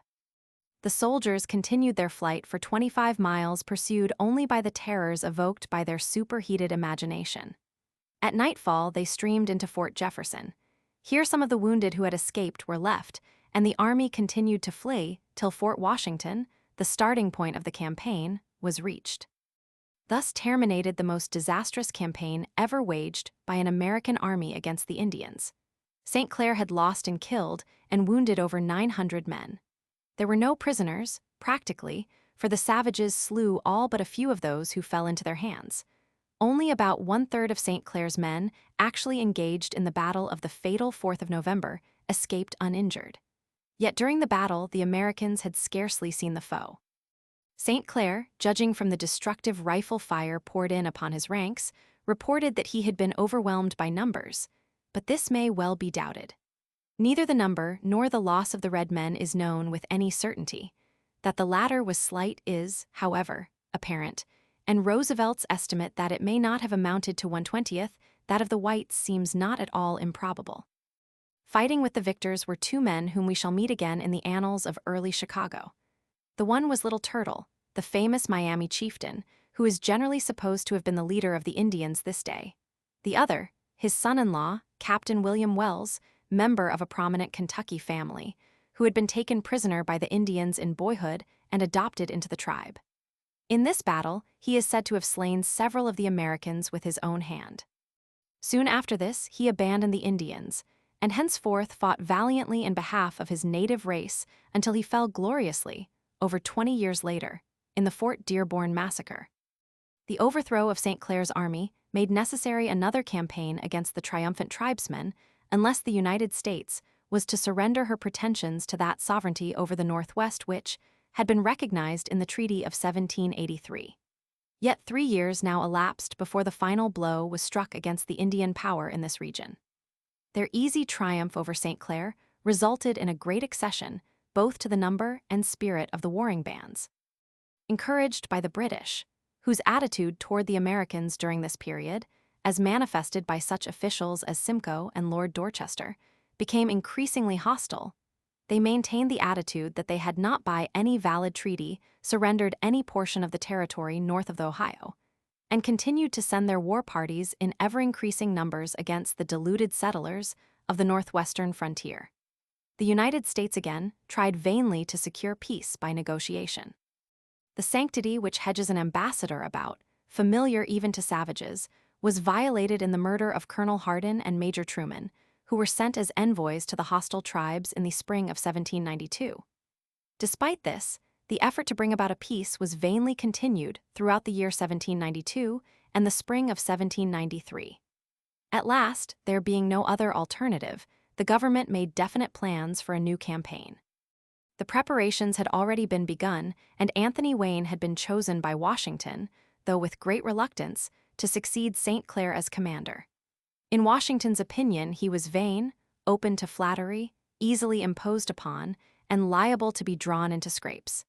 In spite of this, he was considered the best man available, and his conduct following his appointment brilliantly refuted the prevalent opinion of his lack of judgment. If there ever had been ground for Washington's low opinion of Wayne's prudence, certain it is that he afforded none by his measures in this crisis in the history of the Northwest. His bravery was questioned by no one, and he had long been recognized as the most active and enterprising officer in the Army.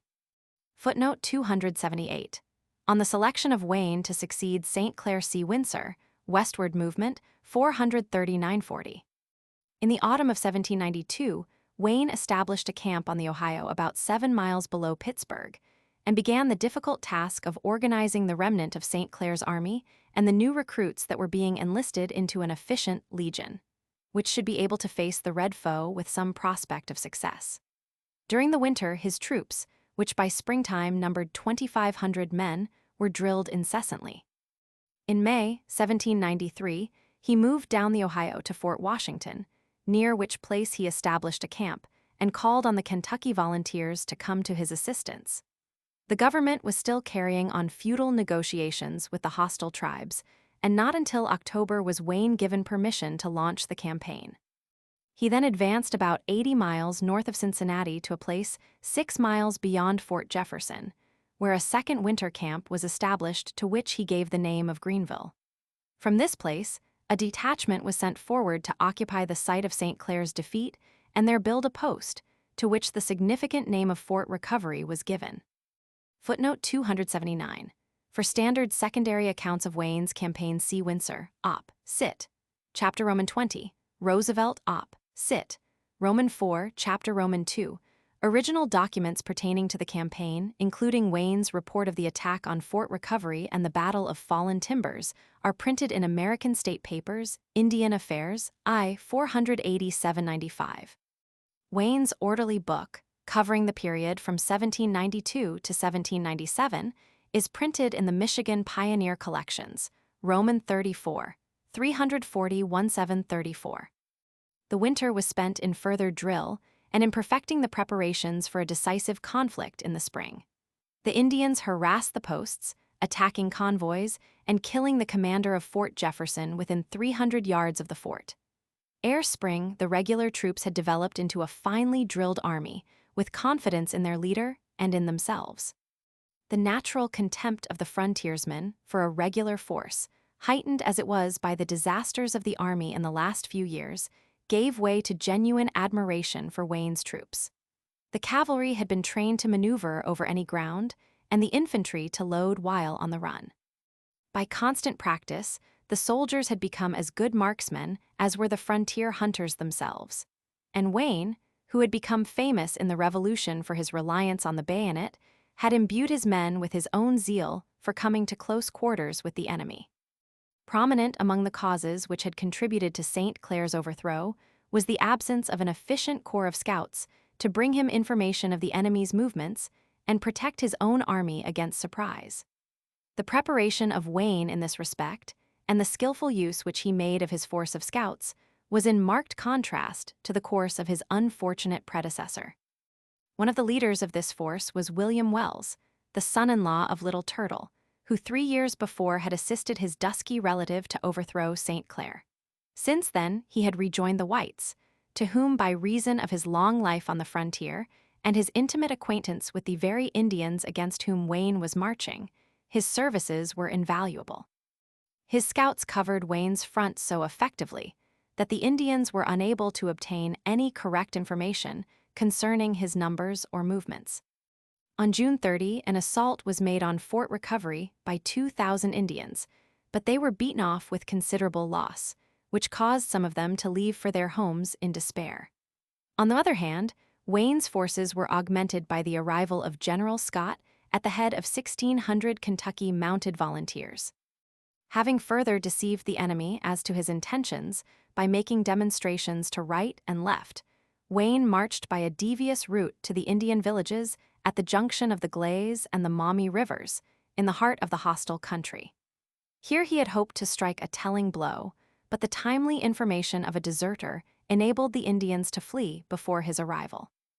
But their villages, stretching for several miles up and down the river, with cornfields more extensive than Wayne had ever seen before, from Canada to Florida, fell into his hands without striking a blow. He spent some time in building here a strong stockade fort, which he grimly named Defiance, and in sending a last futile overture to the Indians for peace. It was now the middle of August, and on learning of the failure of his embassy, Wayne set forth on the final stage of his campaign. Footnote 281.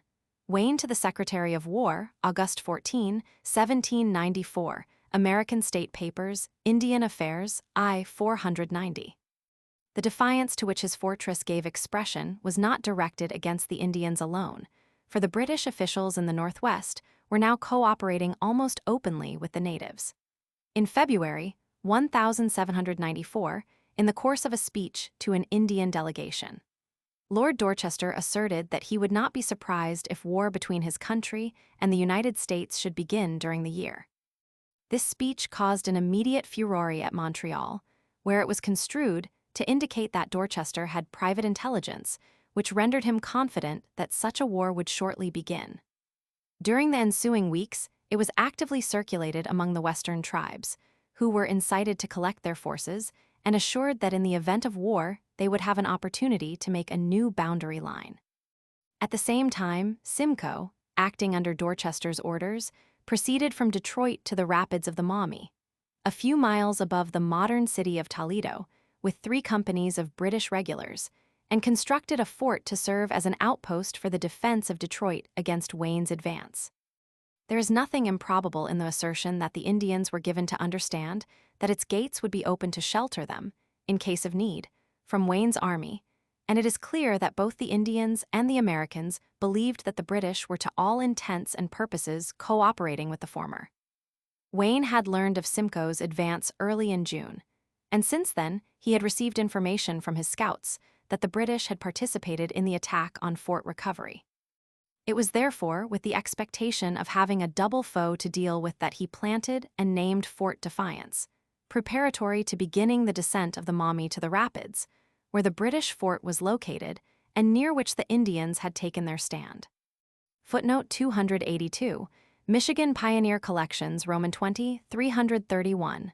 For an account of Dorchester's speech and its results, see Roosevelt, Op. Cit. Roman 4, 57-60, 62. Footnote 283.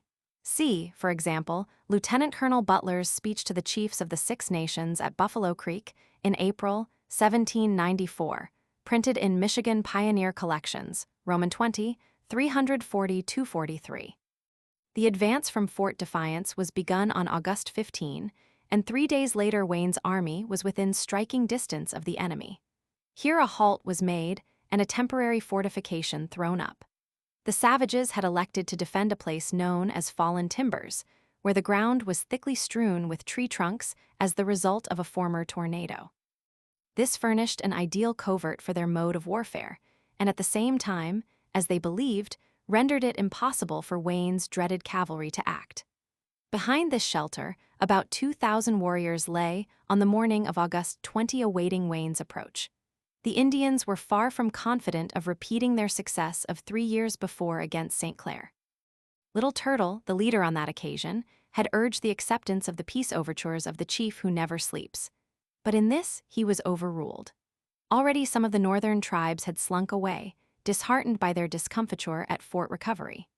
The southern Indians had sent encouraging messages, but had failed to back them up with their warriors, and the sole hope of assistance rested with the British, who in similar crises in times gone by had failed them.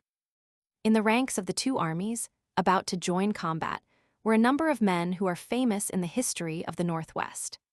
General Wayne had acquired fame in the Revolution as a daring leader of men, but this campaign furnishes the climax of his military career and his surest claim upon the grateful remembrance of posterity.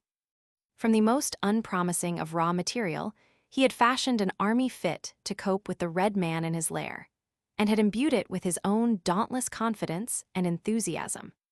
He had transformed such men as St. Clair had with difficulty held together in the absence of the enemy, and who had proved so helpless in his presence, into the peers of the frontiersmen themselves in marksmanship and dexterity in the saddle. and had made them submissive to an iron discipline, which rendered them immeasurably superior to the latter for the conduct of a campaign or battle. On the other side were a score or more of chieftains of varying degrees of importance and influence. If Little Turtle had favored a fight, his rank and reputation would probably have given him the position of chief importance. Blue Jacket's advice had prevailed in the council before the battle, however, and as the result, he occupied the position of commander. Two young men, one in either army, possess a peculiar interest for us by reason of their later careers.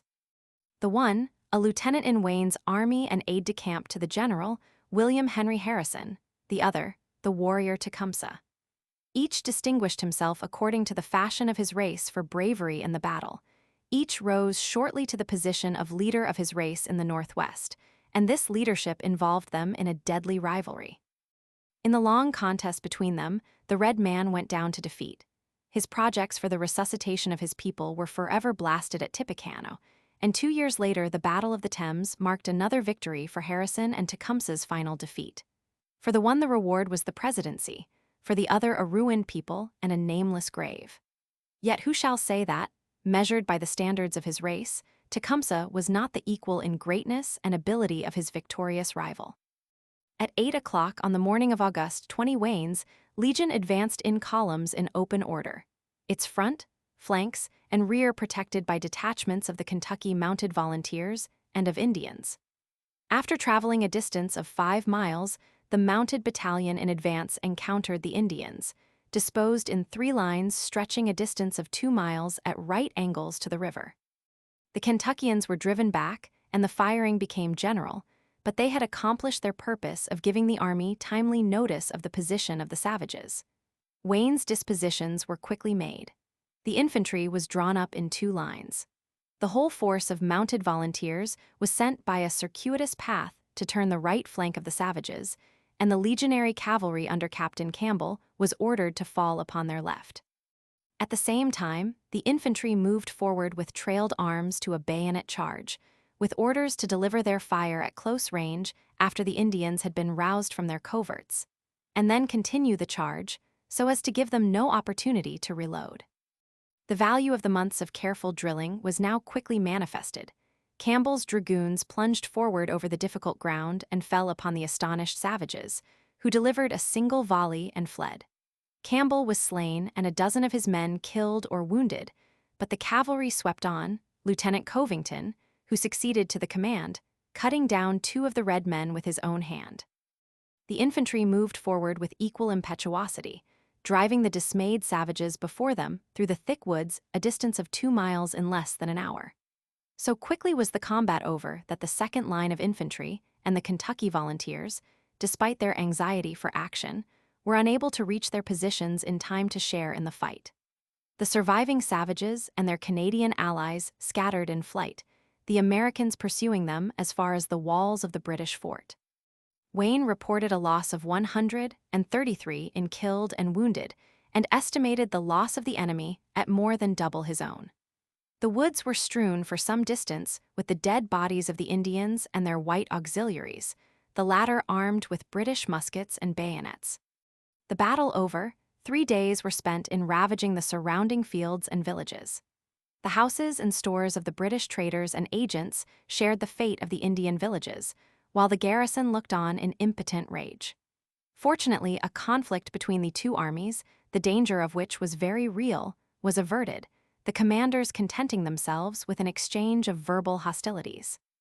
A week after the battle, the victorious army moved leisurely back to Fort Defiance, laying waste the villages and cornfields of the savages for a distance of 50 miles on either side of the Maumee. After 2 weeks spent in strengthening the fort, while waiting for supplies from Fort Recovery, the army moved up the river to the Miami villages at the mouth of the St. Mary's, where Harmer's force had been rebuffed 4 years before. Here some weeks were spent in destroying the surrounding villages and fields and in building a fort which was named for the commander, Fort Wayne. At the end of October, the army retired to Greenville, where it went into winter quarters. Since the opening of the campaign, it had performed one of the most weighty and important feats in the winning of the West. The Indians were discouraged by their defeat and their abandonment by the British. The agents of the latter strove to reanimate them and prolong hostilities, and for some time the issue was doubtful. Some of the savages were in favor of continuing the war, but the majority finally inclined to peace, and in February 1795, Wayne entered into a preliminary agreement with a number of the tribes for the negotiation of a permanent peace on the basis of the terms of the Treaty of Fort Harmar of January 1789. The tawny diplomats straggled slowly into the place appointed for the council. The council fire was kindled on June 16, but owing to the tardiness of the various delegations, a month elapsed before the formal negotiations were begun. 3 weeks later, on August 10, the treaty was concluded. In all, 1,130 warriors had assembled. To the torrent of savage oratory, which their spokesmen poured forth during the weeks of discussion, Wayne replied in kind, showing himself as much at home in the council chamber as when on the field of battle. Footnote 286. Windsor, Op. Cit. 460-61, American State Papers, Indian Affairs, I. 547-58, 568. Footnote 287. For Wayne's report of the proceedings attending the negotiation of the treaty, see American State Papers, Indian Affairs, I. 560-283. On July 3, Wayne called the chiefs together to explain to them the significance of the impending celebration of Independence Day, so that they might not be alarmed when the roar of the big guns should ascend into the heavens. 12 days later, the council was formally opened. Wayne displayed his credentials to the assembled chiefs, explained the occasion of the meeting, and closed by suggesting an adjournment of 2 or 3 days to have a little drink and consider the situation. The chief issue of the conference was immediately raised by Little Turtle, who professed ignorance of the Treaty of Fort Harmar and denied that the Miamis had had any part in it. As the negotiations proceeded, this chief strenuously opposed the cessions demanded by Wayne. In a speech delivered July 22, he expressed his regret over the division of opinion manifested by the assembled Indians, and claimed for his tribe all of the territory bounded on the east by a line from Detroit to and down the Scioto River to its mouth, on the south by the Ohio from this point to the mouth of the Wabash, and on the west by a line from the mouth of the Wabash to Chicago. He questioned the good faith of the Americans, saying they claimed the land in dispute now by cession by the British in 1783, now by that of the tribes who took part in the Treaty of Fort Harmar.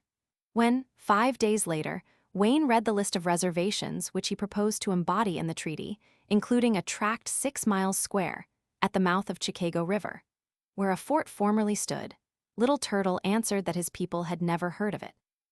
On this particular point, the facts of history favored the red man, for there is no satisfactory evidence that the French had ever had a fort here. But force and the logic of events favored the white leader, and in the final draft of the treaty was included the cession of one piece of land 6 miles square at the mouth of Chicago River, emptying into the southwest end of Lake Michigan, where a fort formerly stood. Among those most disposed to accept the terms offered by Wayne were the Wyandots, to whom was entrusted one of the 2 copies of the treaty that were engrossed on parchment.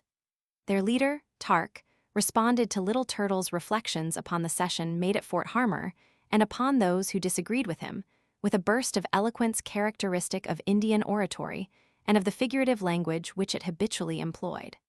Addressing his elder brother, General Wayne, he said, "Now listen to us. The Great Spirit above has appointed this day for us to meet together. I shall now deliver my sentiments to you, the 15 Fires. I view you lying in a gore of blood. It is me, an Indian, who has caused it. Our tomahawk yet remains in your head. The English gave it to me to place there. Elder brother, I now take the tomahawk out of your head, but with so much care that you shall not feel pain or injury. I will now tear a big tree up by the roots and throw the hatchet into the cavity which they occupied, where the waters will wash it away where it can never be found. Now I have buried the hatchet, and I expect that none of my color will ever again find it out. Brothers, listen. I now wipe your body clean from all blood with this white soft linen, and I do it with as much tenderness as I am capable of. You have appointed this house for the chiefs of the different tribes to sit in with you, and none but good words ought to be spoken in it. I swept it clean, nothing impure remains in it. Brother, I clear away yon hovering clouds that we may enjoy a clear, bright day, and and easily see the sun, which the Great Spirit has bestowed on us, rise and set continually. The negotiations were at length satisfactorily concluded, and all professed themselves satisfied with Wayne's demands. The treaty recognized the American title to the lands north of the Ohio, bounded by a line drawn from the mouth of the Kentucky River to Fort Recovery, thence in a general easterly direction to the Muskingum, and along this river and the Cuyahoga to Lake Erie. In addition, various reservations, aside from the one at Chicago, were made, most of them for the establishment of forts, and the free passage of the rivers and portages connecting the proposed chain of forts was guaranteed. In Illinois, the grant included reservations at Chicago, at Lake Peoria, and at the mouth of the Illinois, and the free use of the Chicago Harbor, River, and Portage, and the Illinois River. On the other hand, the Indian title to the soil was recognized, some $20,000 worth of presents were distributed, and the payment to the Indians of annuities aggregating $9,500 was promised. The treaty brought to an end 40 years of warfare in the Valley of the Ohio, during which it is estimated 5,000 whites were killed or captured. For 3 years past, the war had cost the government of the United States over $1 million a year. The peace which Wayne brought to the frontier endured for 15 years, being broken only by Tecumseh's War, which shortly merged into the greater struggle between Great Britain and the United States in 1812. By that time, the inrush of settlers and the passing away of the older generation had wrought a material change in the condition of the Northwest, so that the Treaty of Greenville may fairly be said to have endured until the conditions which called it forth had passed away. While Wayne was pushing his campaign against the Northwestern Indians, which the British officials feared would end in their overthrow at Detroit, Washington dispatched John Jay on a diplomatic mission to England, which was to result in the peaceable surrender of the Northwestern posts. The differences between the two countries which had arisen from the unfulfilled treaty of 1783 had now become so serious that there was grave danger of a warlike termination. In the hope of preventing this calamity, therefore, Washington appointed Jay, in the spring of 1794, as a special envoy to England to treat of the matters in dispute. During the summer, the negotiations with the British government went slowly forward, and in November a treaty was concluded. By the Americans, its terms were received with bitter disgust, and there is even yet a difference of opinion among students over the question of the wisdom of Jay's conduct of the negotiations. The Western Americans were especially loud in their denunciation of Jay and the treaty. Yet they obtained by it the surrender of the British posts in the Northwest, a measure which constituted the logical completion of Wayne's work and was absolutely essential to the permanence of the peace so recently established on the frontier.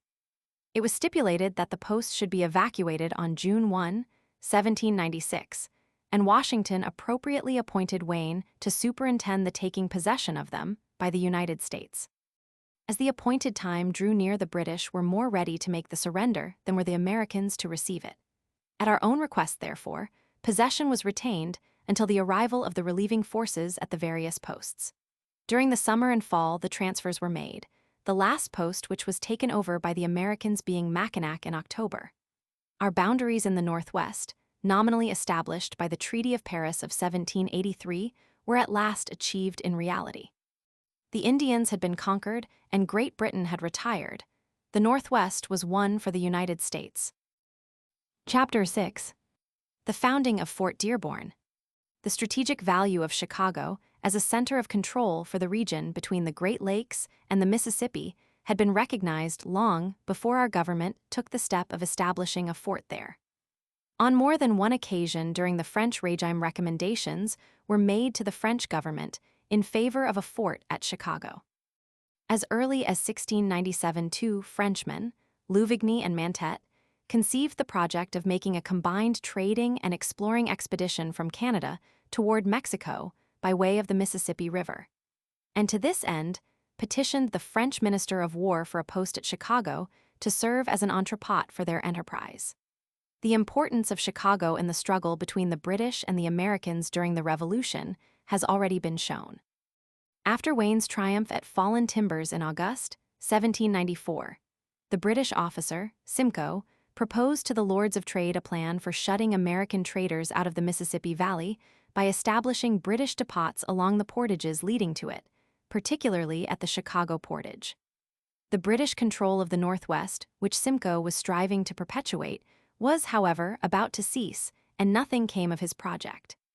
Wayne's appreciation of the importance of Chicago was shown by his demand in the Treaty of Greenville that the Indians cede to the United States a tract of land 6 miles square at the mouth of the Chicago River, to serve as the site for a future fort. Two facts, both of them of great importance in American history, account for the establishment of Fort Dearborn, 8 years after Wayne thus acquired from the Indians the title to its site. One was Wayne's victory over the Northwestern tribes, the results of which were registered in this same Treaty of Greenville. The other, the acquisition of Louisiana by the United States in 1803. Probably the first of these would alone have been sufficient to determine the establishment ere long of a fort at Chicago, but the influence of the two combined rendered delay impossible. The victory of Wayne, by removing the menace of Indian hostilities, made possible the rapid settlement of the region northwest of the Ohio. During the next few years, a veritable flood of immigration poured into this Northwest territory, the portion nearest at hand being, as was natural, first occupied. Within 5 years of the Treaty of Greenville, this portion of the territory was ready for statehood.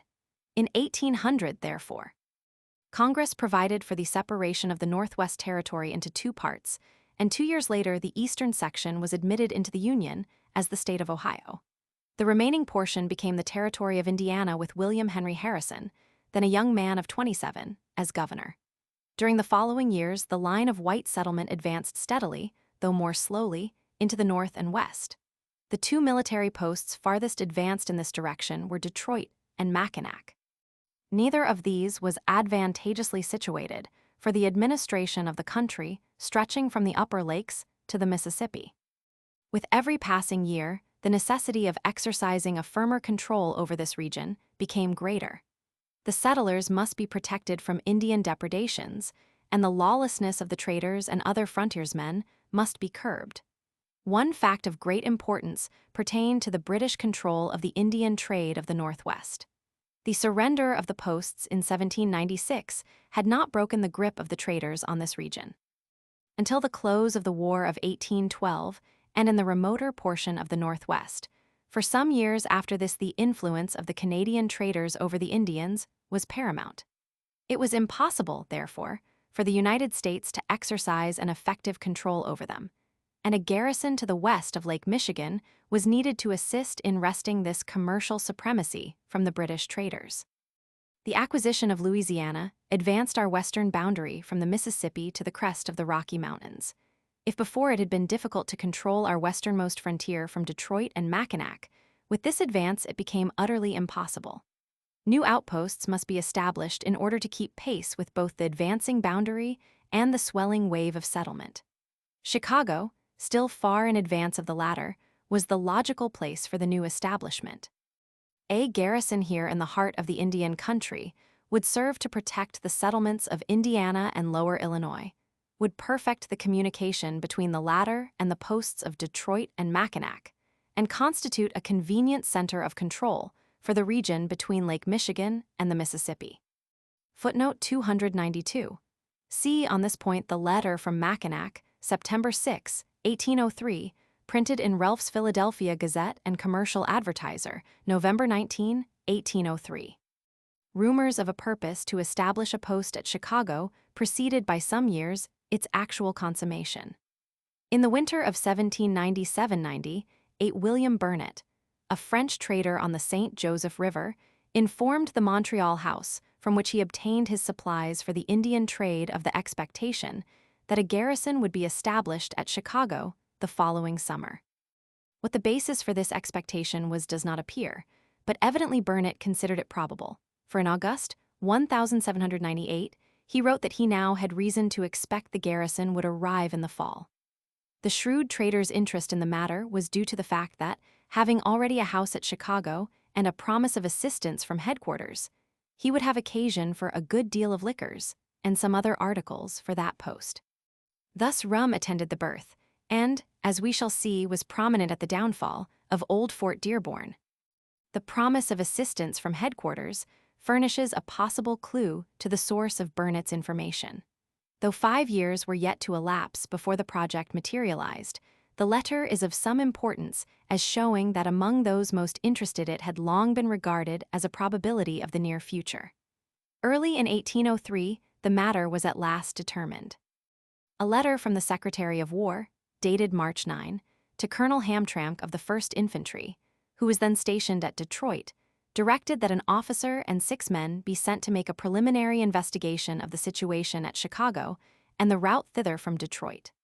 The party was to go by land from Detroit to the mouth of the St. Joseph River, marking a trail and noting suitable camping places for the company which was to follow. Inquiry was to be made concerning the supplies of provisions which Burnett and the other traders could furnish, and a suitable site was to be selected at St. Joseph for a temporary encampment of the company until preparations could be made at Chicago for its reception.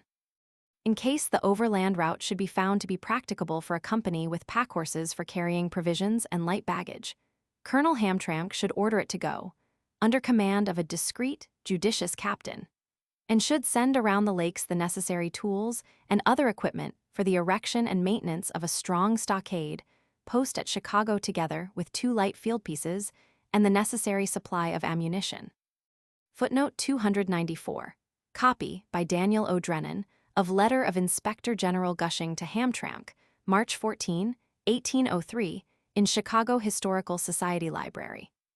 Mr. Drennan, as agent of the Society, made exact copies of a large number of documents in the files of the War Department at Washington pertaining to Hull's campaign and to Fort Dearborn and early Chicago. These will be cited henceforth as the Drennan Papers. 6 weeks later, the appointment of Captain John Whistler as commander of the new post had been made, and soon after, he departed with 6 men to examine the route and report to Major Pike.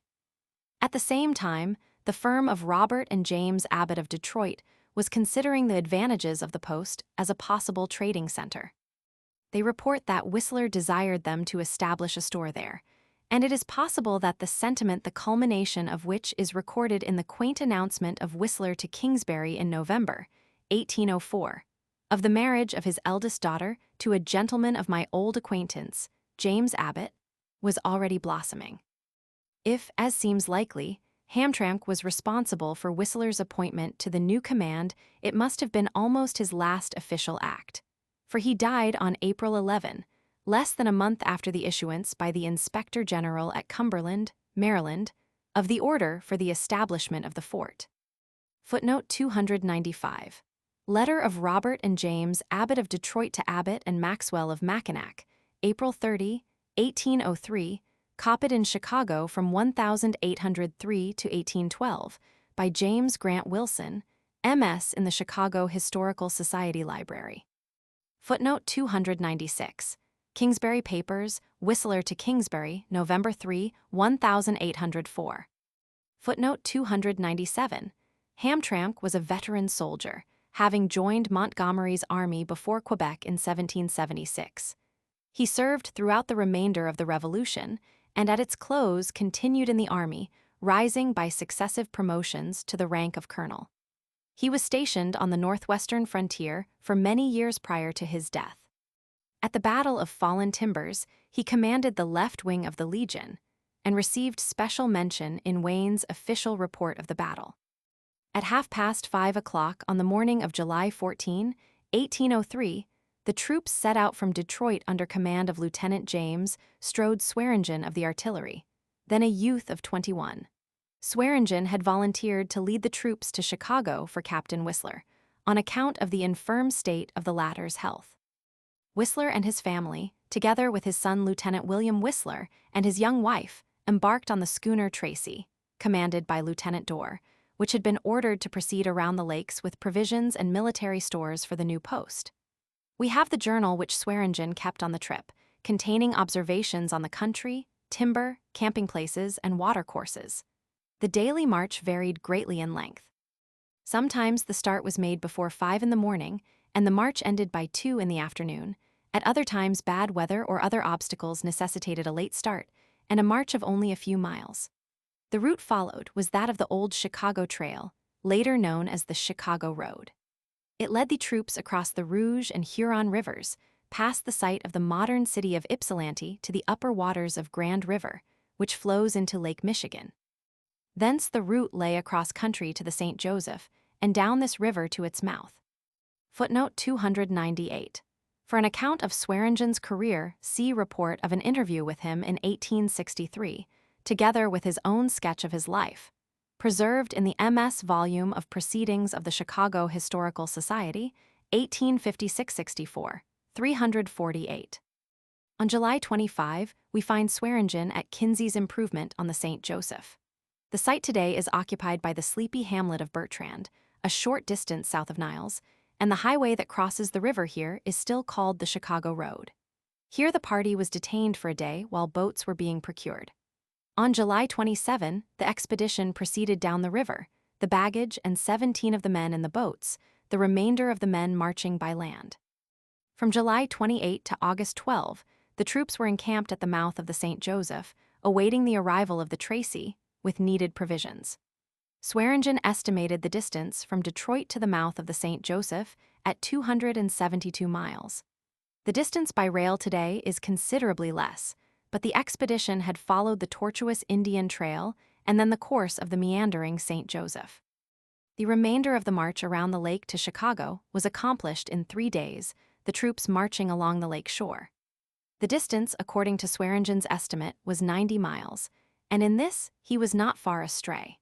Probably the rapidity of the march, averaging 30 miles each day, may be explained by the supposition that the baggage continued to be transported by boat, for the journal records that the start from St. Joseph was delayed 2 days by the roughness of the lake. Unless the boats continued on to Chicago, this would, apparently, have been of no concern to the expedition. Illustration: Captain James Strode Swearengen. As a youthful lieutenant of 21, he led the troops to Chicago in 1803. By courtesy of the Chicago Historical Society. While the land detachment was thus marching across the wilderness of southern Michigan and northern Indiana, the Tracy was conveying the artillery, provisions, and heavy baggage around the lakes. A short stop was made at the mouth of the St. Joseph, where the troops were supplied with provisions. Here the Whistlers, father and son, disembarked and continued their journey to Chicago in a rowboat. We have several accounts, each of them more or less fragmentary, of what happened upon the arrival of the troops at Chicago. Some of them are of contemporary origin, while 2 which will demand consideration were written over half a century later by 2 surviving participants in the founding of the first Fort Dearborn. Of these, Swearengen's journal is easily the most authoritative, but unfortunately it confines itself largely to describing the physical situation. The other reports help out the story by the addition of various details. The troops reached the Chicago River at 2 o'clock on the afternoon of August 17, after a march of 24 miles from their last camping place on the Little Calumet. They found the Chicago a sluggish stream 30 yards in width at the bend, where the fort was to be constructed. The river was 18 feet or more in depth, but a sandbar at its mouth rendered the water dead and unfit for use.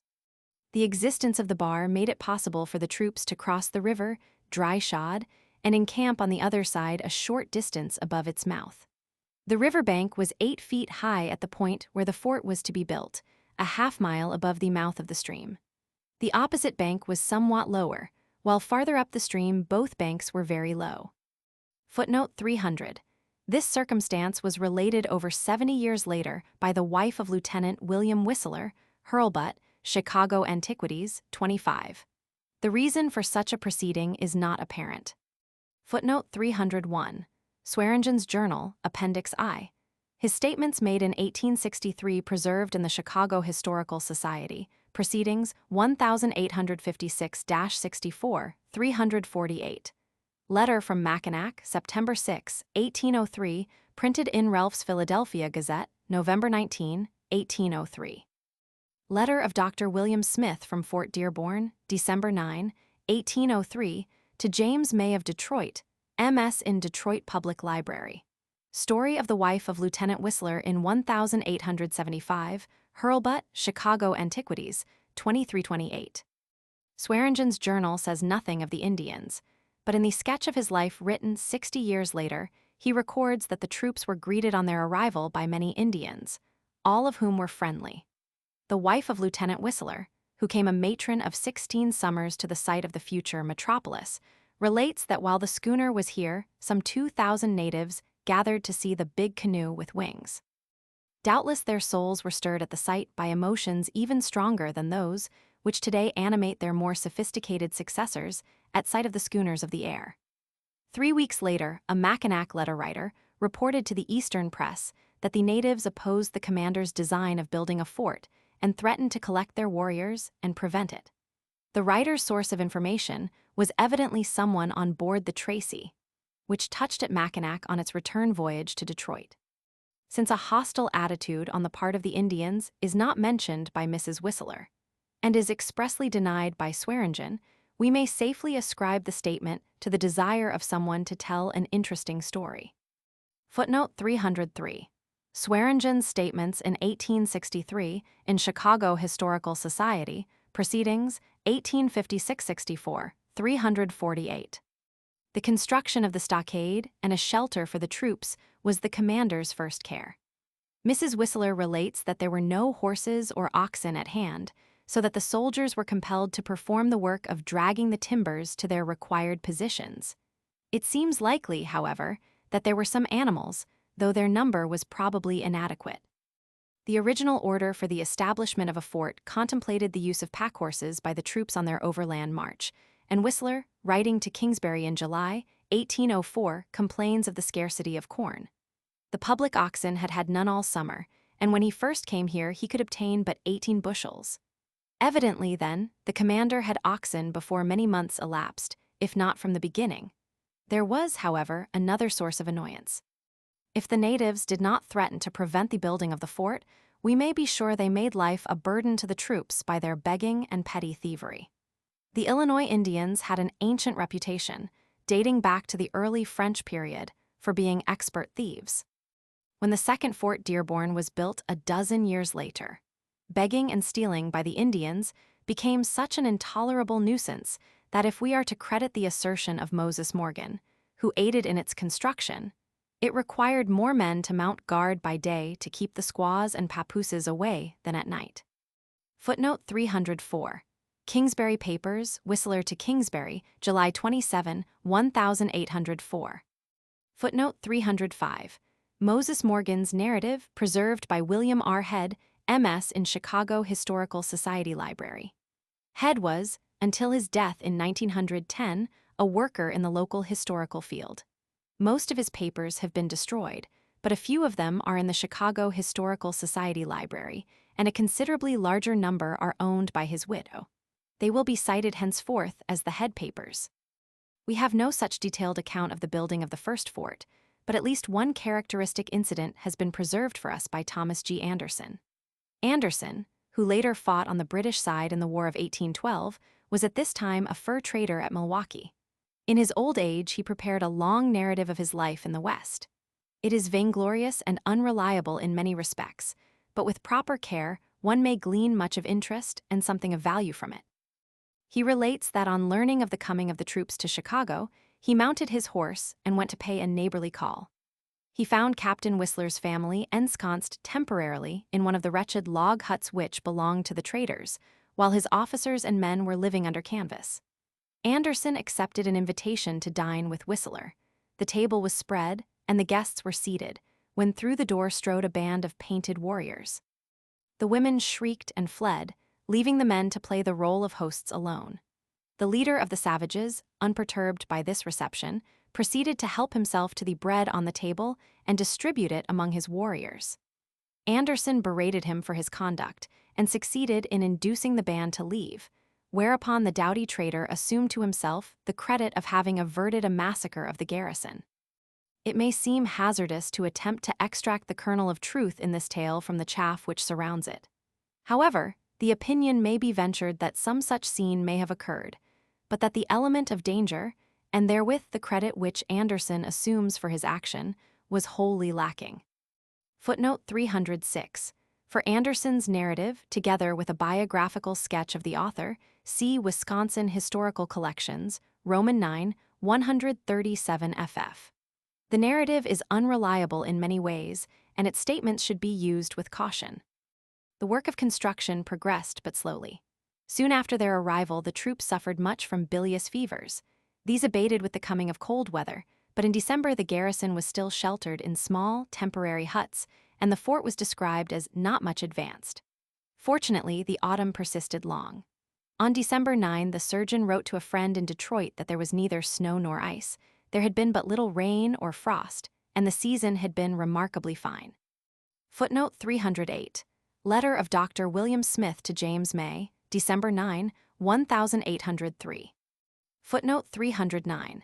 Letter of Dr. William Smith to James May, December 9, 1803. Before leaving the subject of the building of Fort Dearborn, it may be well to refer to another tale in connection therewith which has often been repeated. It is to the effect that the government, having decided to establish a fort on Lake Michigan, sent commissioners to St. Joseph with a view of locating it there. They selected a site and began preparations for erecting a fort when the Indians objected, and so the commissioners passed on to Chicago, where Fort Dearborn was constructed. No evidence has been offered in support of this story, notwithstanding its improbability. In the light of documents discovered in recent years, it is possible to suggest an explanation of its origin. We have seen that Colonel Hamtramck was directed to send a detail to explore the route and select a site at the mouth of the St. Joseph for a temporary camp, and that Swearengen's company halted here for 2 weeks on its way to Chicago. It is possible that the natives, not knowing that the camp was but a temporary one, protested against it and believed their protest responsible for the removal of the troops to Chicago. Footnote 310. The earliest publication of the story which I have found occurs in the Michigan Pioneer Collections, I. 122.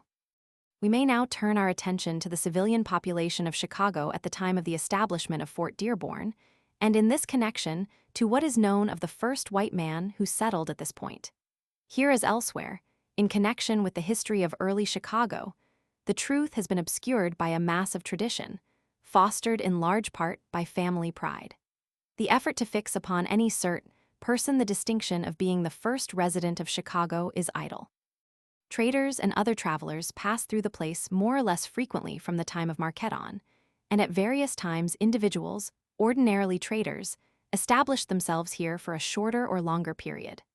The story of Father Pinet's mission of the guardian angel at Chicago near the close of the 17th century has already been noted. After this, there are several more or less shadowy traditions of dwellers on the banks of the Chicago River during the second half of the 18th century. The earliest of these deals with a remarkable woman, whose career as painted for us by Reynolds would be difficult to parallel elsewhere in history.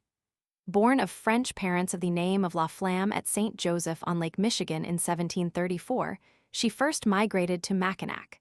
From thence with her husband, Pilette de Saint Ange, she removed to Chicago about the year 1765.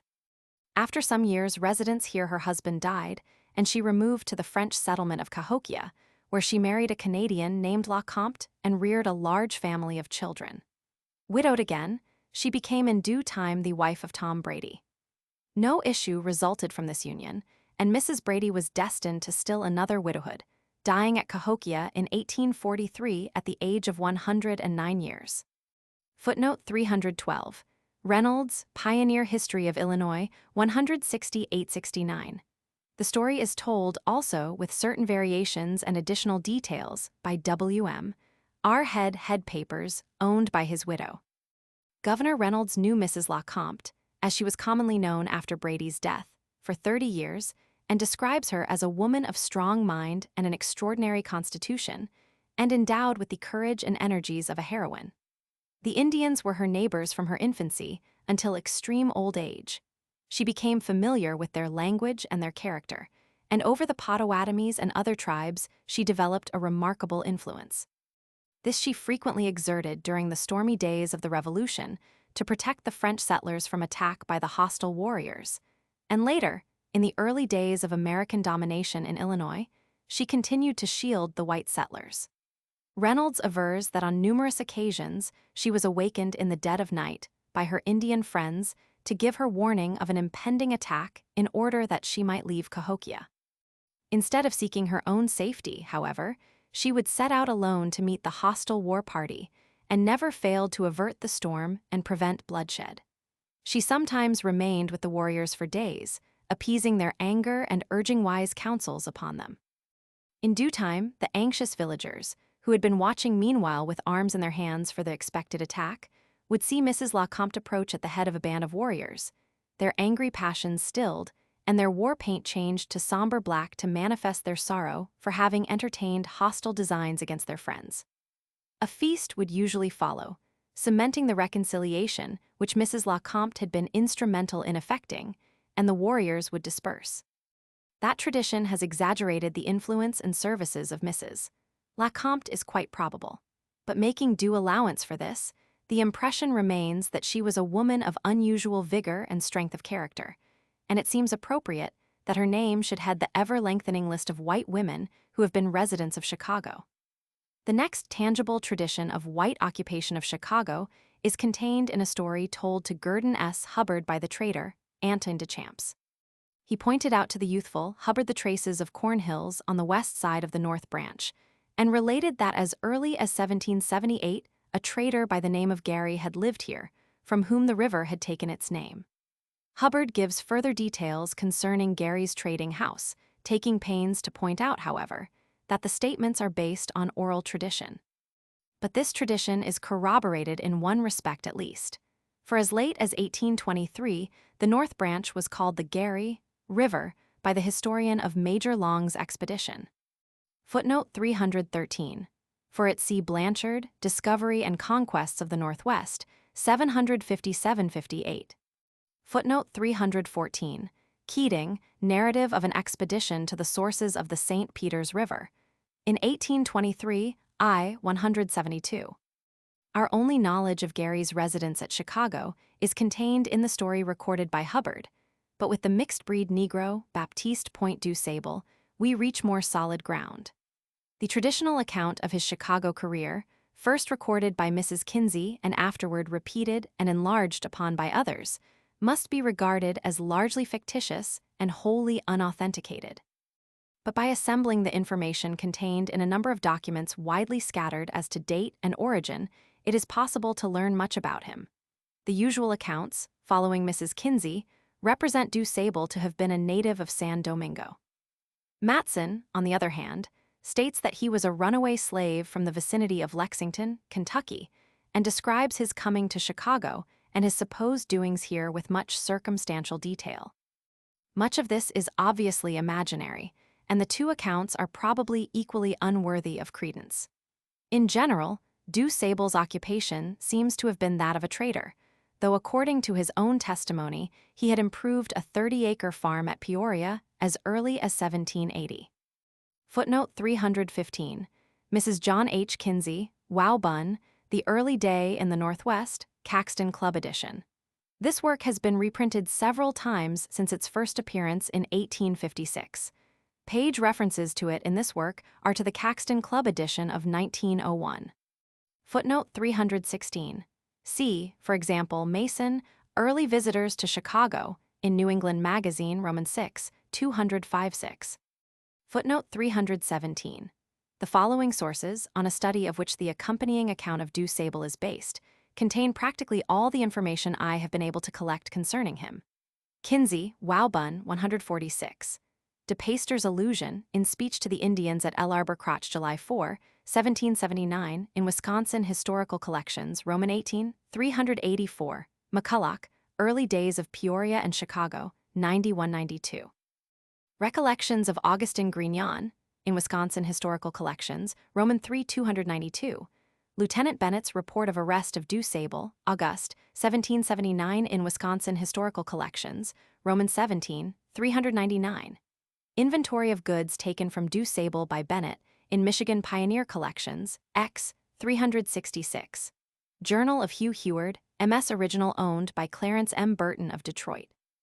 I have used the copy in the Chicago Historical Society Library. Schoolcraft, Personal Memoirs, 478. Draper Collection, S. Vols, Roman 21 and Roman 22, Passim. McCulloch, Old Peoria, in Illinois State Historical Society, Transactions, 1901, 46. Footnote 318. Matson, N., French and Indians of Illinois River, 187-91. Matson's information purports to have been obtained from a grandson of DuSable. As a trader, he moved from place to place, and the date of his settlement at Chicago and the regularity of his stay here are alike uncertain. De Peyster says that he was here in 1779, and also darkly hints at some punishment meted out to him by Langlade, the reputed father of Wisconsin. In the summer of that year, however, we find him established with a house on the River Kemen, later known as Trail Creek, probably on the site of Michigan City, Indiana. Here he was arrested by Lieutenant Bennett, who had been sent by De Peyster toward Vincennes to forestall an anticipated attack on Mackinac by George Rogers Clark. DuSable's offense seems to have consisted only in his attachment to the American cause, and even his captor speaks highly of him. Curiously enough, he was in the employ of a British trader, Durand, at Mackinac, who this same summer had undertaken to guide a British war party to the Illinois country to cooperate with Bennett. The goods which Bennett seized from DuSable belonged to Durand, who proceeded to file a claim with his government for their value. Because of this circumstance, there is preserved an itemized inventory of DuSable's stock in trade. Perhaps the most interesting entry, aside from the quaint designation of DuSable as A. Nagerlibra, is the rum, 10 barrels of 20 gallons each, with a value nearly twice as great as all of the remainder of the stock. Footnote 320, Wisconsin Historical Collections, Roman 18, 384, see also in this connection Ibid. 399, note 98. Whatever his nativity may have been, DuSable proved, at least to the satisfaction of a government commission, that he was a citizen of the United States. In pursuance of a series of congressional acts and resolutions providing for grants in the Illinois country to citizens of the United States who had made improvements or who were heads of families, DuSable made proof that both before and after 1783 he had resided at Peoria, that he was the head of a family, and that he had improved a farm of 30 acres at Peoria as early as 1780. The commission therefore reported that he was entitled to 800 acres of land. How long after 1783 he continued to reside at Peoria does not appear, but in 1790 we find him established at Chicago near the mouth of the river. Whether, as Mrs. Kinsey suggests, he went into politics and sought election as a chief of the Potawatomis is dubious, but when Heward passed through Chicago in the spring of 1790, he was entertained by DuSable. The traveler exchanged some cotton cloth with him for a supply of food and also borrowed his boat. 4 years later he was still here, if Grignon's recollections are to be trusted. Alexander Robinson in his old age related that DuSable, who had long lived at Chicago and was prominent among the Indians, came to Mackinac about the year 1796, accompanied by quite a band of Indians in several birch-bark canoes. The British greeted him on his arrival by the discharge of cannon. Footnote 324. Mrs. Kinsey's brief statement on this point is greatly enlarged and improved upon by Matson, French and Indians of Illinois River, 188-91. Footnote 325. Interview with Lyman C. Draper, Draper Collection, S. Roman 21, 276. The accounts we have of the personality and character of DuSable are for the most part highly creditable to him. Robinson describes him as tall and of commanding appearance. Another observer, Stephen Hempstead, who was acquainted with him in his old age, describes him as quite gray and venerable, about 6 feet in height, with a well-formed figure and a very pleasant countenance. De Peyster, himself a rimster and a friend of Robert Burns, calls him handsome and well-educated. Doubtless in this case, allowance should be made for poetic license, and for the fact that the poet probably never actually saw the subject of his verse. Grignon recalled that DuSable drank pretty freely, and Robinson stated that he danced and caroused with the Indians and drank badly. By way of palliation of this charge, it may be noted that drinking was a habit common alike to DuSable's age and his profession. There is a much larger mass of testimony in DuSable's favor to offset this venial habit. Hempstead, who has already been quoted, says that he was not degraded, and that he appeared to be respected by those who knew him. Long years after his death, the observant Schoolcraft recorded the information received from Mrs. Laframboise, an aged maidif lady at Mackinac, that he was a respectable man. But the strongest praise comes from Lieutenant Bennett, DuSable's captor in 1779. He reported to De Peyster that since his imprisonment Du Sable had behaved in every respect as became a man in his situation, and that he had many friends who gave him a good character. Footnote 326. Interview of Lyman C. Draper with Hempstead, Draper Collection, S. Roman 22, 177. According to the tradition preserved by Mrs. Kinsey, Du Sable withdrew from Chicago to the home of a friend in Peoria, where he terminated his career. Alexander Robinson stated that he went off to the region of St. Louis and died there, probably before the beginning of the War of 1812. A more specific and, apparently, reliable account of his last years is furnished by Hempstead. He states that Du Sable had no goods in these last years, but spent his time hunting and fishing and lived by himself. He had a hut near the mouth of the Osage River, and here he died, probably about the year 1811. Footnote 328. Interview with Lyman C. Draper, Draper Collection, S. Roman 21, 276.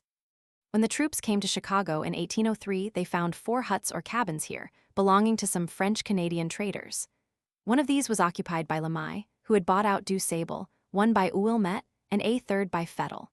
The fourth, apparently, belonged to Kinsey and was at this time vacant.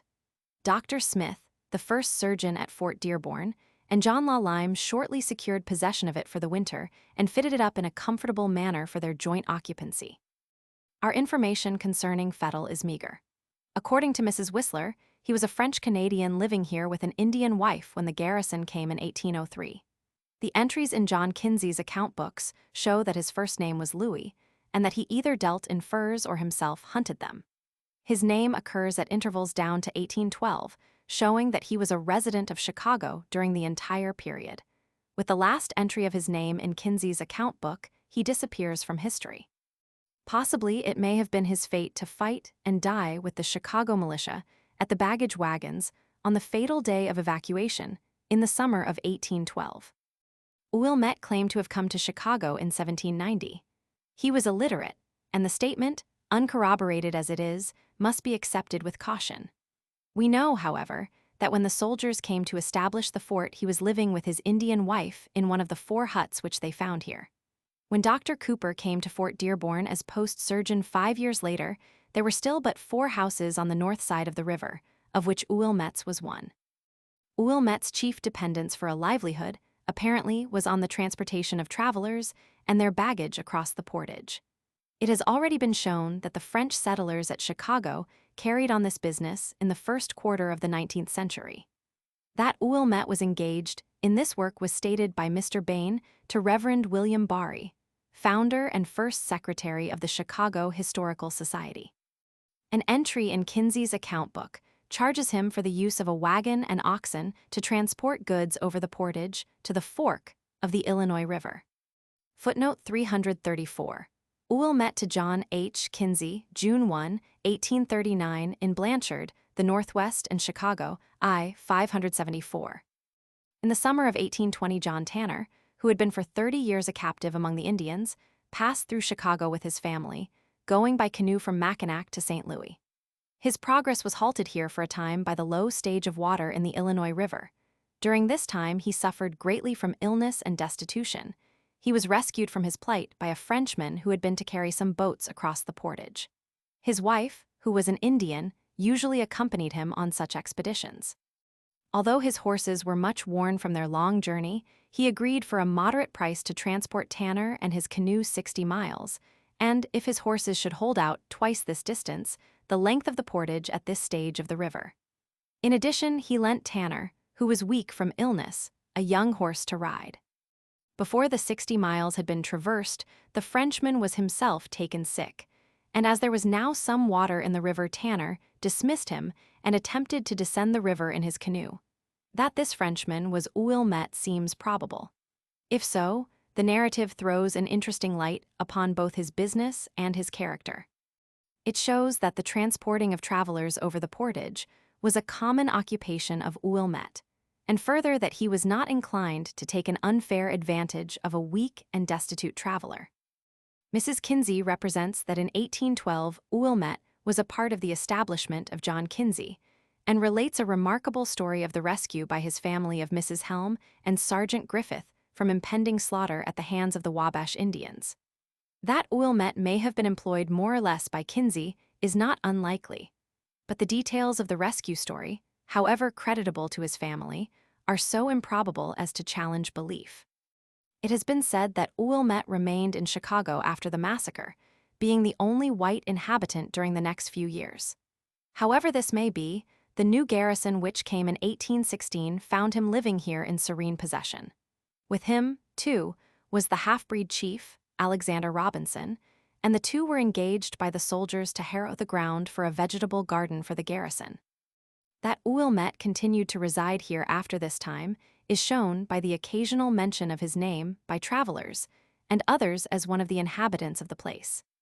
In 1825, he was credited with taxable property to the amount of $400, according to the earliest known Chicago assessment roll, and his name is found the following year on the first Chicago poll list. Footnote 342. Hurlbut, Chicago Antiquities, 452. Andreas, History of Chicago, I. 184. I have found no indication of the authority on which these statements rest. Footnote 344.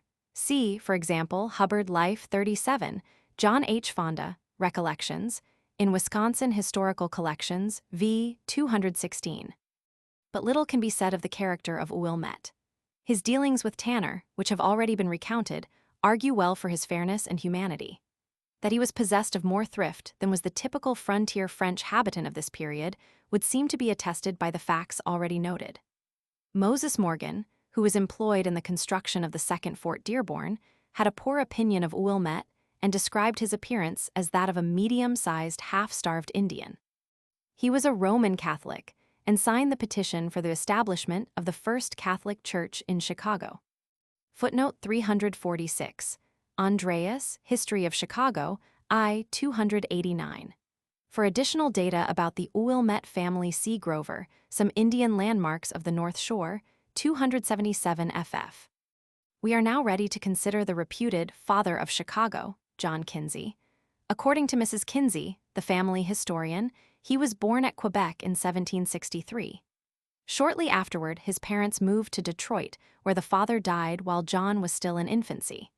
His mother later married William Forsyth, who removed to New York City, where the boy's early childhood was passed. At the age of 10 or 11, he ran away from home, and, making his way to Quebec, fell into the hands of a silversmith from whom he learned enough of the trade to enable him to make the ornaments which so delighted the simple red man. Meanwhile, his mother's family returned to Detroit where, later, it was rejoined by the runaway son. In time, he engaged in the Indian trade, carrying on operations in various places. The same authority states that his earlier establishments were at Sandusky and Maumee, and this is confirmed by two independent sources. About the time of St. Clair's defeat, Joseph Brant, the famous Iroquois chieftain, purchased a horse and other supplies from Mr. Kinsey, silver smith at the Miami. Henry Hay, who passed the winter of 1789-90 at the Miami settlement, makes frequent mention of Kinsey in the journal which he kept of his travels. According to the journal, Kinsey had both a house and a shop and apprentices. Hay draws an interesting picture of the life of the little settlement. Neither social nor religious consolation was lacking, and Hay played his flute and Kinsey his fiddle indifferently for drinking bout and mass. At times, the two classes of entertainment followed each other so closely that the musicians went reeling from one to the other. "Got infernally drunk last night with Mr. Abbott and Mr. Kinsey," wrote the journalist on one occasion. "Mr. A gave me his daughter Betsy over the bottle. Damnation sick this morning in consequence of last night's debauch no breakfast. Kinsey and myself went to Mass and played as usual. Mrs. Ranjard gave us a cup of coffee before Mass to settle our heads." Footnote 349, Journal from Detroit to the Miami River, MS in the Detroit Public Library. The journal is anonymous, but Mr. Clarence M. Burton, who has a typewritten copy of it, ascribes it to Henry Hay. During these years, Kinsey was, of course, in league with the enemies of the United States. Hay makes frequent mention of the bringing in of American prisoners by the Indians, and of the presence of Little Turtle, Blue Jacket, and other chiefs hostile to the Americans, at the village. In the autumn of 1793, Kinsey was still at the Maumee Rapids, where he incurred the suspicion of the Indians by his communications with Wells, one of Wayne's chief scouts.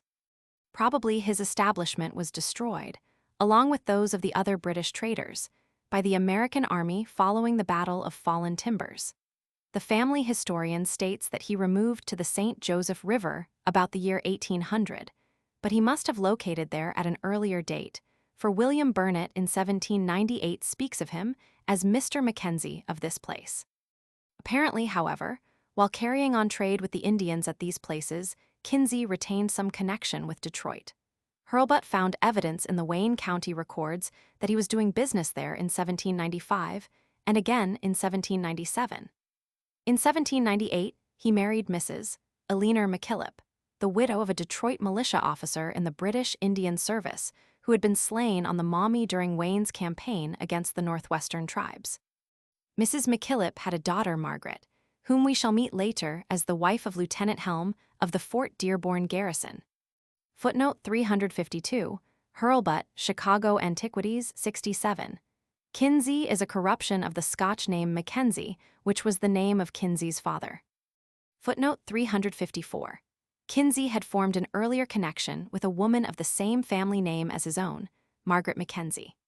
The story that has been handed down to us of her career, while doubtless idealized through dint of repetition, well illustrates the possibilities for adventure of life on the American border a century and a quarter ago. In the course of Lord Dunmore's War, Margaret and Elizabeth Mackenzie were carried away from their Virginia home into captivity among the Indians. The children were adopted by a Shawnee chief who lived near the Indian town of Chillicothe in western Ohio. Years later, when they had grown to womanhood, Margaret the elder accompanied her foster parent on a hunting expedition to the vicinity of the modern Fort Wayne, Indiana. Here a young brave sought to force her to marry him. Spurning his attentions, she mounted a horse by night and fled through the forest a distance of 75 miles to her Indian home. The horse is said to have died from the effects of the wild ride, but the maiden was made of sterner stuff. At length, Margaret Mackenzie became the wife of John Kinsey, and her sister, Elizabeth, the wife of a Scotchman named Clark.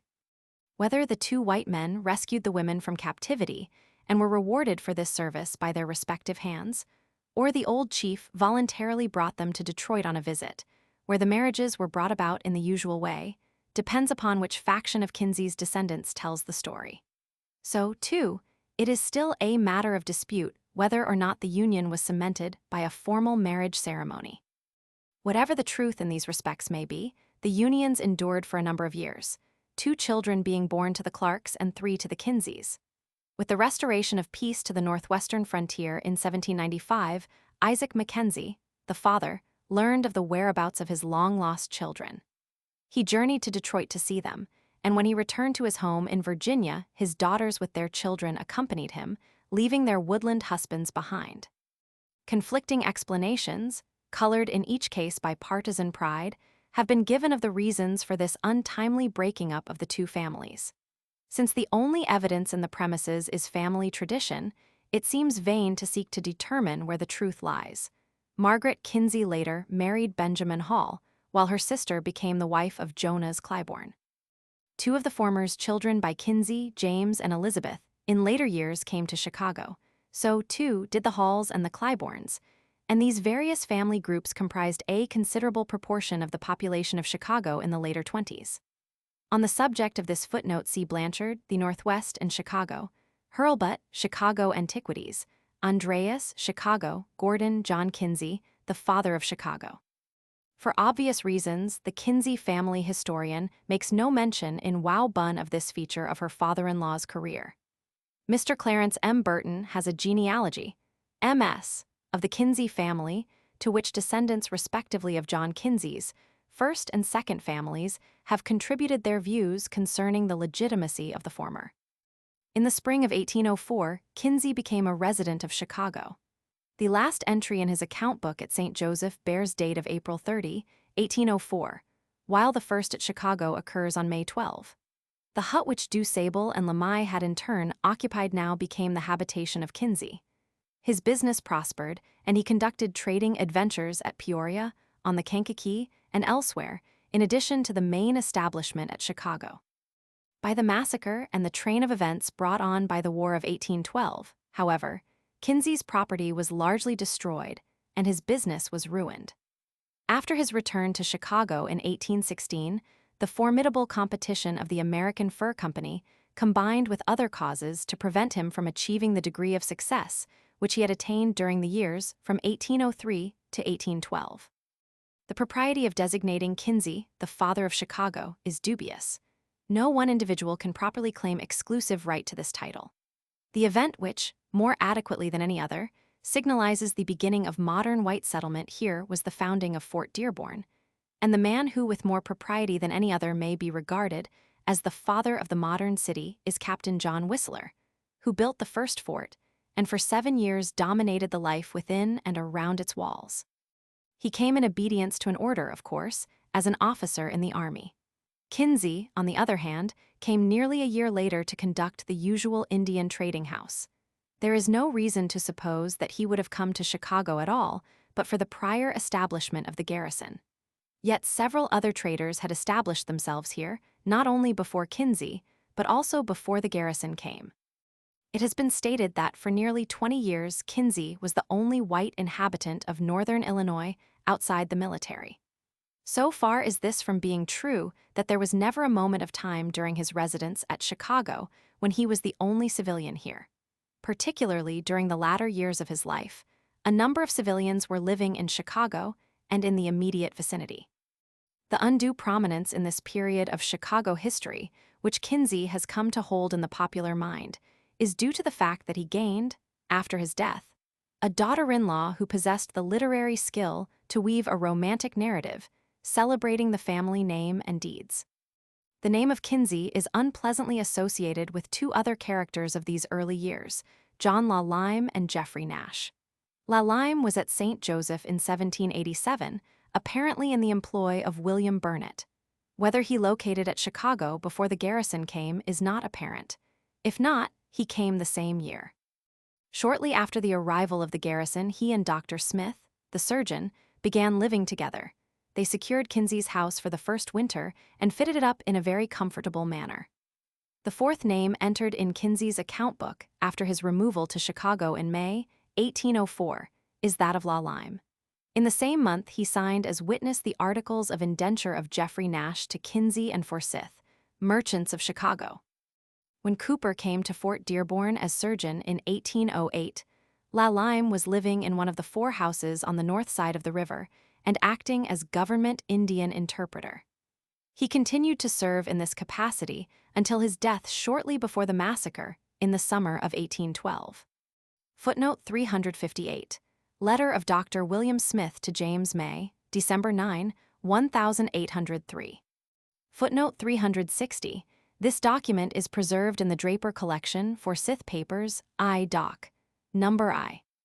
But for a single exception, all the reports concerning Lime's character which have come to light are highly creditable to him.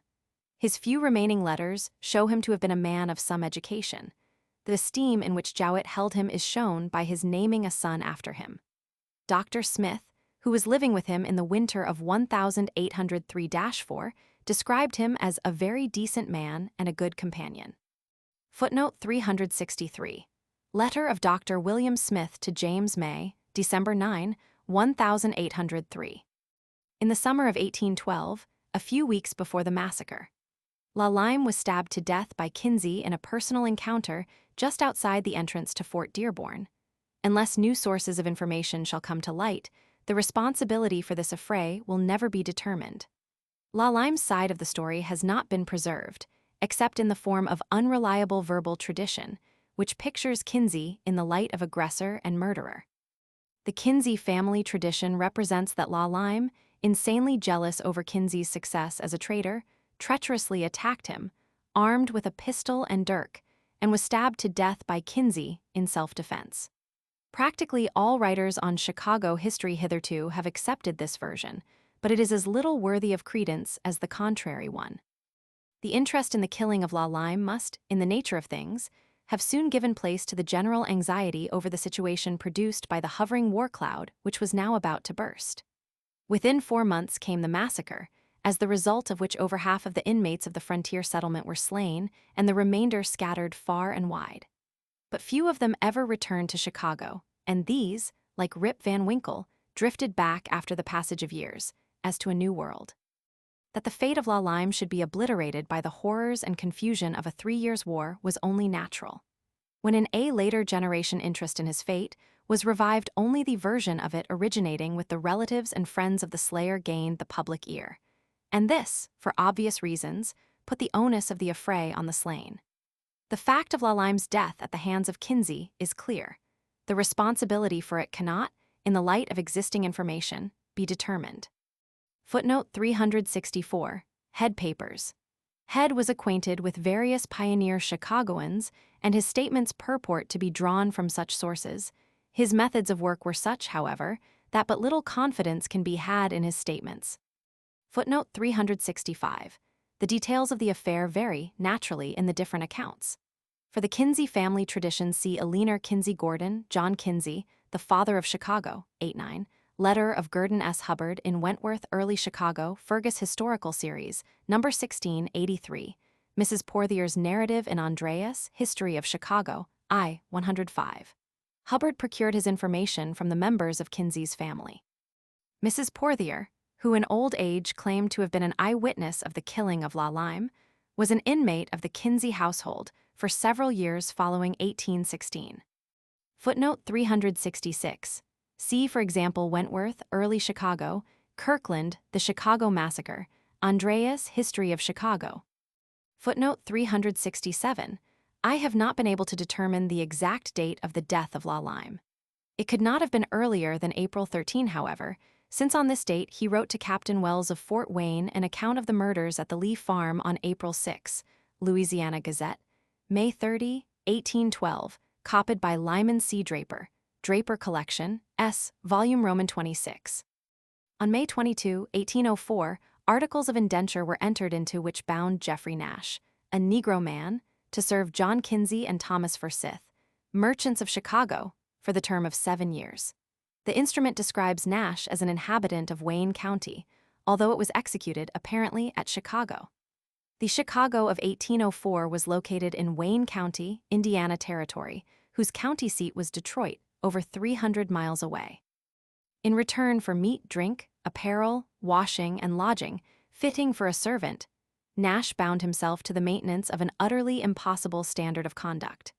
Doubtless, the quaint language of the indenture simply followed the customary form of such documents. It can scarcely have been expected that the bound man would live up to its numerous stipulations. Footnote 369. That the indenture was entered into at Chicago, I infer from the facts that Kinsey opened his account books here on May 12, and numerous entries in them were made during the ensuing 10 days, and that the name of John La Lime, one of the witnesses of the indenture, occurs among the entries for May 12. Footnote 370. Among the other things, it was agreed that for the space of 7 years, the said servant, his said masters, shall faithfully serve their secrets, keep their lawfully command, everywhere gladly obey. He shall do no damage to his said masters. He shall not waste his master's goods, nor lend them unlawfully to others. He shall not commit fornication, nor contract matrimony within said term. At dice cards or any unlawful game, he shall not play whereby his said masters may be damaged with his own goods, or the goods of others during the said term, without license of his said masters. He shall neither buy nor sell, he shall not absent day nor night from his said master's service, without their leave, nor haunt taverns, or any place or places without permission from said masters, but in all things behave as a faithful servant ought to do during the said term. Nash signed the instrument by making his mark. It might reasonably be concluded, even in the absence of other information concerning him, that this indenture practically reduced him to slavery. That Kinsey and Forsyth chose to so regard Nash's status is shown by their treatment of him. He was taken to Peoria, Forsyth's place of residence from 1802 until 1812, and for many years held by the latter as a slave. At length he ran away from his bondage and made his way to St. Louis and eventually to New Orleans, where he was said to have had a wife and children. Forsyth and Kinsey sought to recover possession of him, and to this end a suit was instituted in the parish court. The case went ultimately to the Supreme Court of Louisiana, where an interesting decision was rendered. Footnote 371. Draper Collection, Forsyth Papers, Volume I, copy of decision of the Supreme Court of Louisiana, June 5, 1816, in the case of Kenzie and Forsyth, plaintiffs versus Jeffrey Nash, defendant. Footnote 372. The summary given here is based on the manuscript copy of the decision in the Forsyth Papers. The case is reported in Martin, Louisiana Reports, Roman II, 180. The plaintiffs submitted 2 lines of evidence in support of their contention that Nash was their lawful slave. A number of witnesses testified that for a term of years he had lived at Peoria as Forsyth's slave, being known and reputed as such by the villagers.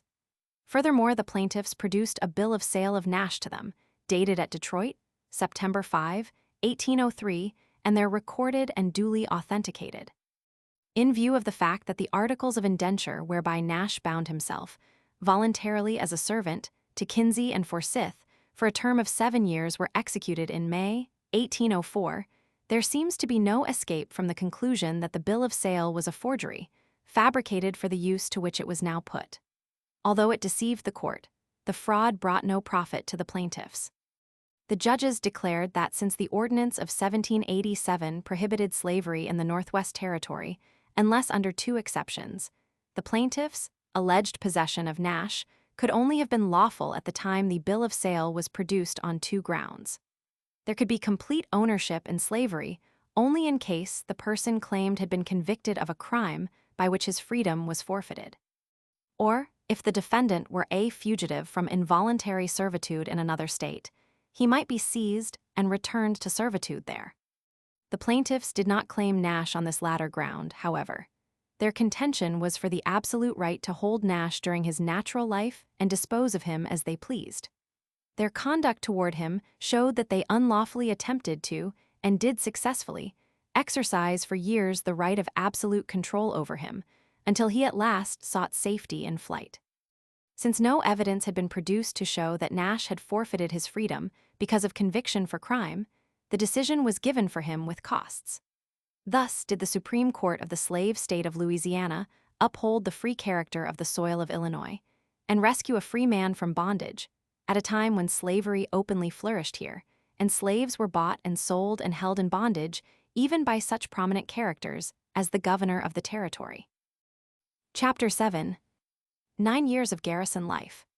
The privations and loneliness of life at the new post on the Chicago River in the years following 1803 can be imagined by most readers only with difficulty.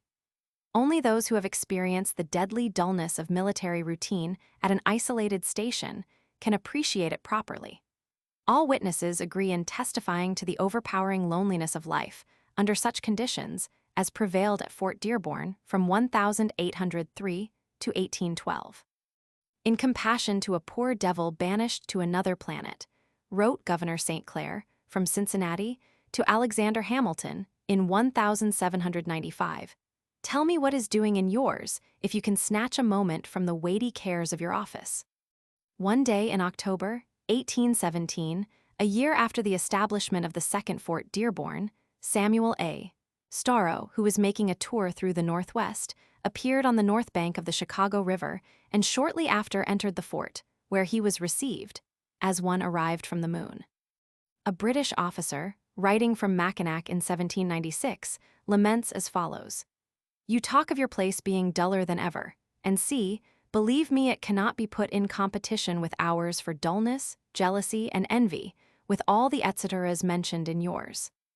And Captain Heald, writing from Fort Dearborn in June 1810, within a few days of his taking command there, announces that unless he can obtain a leave of absence to go to New England the coming autumn, he will resign the service and leave the command to another. It is a good place for a man with a family who can be content to live so remote from the civilized part of the world. The little establishment at Fort Dearborn constituted a miniature world, with interests and ambitions quite detached from those of the larger world outside. The principal means of contact with the latter was afforded by the traders who passed through Chicago, proceeding with their merchandise to the Indian country or returning therefrom with the fruits of their barter. they brought the news of the outside world to the inmates of the garrison and surrounding cabins. Each year, a vessel from Detroit or Mackinac brought a supply of merchandise to the traders at Milwaukee, Chicago, and St. Joseph, and took back the stock of furs accumulated by them. Aside from these visits, there were official communications from time to time between the commanding officers of the little group of Northwestern posts, to which Fort Dearborn belonged, and advantage was taken of the opportunity thus presented to transmit letters and items of private import. Occasionally, too, the brig, Adams, constituting the chief part of Commodore Brevoort's Navy of the Lakes, would pay a visit to Chicago. It must have been an occasion of rare excitement in the lives of the inmates of Fort Dearborn when Kingsbury passed through Chicago with a company of troops in the spring of 1805, on his way to superintend the establishment of Fort Bellefontaine near the mouth of the Missouri River. Footnote 376. Anton LeClaire's statement in Wisconsin Historical Collections, Zi 23940. Footnote 377. For the facts concerning this expedition, see the Kingsbury Papers, Letter Book, Passim. Only belated rumors of the events of the outside world ordinarily penetrated the seclusion of Fort Dearborn. From November until May, it was as isolated as though on another planet. We have an epitome the story of the failure of one attempt, made by Captain Whistler in December 1809, to break this isolation. He obtained a month's leave of absence to journey to Cincinnati. Today the round trip may be made, and a fair day's business transacted in 24 hours. Whistler left Chicago the last of November and reached Fort Wayne December 10, much fatigued after 11 days' weary traveling through rain and snow. The water was so high that his further progress was prevented. Finding it impossible, should he proceed, to be back at his post by the end of the month, he prepared to return to Fort Dearborn, grateful to his superior for the opportunity accorded him as though he had succeeded in making the journey. Kingsbury's letter books, whose contents relate to the several Northwestern posts in general, are the best source of information upon the conditions that prevailed at Fort Dearborn in this period. In October 1804, Kingsbury writes from Mackinac to an Eastern correspondent urging him to reply immediately, in which case the answer will reach Mackinac by the first vessel in the spring, which will probably arrive in May or June. The answer is to be directed to Detroit, the postmaster there having agreed to forward his mail to him at Mackinac. A year later, when Kingsbury is at Fort Bellefontaine, a St. Louis friend sends him a bundle of newspapers, but requests him to preserve them in order that the writer may have a file of steady habits to peruse in a hypochondrial hour. How the inmates of Fort Dearborn sometimes received their mail is shown by a letter of William Burnett, the St. Joseph trader, to his Detroit correspondent in January 1804, in which, among other things, he mentions the receipt of the letters and newspapers for the doctor at Chicago and promises to forward them at the first opportunity. The observations of the frontier officers upon the public news of the outside world constitute an interesting part of their correspondence. In August 1805, Kingsbury is informed by a Mackinac correspondent that the French and English fleets have not met, which we consider an unfortunate circumstance, as no doubt is felt of the triumph of the British in the event of a combat. The French have captured a rich American ship near Charleston, and the public prints are full of complaints against the president for suffering such depredations upon American commerce. Bonaparte has gone to Italy to extort much money from the Italians. Another correspondent of Kingsbury sends news late in February 1805 of the election of Jefferson to the presidency. An item which has a familiar ring relates that Congress have done nothing since in session worth mentioning that have come to our knowledge. Footnote 382. Kingsbury Papers, David Mitchell to Kingsbury, August 24, 1805. Footnote 383. Kingsbury Papers, Clemson to Kingsbury, February 24, 1805. Thus the public news items run. Bonaparte has been proclaimed Emperor of the Gauls. The death of Hamilton is announced, with regret. Burr has fled from New York, fearing assassination. The probabilities of a war with Spain and of a revolt in Louisiana are gravely discussed. The traders, too, had their disputes. Shortly before Kinsey removed to Chicago, he became involved in a business dispute with an associate named Pattinson.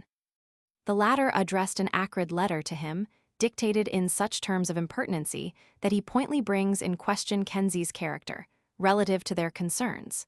In a word, he calls him everything but a gentleman.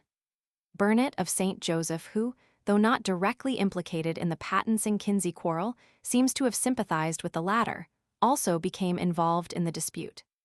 Pattinson claimed that Burnet had insulted him by speaking disrespectfully to his brother of his government, and by calling his house a hog-sty.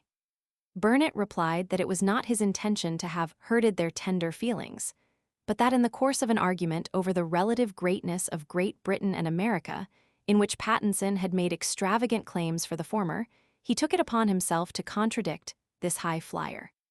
It is refreshing to discover that, at a time when our government was humiliating itself before those of Great Britain and France, the honor of America was thus valiantly upheld in an obscure corner of the Northwestern frontier. The garrison at Chicago made what progress it might to complete the fort and prepare for the coming winter. The work of construction was seriously impeded, however, by the lack of necessary tools, and even the supplies of provisions and clothing for the men were inadequate. In July 1804, a year after the arrival of the troops, Kingsbury learned from Major Pike and Dr. Smith that Whistler's men were almost destitute of clothing. That the destitution extended to other things as well is shown by his letter to Whistler informing the latter that he has ordered a supply of clothing, kettles, stationery, hospital stores, a whipsaw, and other things to be sent to Chicago by the brig Adams. At the same time, Kingsbury congratulates Whistler upon having accomplished so much with his meager resources, with no clothing for the men, and without the necessary tools with which to work. Footnote 387. Kingsbury Papers, Kingsbury to Whistler, July 12, 1804. That the construction of the fort was not yet completed would seem to be indicated by numerous entries in Kinsey's account book during the summer of 1804 of the names of men who are designated as sawyers. 2 weeks after Kingsbury's letter informing Whistler of the shipment of supplies, the latter writes that they have been received. But the whipsaw can be of little use without files, for oak is the only saw timber available at Chicago. There is clothing for the sergeants, but no invoice of it has been sent, and until this arrives, the clothing cannot be used. 56 suits of clothing have been received, but he has 66 men to supply. He has 2 fifers, but the only fife has been lost. Watch coats are needed very badly. There has been no corn for the public oxen all summer, and none can be procured here. All of these things may be sent by Kinsey, who is coming from Detroit in about a month. Footnote 389. Kingsbury Papers, Whistler to Kingsbury, July 26 and 27, 1804. Along with these homely details of toil and privation are others of more private interest, ranging in character from grave to gay. On the 1st of November, 1804, occurred the first recorded wedding of white people at Chicago. It was, too, a society affair, for the contracting parties were Sarah, the eldest daughter of Captain Whistler, and James Abbott, the Detroit merchant. The proud father-in-law, in announcing the event, states that he has long known and had a great opinion of the bridegroom. The family genealogist records that the marriage ceremony was performed by John Kinsey, and that the bridal couple indulged in an overland wedding journey to Detroit, traveling on horseback and tenting at night. Footnote 390. Kingsbury Papers, Whistler to Kingsbury, November 3, 1804. Footnote 391. Whistler Family Genealogy, MS in the Chicago Historical Society Library. The next day after Chicago's first wedding, the family of Kingsbury at Mackinac was gladdened by the appearance of a new daughter. In announcing the event to Colonel Hunt at Detroit, the happy father hopes to hear of the latter being in a similar situation, unless he happens to prefer that Mrs. Hunt should present him with a son. Shortly afterward, Kingsbury ordered from Detroit, by the first vessel in the spring, some walnut and cherry boards and a cow and calf. He had already requested Whistler to send him some walnut planks from Chicago. Whistler responded by sending him 2, but explained that these were all he could procure and that he had not yet made a single table for himself. Footnote 392. Kingsbury Papers, Kingsbury to Hunt, November 11, 1804. Less pleasing than the marriages and births are the reports of fever and other ills which beset the occupants of the garrisons in the new country. Fort Dearborn was only a year old when Whistler reported that more than half of his men had been ill. Whipple at Fort Wayne, writing in September 1804, praises his new surgeon. Since his arrival, the sick list, which had numbered 25, has been materially reduced. "We have all been sick since you left this," wrote Clemson from Detroit in October of the same year. The writer had not yet recovered from the severe attack of the fever, but expected with the assistance of the frosty nights to regain his strength. At the same time, Lieutenant Ree's little garrison on the Maumee was in a desperate condition. On July 31, he reported that in addition to himself, 10 men out of his force of 21 were ill. A month later, the number of sick men remained about the same. The wife of a corporal was at the point of death, and Rhea had sent to the river Raisin for a physician, expecting to pay the expense himself. He appeals urgently for help and for removal. "The mosquitoes are so thick that a well person cannot sleep at night. The place was never intended for any Christian to be posted at." Footnote 399. Ibid. Rhea to Kingsbury, August 31 and September 8, 1804. A year later, in July 1805, a pathetic letter from Whistler at Fort Dearborn announces that Mrs. Whistler is at the point of death. She is in constant pain, and frequent bleeding is the only thing that affords her any relief. The anxious husband bravely reflects that while there is life, there is hope, but laments his unhappy state, with so large a family of children, should he lose so good a companion. In Captain Heald's journal occurs the entry, "On the 4th of May, 1812, we had a son born dead for the want of a skillful midwife." The picture of the sorrow and tragedy concealed behind these few words may appropriately be left, as it has been by the parent, to the imagination. 3 months later, the young Kentucky bride, still grieving we may well believe over the loss of her firstborn, conducted herself with such spirit during the terrible scenes of the massacre as to arouse the admiration of even the savage foe. The diversions of the garrison were, naturally, but few. Fishing and hunting, and an occasional athletic contest with the Indians who visited the fort were the chief outdoor amusements. From its first discovery by the French until well into the 19th century, the region around Chicago was a perfect hunter's paradise. When Cooper came to Fort Dearborn in 1808, the officers and most of the civilians possessed horses, cows, and dogs.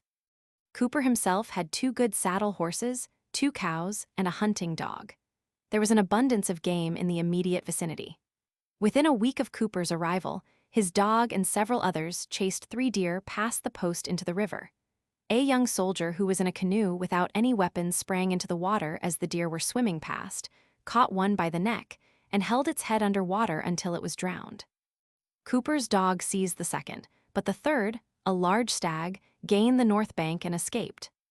Not long after this, Cooper and Captain Whistler, while riding out together, came upon a large wolf within half a mile of the fort.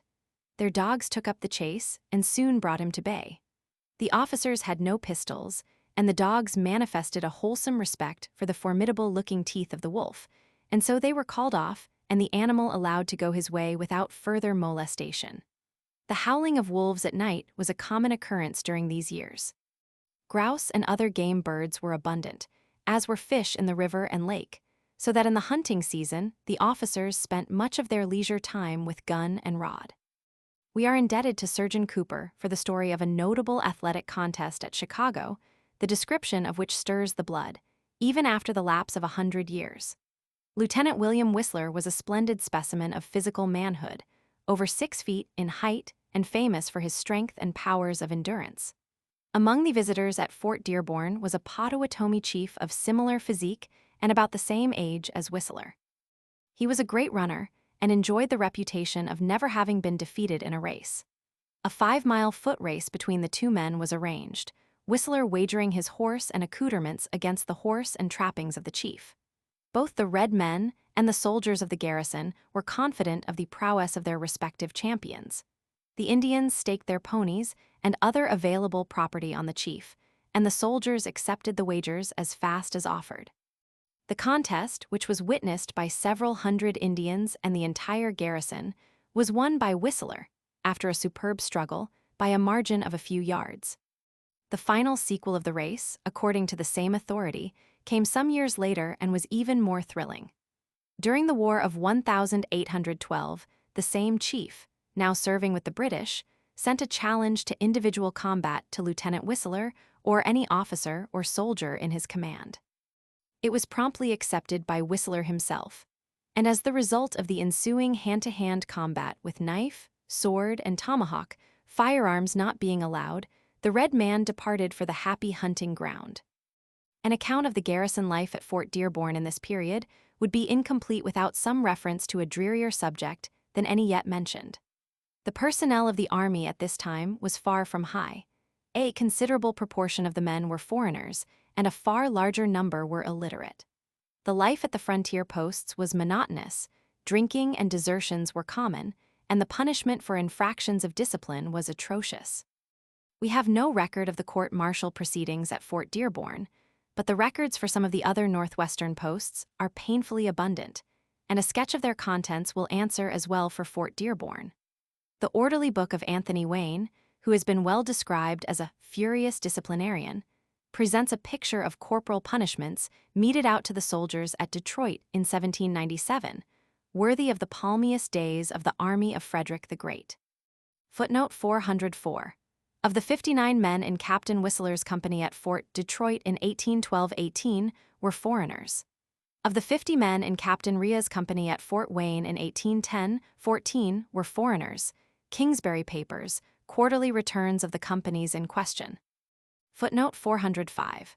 Approximately 60% of the members of Captain Heald's company at Fort Dearborn at the close of the year 1811 were unable to sign their names to the payroll receipts. Payroll receipt of Fort Dearborn garrison for last quarter of the year 1811, in Heald Papers, Draper Collection, U, Roman 8, 92. Footnote 407. The orderly book is printed in Michigan Pioneer Collections, Roman 34, 340-1734. It covers the 5-year period from 1792 to 1797. The cases which I have chosen for illustration all occurred at Detroit in the last mentioned year. The commonest offense charged was drunkenness, the usual penalty for which was the public infliction of from 25 to 100 lashes, and in the case of petty officers, reduction to the ranks. Occasionally, resort was had to other methods to punish and humiliate the guilty one. One culprit, a corporal, charged with desertion, was sentenced to walk the gauntlet 6 times between double ranks of soldiery, both ranks striking at the same time. 2 camp followers, a man and a woman, charged with selling liquor to a soldier, were sentenced to be drummed out of camp to the tune of the Rogue's March, with a bottle suspended around the neck of each and the man's left hand tied to the woman's right. In this plight, they were to be paraded past the citadel and through the barracks of the soldiery and the principal streets of the town. The man's sentence was remitted, but that against the woman was carried into execution the same afternoon.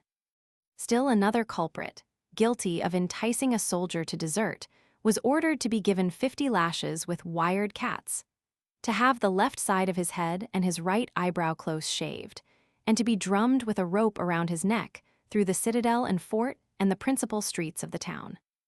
It may be supposed that the punishments inflicted under Wayne's command were severer than those meted out at Fort Dearborn a few years later.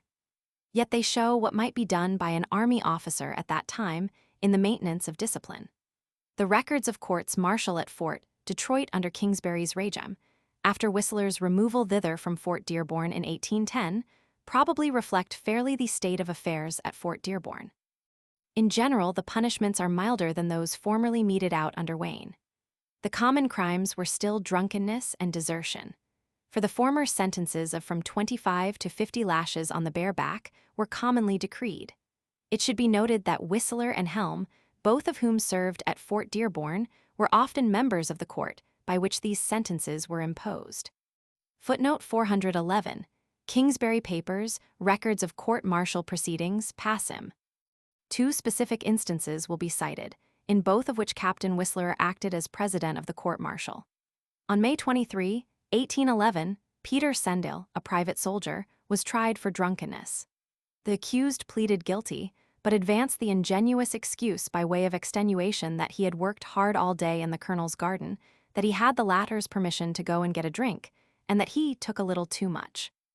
Notwithstanding this plea, he was sentenced to receive 25 lashes on the bare back. In the other case, 2 men were charged with desertion.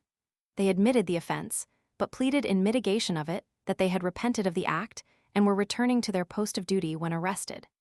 The testimony given satisfied the court of the truth of this, yet the prisoners were sentenced to pay the cost of their apprehension and to be confined at hard labor with ball and chain for a period not to exceed 1 year. The court took occasion to observe that the punishment was not proportioned to the heinousness of the offense, and that its mildness was due solely to the testimony concerning the prisoner's belated repentance. We may now direct our attention to Fort Dearborn itself and to those persons who composed its official family from 1803 to 1812. There exist 2 contemporary pictures of the fort and its surroundings in the year 1808, one the verbal account of Surgeon Cooper, as recorded by James Grant Wilson, the other a diagram carefully drawn to scale by Captain Whistler, and accompanied by a summary verbal description. The river at that time made a sharp turn about 1/8 of a mile from the lake, and after running in a general southerly direction, lost itself in the lake a mile south of its present mouth. The fort was built on a slight elevation close to the bend of the river, which enveloped it on its northern and eastern, and to some extent on its western, sides. The barracks and other structures for the accommodation of the garrison were built around the 4 sides of a quadrangle, facing inward toward the center. 2 blockhouses, one containing 2 small cannon, the other containing 1, stood at the northwestern and southeastern corners of the quadrangle, and the whole was enclosed within a double row of palisades, so arranged that the blockhouses commanded not only the space without the 4 walls, but also that enclosed between the 2 rows of palisades. Thus, if an enemy should scale the first row, he would only find himself within a narrow enclosure between that and the second, which was swept at every point by the fire from the blockhouses. From the northwest corner of the stockade to the river was a distance of 80 feet, and from a point midway of the eastern side, it was 60 yards. Footnote 413. The original is in the files of the War Department at Washington. Because of its historical value, the verbal description which accompanies the drawing is reproduced here.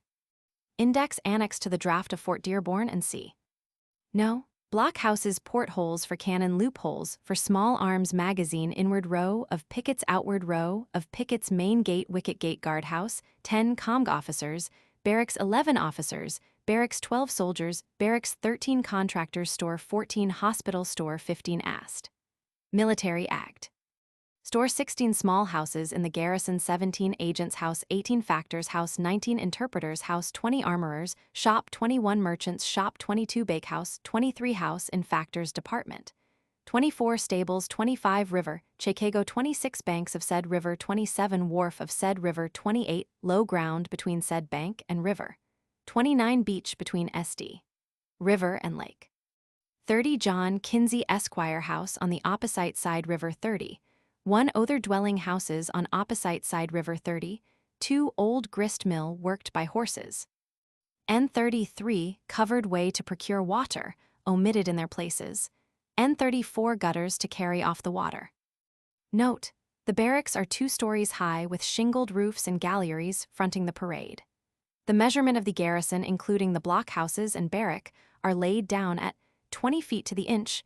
The cupolas are not yet built on the blockhouses as laid down. The dwelling houses mentioned in the Indian Department are laid down at 40 feet to the inch, the other houses without any regular rule. The river is not regularly surveyed, but still gives a strong idea of its courses. It is about 6 miles in length, except in high water, at which time there is no portage to the Illinois River. The distances from the different places to the garrison, as mentioned with red ink on and red lines, are accurately measured, but not laid down by a scale. The woodland on the reserve lies on the north and west sides of the garrison except a small strip of woods about 1 mile in length and 200 yards in breadth, lying on the bank of the river southwest of the garrison. Along the margin of said woods is good meadow and supplies the garrison with hay. On the north and west sides of the garrison, there has been a quantity of underwood and shrubby bushes, such as prickly ash, and see they are now cut down and cleared off, all within 1/4 of a mile of the garrison. On the south and southwest sides of the garrison is a large prairie on which stands the aforesaid strip of woods as laid down in the draft, and the distance from the garrison, 3/4 of a mile. On the east side is the lake. There has been a picket fence on the opposite side of the river, northwest of the garrison as laid down. This fence might serve as a barrier against the garrison, as the pickets were 5 feet in length, sufficient in thickness to prevent a musket ball from doing execution to an enemy lying behind them. I thought it proper for the safety of the garrison to have them taken up and replaced with a common rail fence. At this time, the garrison, except the houses on the opposite side of the river being somewhat in the way, is perfectly secure from any ambuscade or barrier. The branch that empties into the Chacag is considerably the longest and has the greatest current. The prairie on the south and southwest, as already mentioned, is of great extent. Fort Dearborn 20 Feb. Y 1808, J. Whistler capt. Illustration: Fort Dearborn and vicinity in 1808. From the original draft by Captain Whistler in the archives of the War Department at Washington. Within the stockaded enclosure were the barracks for the officers and men. They were 2 stories in height, with shingled roofs and covered galleries, and occupied the middle of each side of the enclosure, facing toward the parade ground, in the center of which stood a lofty flagstaff. The commanding officers' quarters stood on the east side, and directly opposite were those for the subordinate officers. The main gateway of the stockade was at the middle of the south side, and was flanked on either side by the main barracks for the common soldiers. The building opposite was in part devoted to barracks for the soldiers, and in part to housing the contractor's store of supplies. Between this building and the Northwestern blockhouse stood the magazine, a small structure made of brick. This alone defied the fire which destroyed the fort at the time of the massacre. 2 small houses, one near the northeast corner of the enclosure and the other in the corner diagonally opposite, completed the list of structures within the stockade. The parade ground was surrounded by gutters for carrying off the water. A small wicket gate in the stockade gave ingress and egress near the Northwestern blockhouse. From the northeast corner of the stockade, a covered way led to the river, securing thus to the garrison access in safety to the water in time of attack. To the south of the fort were the commanding officers' gardens in which, in Cooper's time, melons and other small fruit and vegetables were raised. Somewhat to the east, between the fort and the mouth of the river, was a smaller garden and an Indian graveyard. A short distance to the southwest were 2 log houses, one occupied by Matthew Irwin, the United States factor, and the other by Charles Jowett, the Indian agent. On the north side of the river, almost directly opposite the fort, was the house of John Kinsey, without buildings and a kitchen garden. Whistler's diagram represents 3 houses to the westward of Kinsey's establishment, but omits the names of their owners. The omission is supplied by Cooper, however, who says that in his time there were 4 houses on the north side, occupied by Kinsey, Wilmette, Lalime, and Lamai. Lalime and Wilmette were Frenchmen. Lamai was a half-breed, married to a Potawatomi squaw. In addition to these houses, Whistler's drawing represents a considerable number of houses and outbuildings ranged around the fort devoted to various purposes. Among these are houses for the interpreter and for the factor's department, an armorer's shop, a merchant's shop, and a bake shop, besides several stables on the south side. And on the north side, near Kinsey's place, a grist mill worked by horses. In the rear of the group of houses on the north side, the space between the lake and the north branch of the river was covered with timber. Along the east side of the south branch, stretching southward from the forks of the river, was another strip of timber, 200 yards in width and a mile long. Except for this strip of woodland, the area to the south and southwest of the fort constituted what Whistler quaintly designates as a large prairie. Along the inner margin of this woodland lay a good meadow which supplied the garrison with hay. Close to the forks on the south side of the main river, a small field of 8 or 9 acres had been reduced to cultivation and made to serve as the company gardens and public cornfield. It is evident from Whistler's description that he took careful measures to prepare the fort against the possibility of a hostile attack. The ground to the north and west was clear as far as the woodland mentioned, which lay at a distance of 3/4 of a mile from the fort. The east side was protected, of course, by the river and the lake.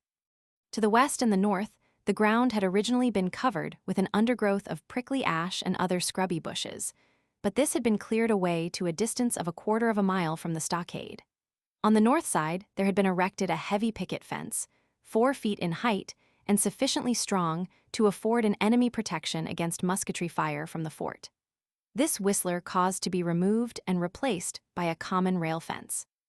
At the time of making this diagram, in the winter of 1808, Whistler announced with satisfaction that the garrison was now perfectly secure from an ambuscade or barrier, except for the houses on the north side, which were somewhat in the way. It is evident that the number of civilians clustered around the fort in the years prior to the massacre was considerably greater than has ordinarily been supposed. Cooper says there was a house a mile to the southeast of the fort, owned by a farmer who supplied the garrison with butter and eggs, and one near the forks of the river occupied by a man named Clark, who was a cattle dealer. Whistler's drawing represents 2 houses at the forks, one occupied by a discharged soldier, and a house and enclosed field north of the river, belonging to Mr. Corsall. There were 2 Corsells, one of them a well-known trader, but the only other record of either of them being at Chicago is the recurrence of their names in Kinsey's account books. The farmer mentioned by Cooper was probably Lee, at whose farm on the South Branch the preliminary massacre of April, 1812, occurred. But Cooper does not mention the Burns family, which Mrs. Kinsey describes as living on the north side at the time of the massacre. In addition to these were the houses which Whistler shows belonging to the Indian agents and the factors' departments. The conclusion drawn from these various bits of evidence concerning the number of dwellers around Fort Dearborn is confirmed by the fact that after the murders at the Lee farm, Captain Heald enrolled 15 militiamen from the civilian population outside the fort. It should be noted, too, that 3 of the longtime residents of Chicago, Lalime, Wilmette, and Kinsey, were not included in this number. Of the officers stationed at Fort Dearborn before the massacre, the regime of Captain John Whistler was the longest, and in many respects the most important.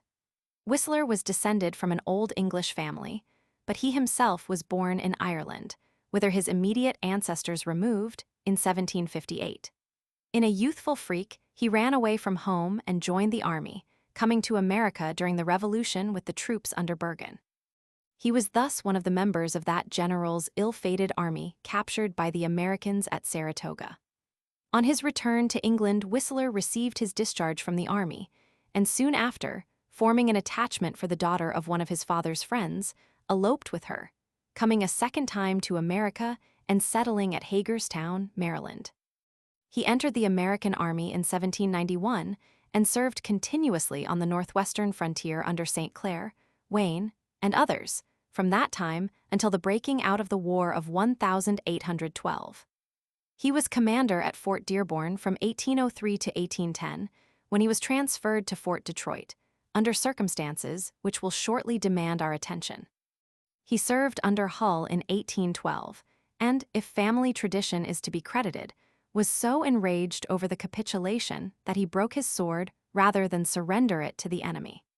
Footnote 414. Whistler Family Genealogy, MS in Chicago Historical Society Library. The founder of Fort Dearborn thus enjoyed the unique experience of having been captured, along with the British Army in which he served, by the Americans, and 35 years later, as a member of Hull's army, of being taken by the British. His connection with Chicago history is not limited to building and commanding Fort Dearborn. His eldest son served under him here as lieutenant for several years. His eldest daughter, as we have seen, became Chicago's first bride, and another daughter married Lieutenant Joseph Hamilton, who also served under Whistler at Fort Dearborn. William Whistler came with his father to Fort Dearborn as second lieutenant in 1803, accompanied by his bride of a year. She was even now but 16 years of age, and was destined to be the last surviving witness of the building of the first Fort Dearborn. After several years of service here, Lieutenant Whistler was transferred to Fort Wayne. His term of service in the Army lasted 60 years, during which time he had, according to Mrs. Whistler, but 6 short furloughs. Like his father, he was captured along with Hull's army at Detroit. In 1845, he became colonel of the 4th Infantry, the regiment to which General Grant belonged during the Mexican War. And in afterlife, the famous general told many anecdotes concerning his former commander. Footnote 416. Heitman, Dictionary of the United States Army, I 470 1026. Wilson, Chicago from 1803 to 1812. Two other descendants of Captain John Whistler demand attention at this point. George Washington Whistler was a toddling child 3 years of age when the commander brought his family to the new home in the summer of 1803. Here, on the banks of the Chicago River, during the next few years, the child developed into sturdy boyhood. At the age of 19, he graduated from West Point and was assigned to the artillery branch of the service. Until 1833, when he resigned his commission, he was engaged largely in engineering and topographical enterprises. After his resignation from the Army, he rose to eminence as an engineer, and during the remainder of his life was engaged in many important enterprises. In 1842, he went to Russia to enter the service of the Tsar in the construction of the railroad from St. Petersburg to Moscow. In recognition of his services in this and other engineering enterprises in Russia, Emperor Nicholas, in 1847, conferred upon him the decoration of the Order of St. Anne. Footnote 417. On George Washington Whistler C. Vos, sketch of the life and works of George W. Whistler, civil engineer. A son of the famous engineer, James Abbott McNeill Whistler, achieved in the realm of art an even greater reputation than had his father in that of engineering.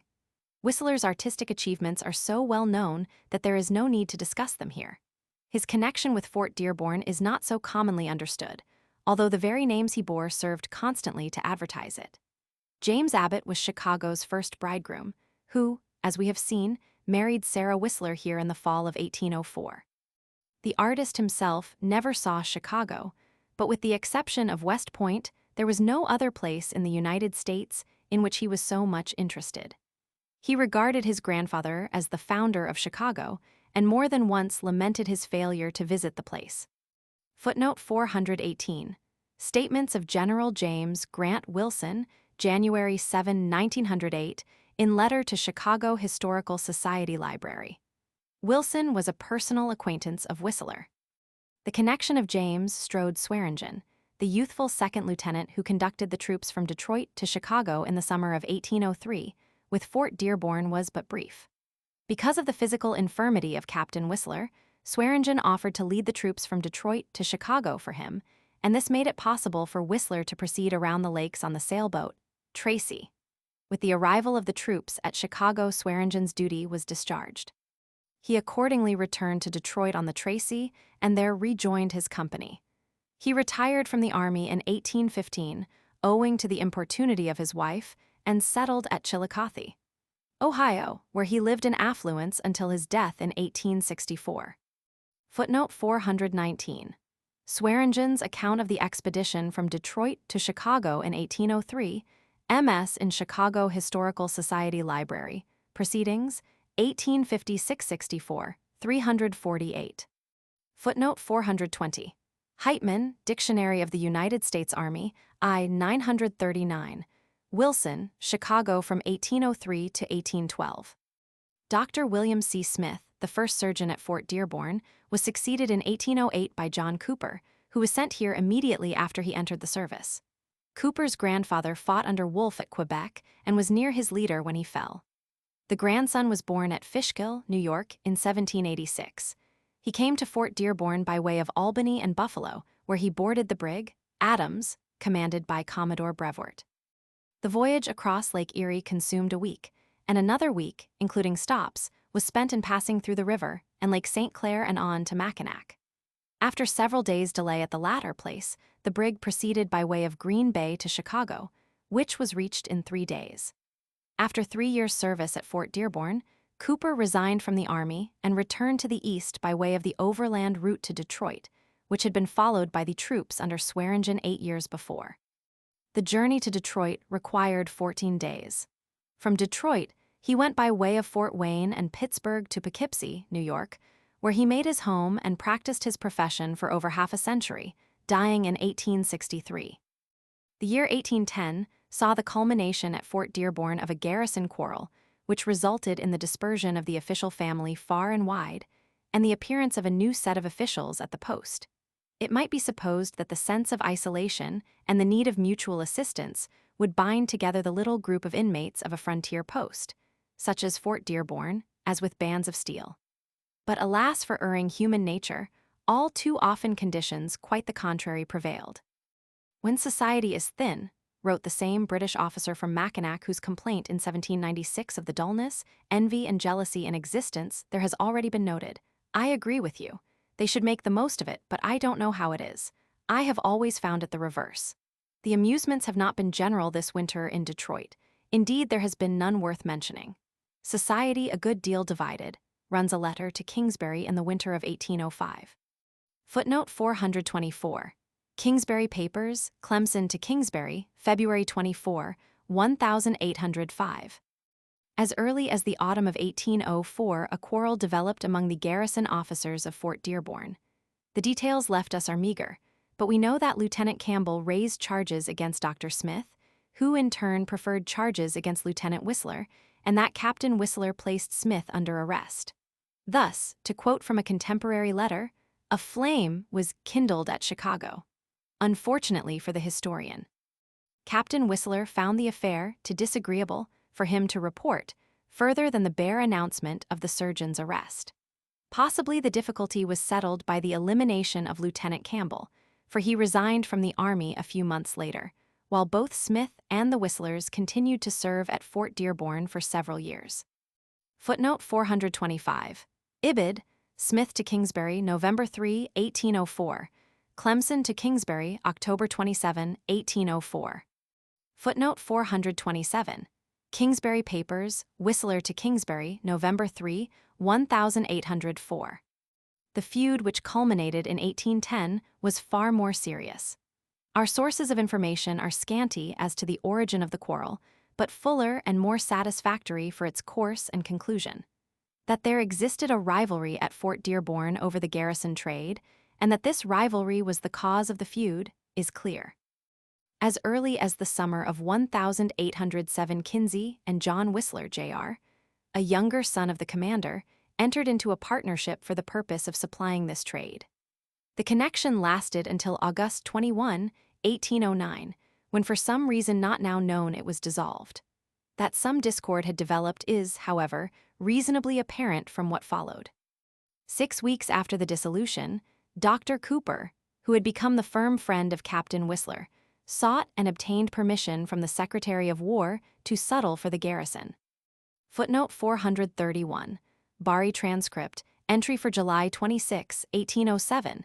Kingsbury Papers, Matthew Irwin to Kingsbury, April 29, 1810.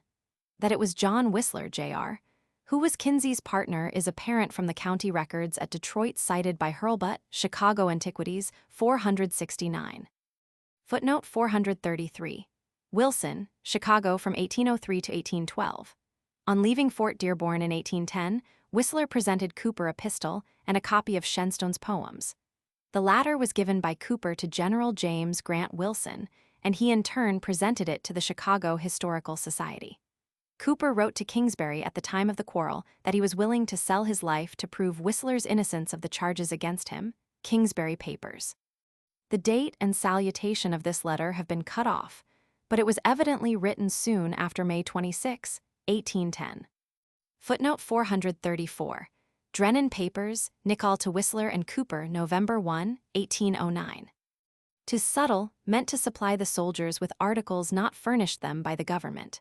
Shortly after Cooper's arrival at Fort Dearborn, Matthew Irwin had been appointed government factor to conduct the Indian trading establishment at Chicago. He seems also to have held, as did Varnum, the former factor, the appointment of government contractor for supplying the garrison with such provisions as were furnished the soldiers by the government. The privilege which Cooper had obtained of settling for the garrison interfered not only with Irwin's profits, but also with those of Kinsey, who, until the dissolution of the partnership with the younger Whistler, had enjoyed this trade. Irwin and Kinsey soon drew together in opposition to Captain Whistler, whom they seem rightly to have regarded as the real power behind Cooper. For some reason Jowett, the Indian agent, and Lieutenant Thompson joined the Irwin-Kinsey coalition. Lieutenant Hamilton, who was Whistler's son-in-law, of course sided with the latter, and the quarrel soon became furious. Footnote 436. That Irwin held this appointment is shown by his letters to Kingsbury, e.g., see letter of April 29, 1810, in Kingsbury Papers. My conclusion that Varnum had been contractor as well as factor is based on certain entries in the Bari transcript. Irwin claimed that Whistler and his adherents combined in a policy of persecution, calculated to force him to give up his position as contractor in order that Whistler's son might regain it. Whistler, on the other hand, asserted that the malignant wretches opposed to him, particularly Jowett, were guilty of defrauding the public. As for Lieutenant Thompson, he was a mere tool in the hands of his associates, who despised him even while they used him. Jowett had told of his running away to escape paying his landlord, and Whistler stated he had acknowledged himself a liar in the presence of all the gentlemen of the fort and its vicinity. Cooper bore a challenge to a duel from Lieutenant Hamilton to Kinsey, which the latter declined to accept, contenting himself with roundly cursing both principal and second.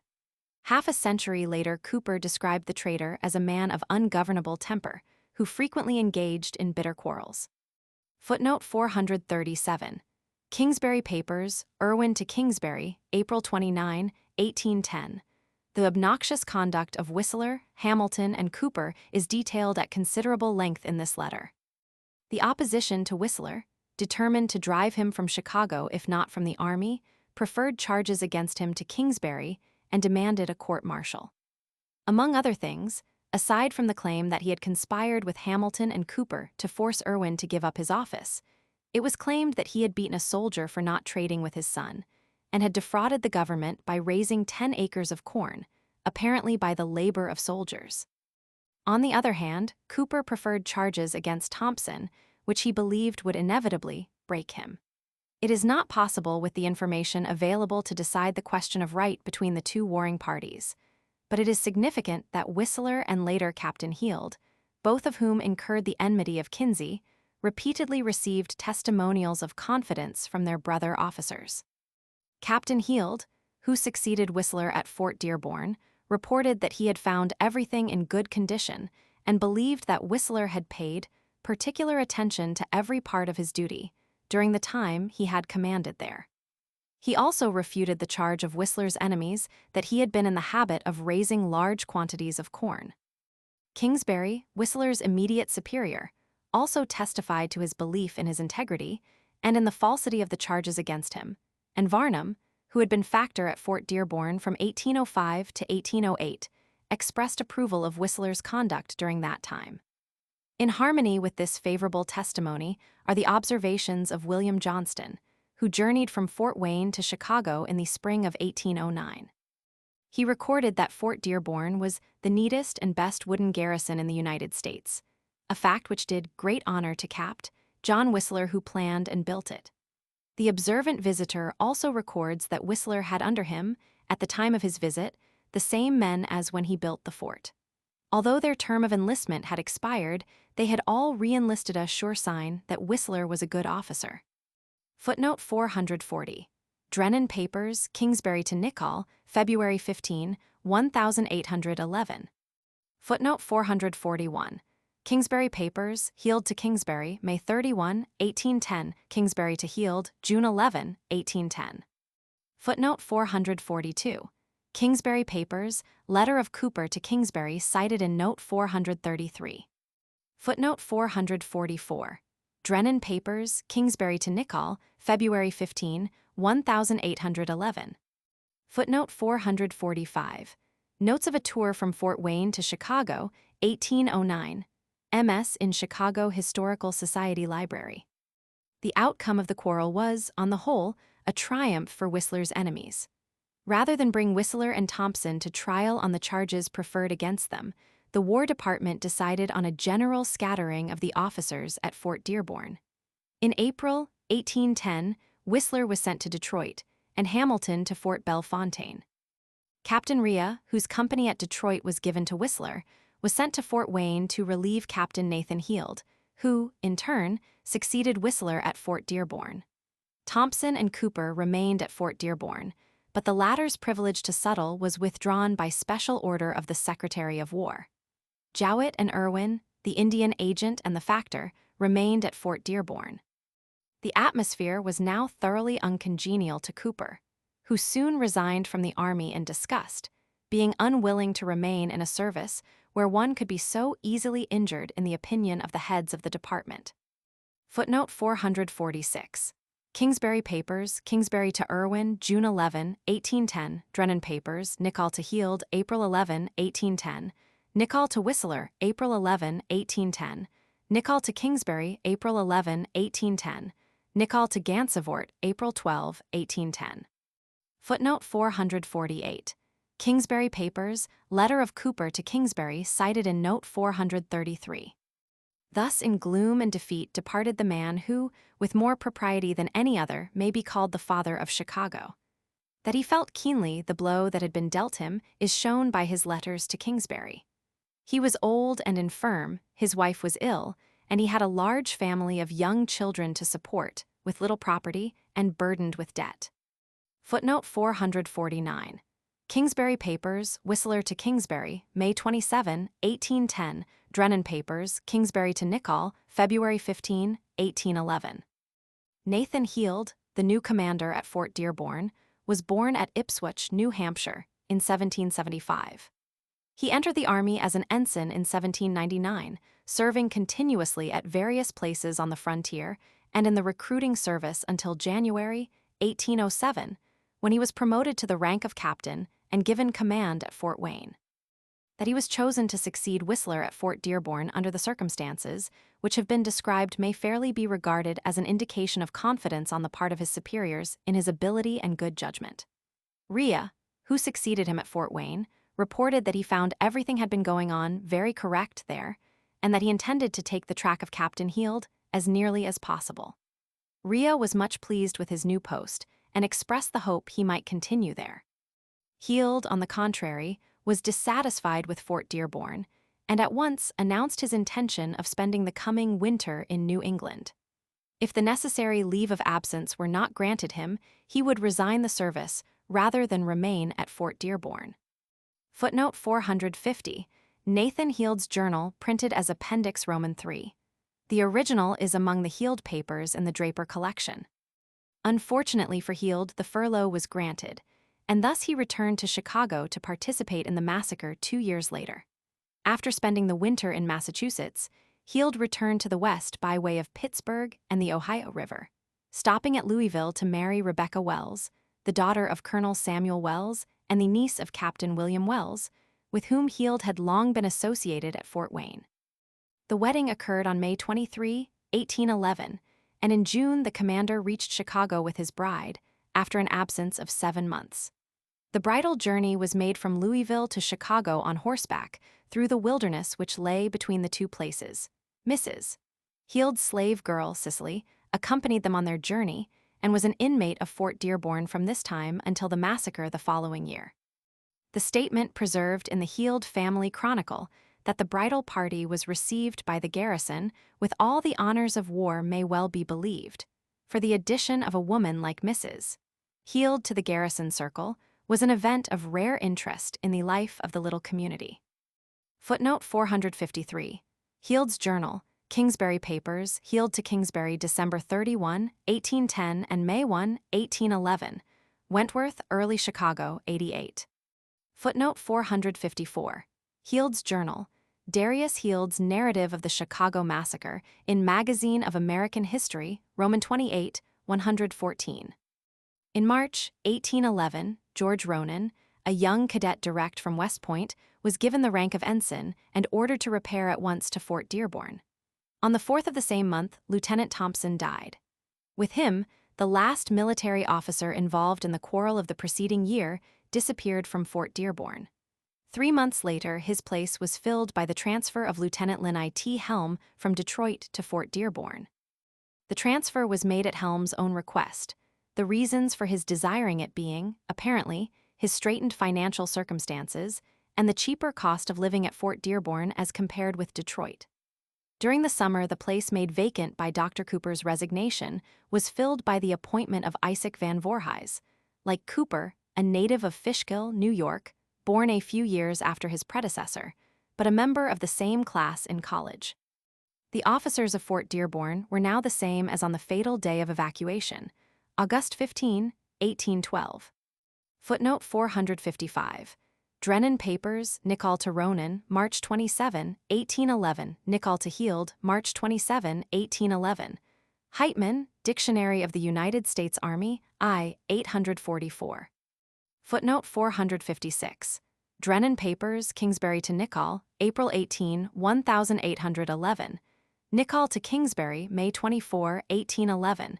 Kingsbury Papers, Helm to Kingsbury, March 16, 1811. Footnote 457. Van Voorhis, Notes on the Ancestry of W.M.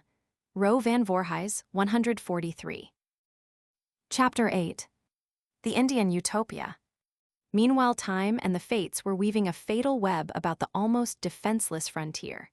The Western Indians, awed into submission for a time by the masterful hand of Wayne, were again stirred by a great unrest.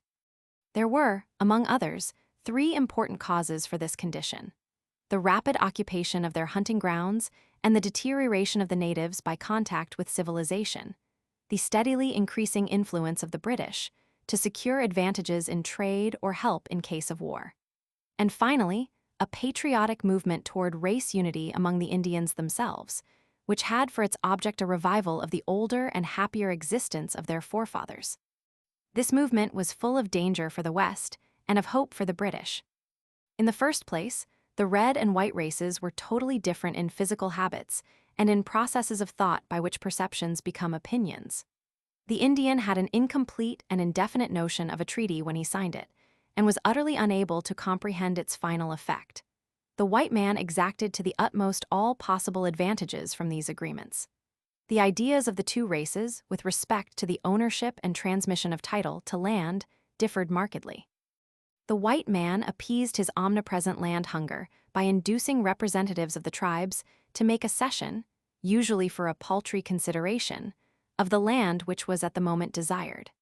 The usual method of procuring such cessions was to call the leaders of the tribe affected together in solemn conclave, where they were plied with whiskey and cajolery, and by alternate threats and appeals to their cupidity, the bargain was extorted from them. If the government did not itself directly supply the liquor which befuddled the brain and weakened the will of the red man, it was at least guilty of permitting its subjects to do so. How the transaction appeared to the Indian when he had had time to reflect upon it is well shown by an appeal of the Wyandot tribe in 1812 to be allowed to retain possession of the lands they were then cultivating, which had been ceded to the United States by a prior treaty. Their description of the process of obtaining cessions from the tribes can scarcely be improved upon for clarity and succinctness. When the United States want a particular piece of land, all our natives are assembled. A large sum of money is offered. The land is occupied probably by one nation only. 9/10 have no actual interest in the land wanted. If the particular nation interested refuses to sell, they are generally threatened by the others, who want the money or goods offered to buy whiskey. Fathers, this is the way in which this small spot, which we so much value, has been so often torn from us. Footnote 458. For an excellent description of the scenes attending a typical treaty, see Latrobe, Rambler in North America, Roman II, chapters I. Footnote 459. There is practically no limit to the number of sources which might be cited in support of this statement. See, for example, Latrobe, Op. Cit. Roman II, chapters I at the Second Treaty of Greenville, July 1814. The government agents seem to have deliberately adopted the policy of intoxicating the Indians in order to bend them to their wishes. Dillon. The National Decline of the Miami Indians, in Indiana Historical Society. Publications, I. 130-637. Thus the land hunger of the white man and the discord produced by the operation of two totally divergent conceptions of land ownership and alienation furnished the basis for a conflict between the two races which was probably inevitable under any circumstances. To the shame of the more enlightened race, however, it must be said that its relations with its less civilized neighbor were marked by a policy of persistent abuse and a disregard of justice and treaty obligations which operated time and again to goad the red man into impotent warfare. And this, in turn, became the excuse for further spoliation. No government ever entertained more enlightened and benevolent intentions toward a weaker people than did that of the United States toward the Indian, but never in history, probably, has a more striking divergence between intention and performance been witnessed. The failure was due partly to ignorance, but also, in large part at least, to the inability or unwillingness of the government to restrain its lawless subjects, who, filled with an insatiable cupidity and animated by a wanton disregard of justice, hesitated at no means to possess themselves of the land and other property of the Indians. The truth of these statements is so notorious as scarcely to require demonstration, were it not for the fact that with the passing of the relations that prevailed between the two races on the frontier a century ago, our knowledge of them threatens to disappear. Almost any number of witnesses of unimpeachable authority might be cited to show the unjust administration of the regulations governing the intercourse between the two races. Said Hamtramck to St. Clair in 1790, "The people of our frontiers will be the first to break any treaty. The people of Kentucky will carry on private expeditions and will kill Indians whenever they meet them, and I do not believe there is a jury in all Kentucky who would punish a man for it." This opinion was substantially repeated by Washington, who affirmed that the frontier settlers entertain the opinion that there is not the same crime, or indeed no crime at all, in killing an Indian as in killing a white man. No man understood better the conditions that prevailed on the Northwestern frontier than did General Harrison. His letters and messages abound in accounts of acts of violence and other crimes committed against the Indians, and of the impossibility of obtaining justice for them. By the treaties, the Indians guilty of murder were to be surrendered to the whites, and whatever the form of trial were practically certain of punishment, while, as Hamtramck observed, Western juries almost invariably acquitted white men guilty of the same offense. "The Indian always suffers, and the white man never," said Harrison to the Indiana legislature in 1806 in a message appealing for a redress of this grievance. A year later, in discussing the subject of Indian unrest, the governor returned to the same theme, expressing the opinion that the utmost efforts of the British to incite the Indians to make war upon the Americans would be unavailing, if one only of the many persons who have committed murders on their people could be brought to punishment. It had even come to pass from the partiality shown the whites, in the enforcement of the laws, that the Indians proudly compared their own observance of the treaty stipulations with that of their boasted superiors. Footnote 464. Dawson, Historical Narrative of the Civil and Military Services of Major General William H. Harrison, 97. Footnote 465. Governor Harrison to the Indiana Legislature, printed in Dillon, History of Indiana, 424. In a letter to Harrison from the War Department, unsigned, July 17, 1806, relative to the murder of an Indian occurs the following. "It is excessively mortifying that our good faith should so frequently be called in question by the natives who have it in their power to make such proud comparison in relation to good faith." Indian Office, Letter Book B, 240. An event reported by General Harrison in 1802 well illustrates the workings of the prejudice which rendered persons guilty of acts of violence against the Indians immune from punishment. An Indian was barbarously murdered by a white man. The offender was a man of infamous character for whom no sympathy was felt, and the evidence of guilt was incontestable. Yet the jury, in obedience to the sentiment that no white man ought to suffer for the murder of an Indian, in a few minutes brought in a verdict of acquittal. A case which attracted a good deal of attention and served to embitter the minds of the Indians occurred about the beginning of the century. An entire party consisting of several persons, men, women, and children, was foully murdered by 3 white villains for the sake of a paltry $50 worth of peltry which they owned. The murder was revealed through the boasting of the murderers themselves. Governor Harrison made strenuous efforts to secure their punishment, but because of the active sentiment against punishing white men for killing Indians, these were rendered of no avail. In a similar manner, in 1812, a trader who had killed an Indian at Vincennes was acquitted by the jury almost without deliberation. Shortly after this, the house of a white man was robbed by a Delaware Indian. To the demand that the culprit be given up for trial, the chiefs of the tribe replied that they would never surrender another man until some of the white murderers of their own people had been punished.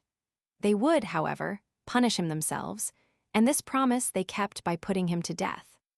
Another illustration of the sense of injustice felt by the Indians over the one-sided administration of justice as between the two races is afforded by the spirited speech of Maine Pock, the Potawatomi chief who lived near the junction of the Des Plaines and the Kankakee Rivers, to the agent of Governor Edwards in 1811. To the latter's demand for the surrender of certain red men accused of committing murders among the whites, Maine Pock replied, "You astonish us with your talk. When you do us harm, nothing is done, but when we do anything, you immediately tie us by the neck." Thus, to the native mind, there were two kinds of justice, one red and the other white, and moreover the red man was keen enough to observe that most of the faults for which he was visited with punishment had been learned from the palefaces. In particular, the white man's firewater had for him a fatal fascination, leading him into depths of degradation and crime which beggar description. There is no more mournful picture in English literature than that of the steady destruction of the Indian race by this poison dealt out to the red man by the white trader for the sake of paltry gain. The efforts of Catholic and Protestant missionaries, and of the governments of France, Great Britain, and the United States to suppress the accursed traffic were all alike in vain. The narratives of travelers and the letters and reports of government officials abound in portrayals of shocking scenes of debauchery indulged in by the Indians while under the influence of liquor. "I have witnessed the evils caused by that liquor among the Indians," wrote de Nonville, governor of New France, in an official memoir in 1690. "It is the horror of horrors. There is no crime nor infamy they do not perpetrate in their excesses. A mother throws her child into the fire, noses are bitten off. This is a frequent occurrence. It is another hell among them during these orgies, which must be seen to be credited. Those who allege that the Indians will remove to the English, if brandy be not furnished them, do not tell the truth. For it is a fact that they do not care about drinking as long as they do not see brandy. And the most reasonable would wish there had never been any such thing, for they set their entrails on fire and beggar themselves by giving their peltries and clothes for drink. This passion for drink," said General Cass to the chief media at the Chicago Treaty of 1821, "has injured your nation more than any other thing, more than all the other causes put together. It is not a long period since you were a powerful independent tribe. Now you are reduced to a handful, and it is allowing to ardent spirits." And Governor Harrison, pleading for a law to protect the Indians against the liquor traffic, thus addressed the Indiana legislature in 1805. "You are witnesses to the abuses. You have seen our towns crowded with furious and drunken savages, our streets flowing with their blood, their arms and clothing bartered for the liquor that destroys them, and their miserable women and children enduring all the extremities of cold and hunger. So destructive has the progress of intemperance been among them that whole villages have been swept away. A miserable remnant is all that remains to mark the names and situation of many numerous and warlike tribes. In the energetic language of one of their orators, it is a dreadful conflagration, which spreads misery and desolation through their country, and threatens the annihilation of the whole race." Footnote 471. For example, see Volney, View of the Soil and Climate of the United States of America, 354. Latrobe, Rambler in North America, Roman II, Chap. Sci. Keating, Narrative of an Expedition to the Sources of the St. Peter's River, I. 124-27. Charlevoix, Letters to the Duchess of Lesdiguières, 228-29. And citations collected by Dillon in Indiana Historical Society, Publications, I. 130-138. Footnote 473. Schoolcraft, Travels in the Central Portions the Mississippi Valley, 351. At an earlier date than the foregoing, in an official communication to the Secretary of War, Harrison described the general effect upon the Indians of their intercourse with the whites in these words: "Killing each other has become so customary amongst them that it is no longer thought criminal. They murder those whom they have been most accustomed to esteem and regard their chiefs, and their nearest relatives fall under the stroke of their tomahawks and their knives. All those horrors are produced to those unhappy people by their too frequent intercourse with the white people." This is so certain that I can at once tell, upon looking at an Indian whom I chance to meet, whether he belongs to a neighboring or to a more distant tribe. The latter is generally well-clothed, healthy, and vigorous. The former, half-naked, filthy, and enfeebled by intoxication, and many of them without arms except a knife, which they carry for the most villainous purposes. The red men were not unconscious of the evils of intemperance, and often made pathetic appeals to the whites to protect them from temptation. The Indian chiefs complain heavily of the mischiefs produced by the enormous quantities of whiskey which the traders introduce into their country, wrote Harrison to the Secretary of War in 1801. In 1810, the Fox Nation requested General Clark, Indian agent at St. Louis, to prevent whiskey from coming among them as it made them very poor. In a speech to the President of the United States in 1802, Little Turtle dwelt on the demoralization wrought among his people by liquor, and urged that its sale be prohibited. "Your children are not wanting in industry," he said, "but it is the introduction of this fatal poison which keeps them poor. Your children have not that command of themselves which you have, therefore, before anything can be done to advantage, this evil must be remedied." Footnote 477. Edwards Papers, MSS in Chicago Historical Society Library, L. 77. Morris Blondo to Clark, August 25, 1810. The conditions which were working the ruin of the tribes were borne by the Indians with astonishing patience. "They will never have recourse to arms," said Harrison in 1806, "unless driven to it by a series of injustice and oppression." Yet often there were pathetic protests. "I had not discovered," wrote Black Hawk of the spring of 1812, "one good trait in the character of the Americans that had come to the country. They made fair promises, but never fulfilled them. Why did the Great Spirit ever send the whites to this island to drive us from our homes, and introduce among us poisonous liquors, disease, and death?" Footnote 479. Statement of Harrison to the Secretary of War, July 15, 1801, Dawson, Harrison 9. With the government demanding more lands and the advancing line of white settlement pressing ever forward, the game upon which the Indians subsisted became scarcer, and many of the tribes were reduced to destitution. Then came the remarkable attempt of Tecumseh, the Indian Moses, and his brother, the Prophet, to rescue their people from the impending doom. The story of Tecumseh, the greatest man of the native race, begins with the birth of 3 boys to the Cherokee squaw of a Shawnee warrior about the year 1770, in an obscure village near the present site of Springfield, Ohio. In the nature of things, not much can be known with certainty of his earlier years. His brother, the Prophet, has spun a fanciful tale of his descent from the union of a Creek warrior with the daughter of one of the colonial governors. But both this and the stories of his youthful precocity and prowess may be regarded with equal suspicion. In the same light must we view the story of the effect produced upon Tecumseh by the first spectacle. For him, of the burning of a prisoner, and his persuading his associates to abandon the custom, though it is true his later career was marked by a humanity toward the vanquished foe quite unusual in an Indian. The young warrior doubtless participated in various warlike forays during the stormy years prior to Wayne's victory at Fallen Timbers in 1794. He fought in that battle, but refrained from attending the council which resulted in the Treaty of Greenville. During the next few years, he assumed the dignity of a chief and gradually attracted to himself a considerable following. Before long, his fame as an orator and a man of influence among his fellows had spread even to the white settlers. In 1805, several scattered bands of the Shawnee tribe, Tecumseh's among the number, united and settled at Greenville, where Tecumseh's brother began the career which has caused him to be known in history as the Prophet. Tecumseh was always an enemy of the Americans, but he based his enmity upon the losses and ills suffered by his people. Evidently, the Great Spirit was angry with his red children, for they were being driven from their hunting grounds, were losing their health and vigor, and sinking into the lowest depths of poverty and depravity. For all these evils there were 2 remedies: the first to recover the lost hunting grounds, the second to reform the conduct of the warriors.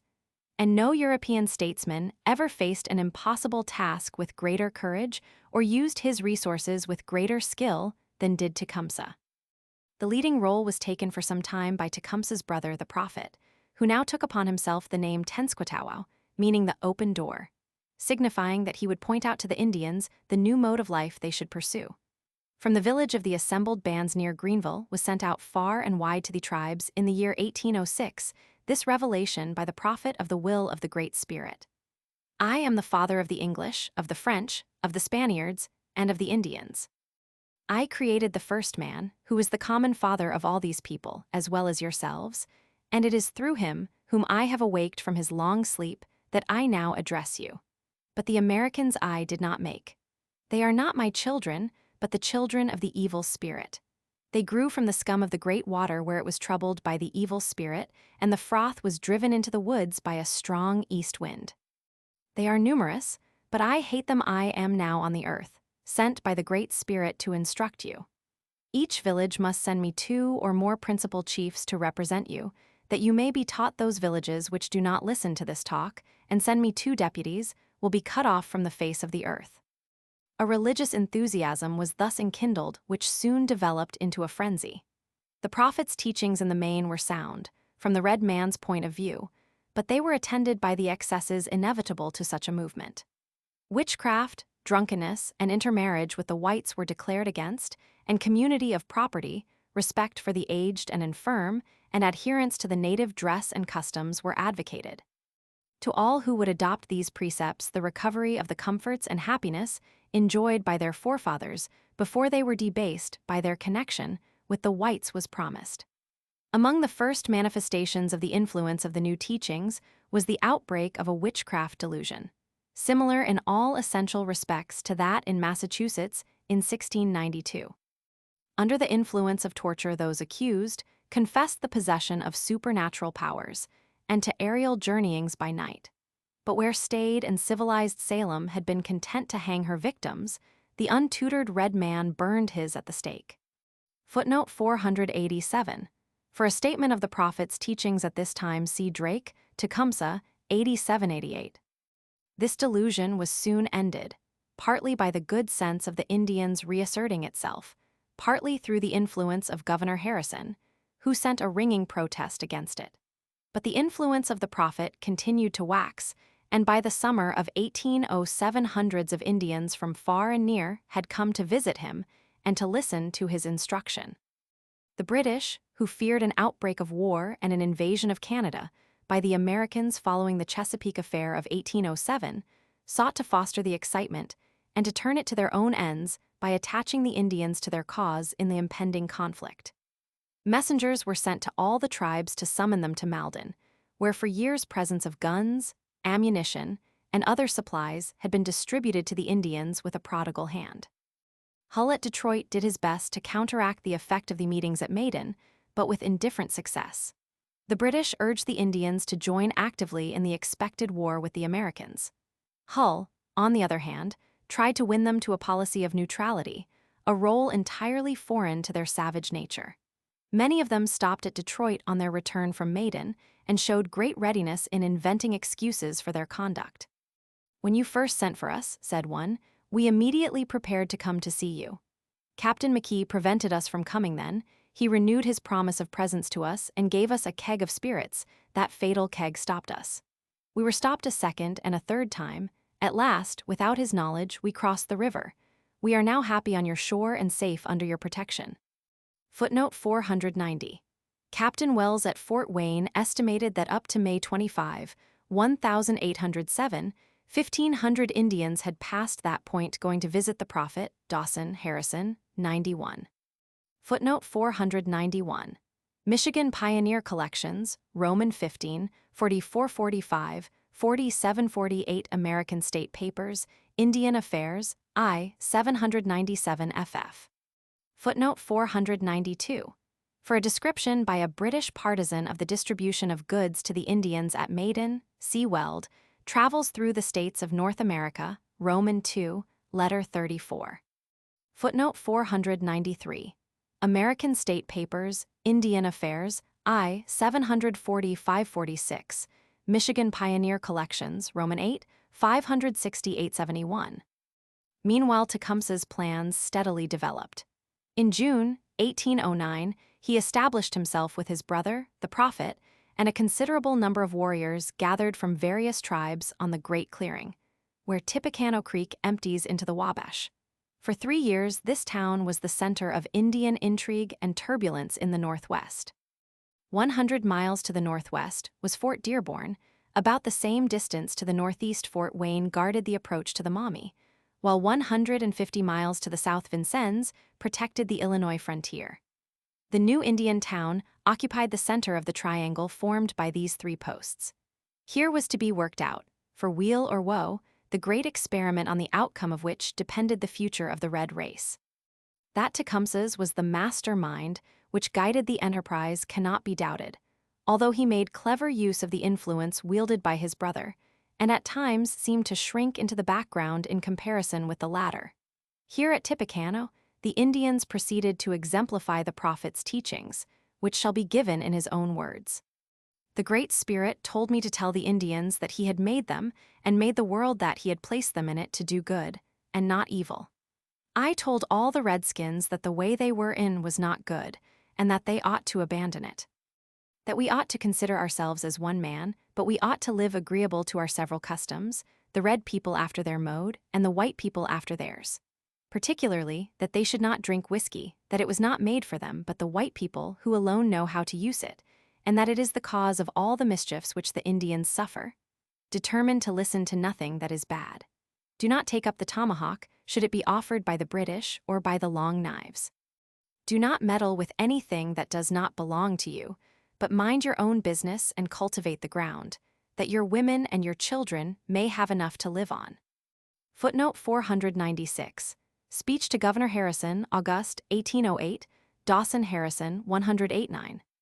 The extent to which this advice was followed is astonishing, in view of the fact that it necessitated a complete revolution in the lives and habits of the natives. The influence of the prophet's religious teachings was felt from Florida to Saskatchewan. Most marvelous of all, the love of liquor, which had been the bane of the Indians from the beginning of their intercourse with the whites, was for a time completely exorcised. Seeking to test the strength of the prophet's influence over his followers, Harrison tempted them with whiskey in vain. Even among the distant tribes to which the prophet's emissaries came, drunkenness and warfare fell into disfavor. The Ottawas of El Arbor Crotch were reported in 1807 to be adhering strictly to the Shawnee prophet's advice. The whiskey and rum of the traders had become a drug on the market, not a gallon a month being purchased. Even when the white men sought to tempt the natives by urging liquor upon them, as a present, they refused it, with disdain.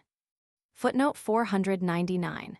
For evidence on this point, see Tanner's Narrative, 155-58. Wisconsin Historical Collections, Roman 19, 322-23. The settlers on the frontier were filled with apprehensions of danger from Tecumseh's movement, and protests and appeals for protection poured in upon Harrison.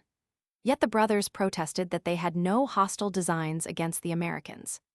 In the summer of 1808, the prophet visited Harrison at Vincennes and succeeded in convincing him, apparently, that he desired only peace and the upbuilding of his race.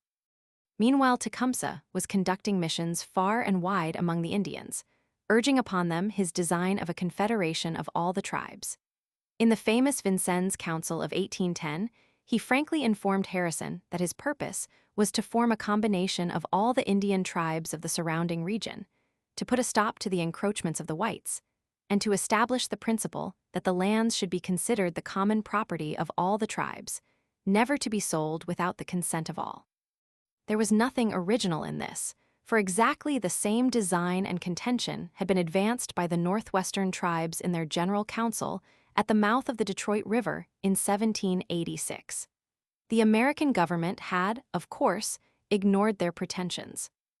Much dissatisfaction was expressed by the tribes with the treaties of Fort McIntosh and Fort Harmar, subsequent to their enactment, many of them refusing to recognize the validity of the cessions made by these treaties until compelled thereto by Wayne in 1795.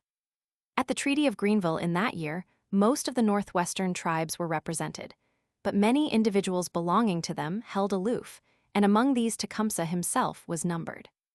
With the rapid advance of white settlement following Wayne's victory, new cessions of land were from time to time demanded. That the red man must go down before this advancing tide of invasion was inevitable. That he should struggle against his impending fate was but natural. The plan advanced in 1786 offered the only prospect of even temporarily holding back the whites, and this the more far-sighted among the Indians were shrewd enough to perceive. Harrison reported in 1802 the existence among them of an agreement that no proposition relating to their lands could be acceded to without the consent of all the tribes. Nevertheless, several treaties carrying large cessions of land were made during the next few years.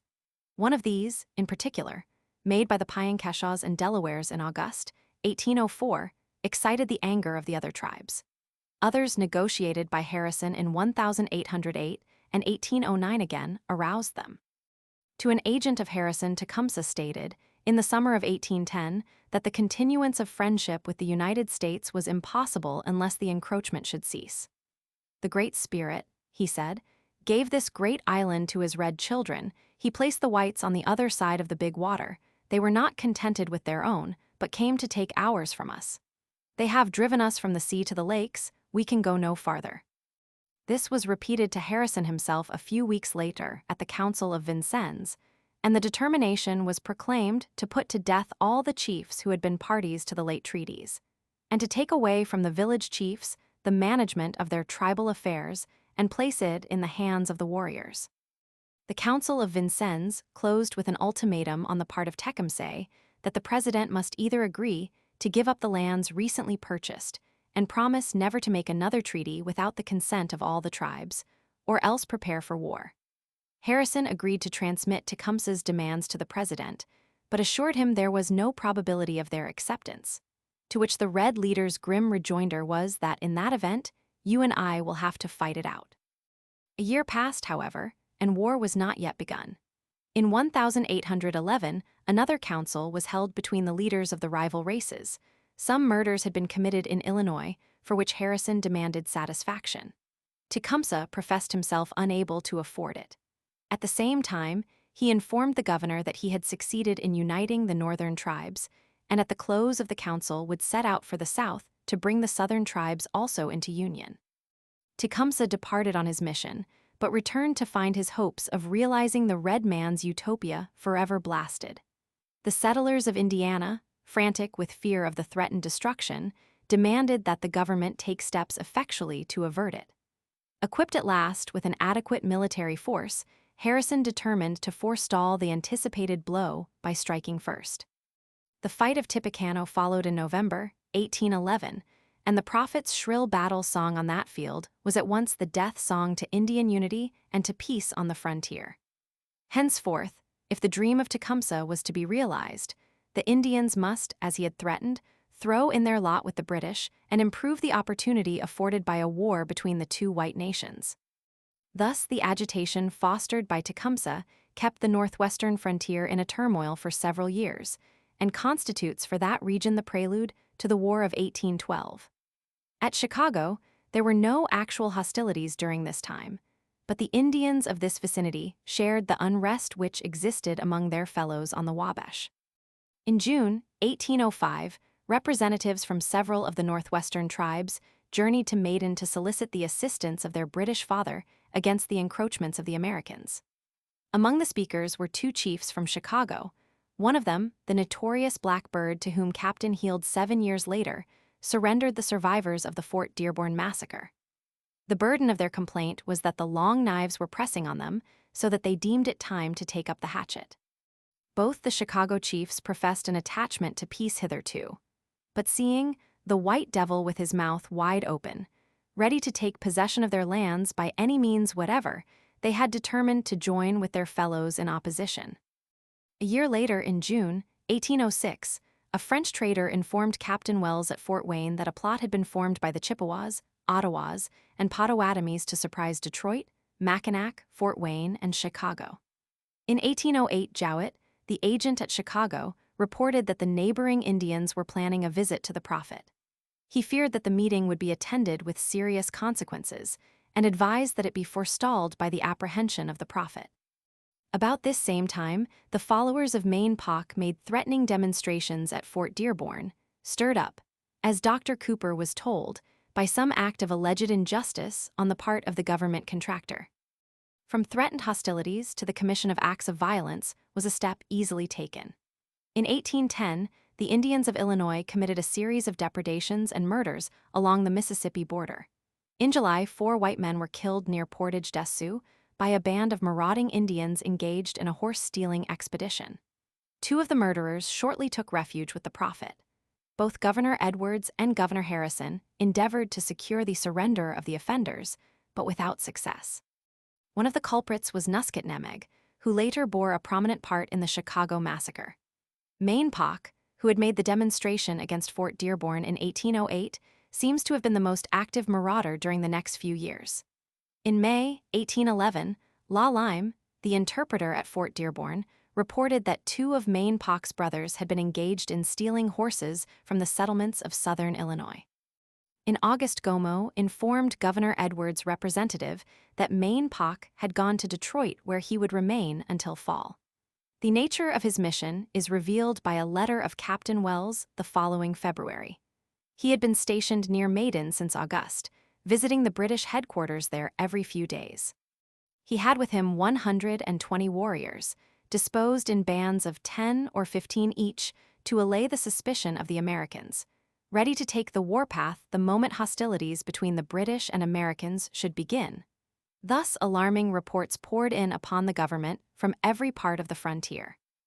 British agents in Canada cooperated with those in the West to secure the allegiance of the Indians, and early in the year, 1812 attacks were proposed upon the border settlements of Louisiana and Illinois. It was due mainly to Robert Dixon, one of the most astute and influential British traders in the Northwest, that these plans were not fully carried out, and that the hostile bands were transferred to the territory about Detroit and the Canadian frontier. The Americans urged upon the Indians a policy of neutrality in the impending war between the whites, while the British, with greater success, sought to enlist them actively in their support. The opening of the year 1812 found the Indians only awaiting the cooperation of the British to devastate the frontier with blood and slaughter. Footnote 515. Edwards' Papers 5657, Edwards' Life of Ninian Edwards 37. Footnote 516. Dawson Harrison 182-84, Edwards' Life of Ninian Edwards, Chapter Roman 3. Footnote 517. Edwards' Papers 57, Wisconsin Historical Collections, Xi 320. Footnote 518. Kirkland, Chicago Massacre 187, Edwards' Life of Ninian Edwards 280-687. Footnote 522. Edwards' Papers, Edwards' Life of Ninian Edwards Passam. Footnote 523. Michigan Pioneer Collections, Volume Roman 15, Passam, Black Hawk Life 3035. Footnote 524. Black Hawk Life 34FF. Michigan Pioneer Collections, Roman 15, 196-98, Edwards' Life of Ninian Edwards 57. Chapter 9.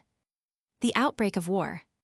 The indecisive outcome of the Battle of Tippecanoe seemed to necessitate the continuation of the war which Harrison's campaign had precipitated.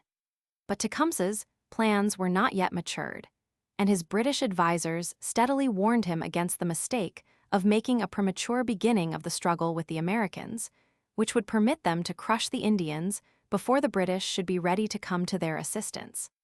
He chose, therefore, to make light of the affair at Tippecanoe and continued to protest that there would be no war with the Americans unless they themselves forced it. One thing had, however, been rendered certain by the Tippecanoe campaign. Sooner or later, the Americans must renew the attack upon the Indians, and a war with the British would bring an Indian war also upon the Northwest. Footnote 525. In a speech delivered at a council of the tribes at Massasoit on the Wabash, in May 1812, Tecumseh disclaimed responsibility for the fight of Tippecanoe, referring to it as the unfortunate transaction that took place between the white people and a few of our young men at our village. He stated that the trouble between his followers and Governor Harrison had been settled, and further that had he been at home, there would have been no bloodshed. Dawson, Harrison, 266-67. Finally, after long debate, the country blundered hesitantly and half-heartedly into the War of 1812. The people of New England were so bitterly opposed to this step, and to the party in power, as to give rise to suspicion of their loyalty to the Union. The middle and southern states were, on the whole, favorably disposed toward the war, but in no other section were the people as eager for war to begin as in the West. Here, on the frontier, the traditional enmity toward England was comparatively untouched by the commercial advantages which committed New England to a policy of peace. Revival of commerce had little effect upon the West with its desultory cultivation and crude and inadequate means of transportation, but the spirit of expansion was strong and the greed for land was unappeased. To this sentiment was added the belief, firmly held by the Westerner, that the British were primarily responsible for the insecurity of the frontier. In part, this was justified by the facts of the situation, but not to the extent which the American frontiersmen believed it was. Whether well-founded or not, the belief filled them with resentment toward the British and rendered them keen for war. "I cannot but notice," wrote Surgeon Van Voorhis from Fort Dearborn in October 1811 in a letter to a friend, "the villainy practiced in the Indian country by British agents and traders. You hear of it at a distance, but we near the scene of action are sensible of it. They labor by every unprincipled means to instigate the savages against the Americans, to inculcate the idea that we intend to drive the Indians beyond the Mississippi, and that in every purchase of land the government defrauds them. And their united efforts aim too at the destruction of every trading house and the prevention of the extension of our frontier. Never till a prohibition of the entrance of all foreigners, and especially British subjects, into the Indian country takes place, will we enjoy a lasting peace with the credulous, deluded, and cannibal savages." Footnote 526, Van Voorhis, Ancestry of Major W.M. Roe Van Voorhis, 144-45. The West looked forward to war, not only as a solution of the Indian problem, but also as the means of securing Canada. Yet greater danger threatened the Northwest, in the event of war, than any other portion of the United States.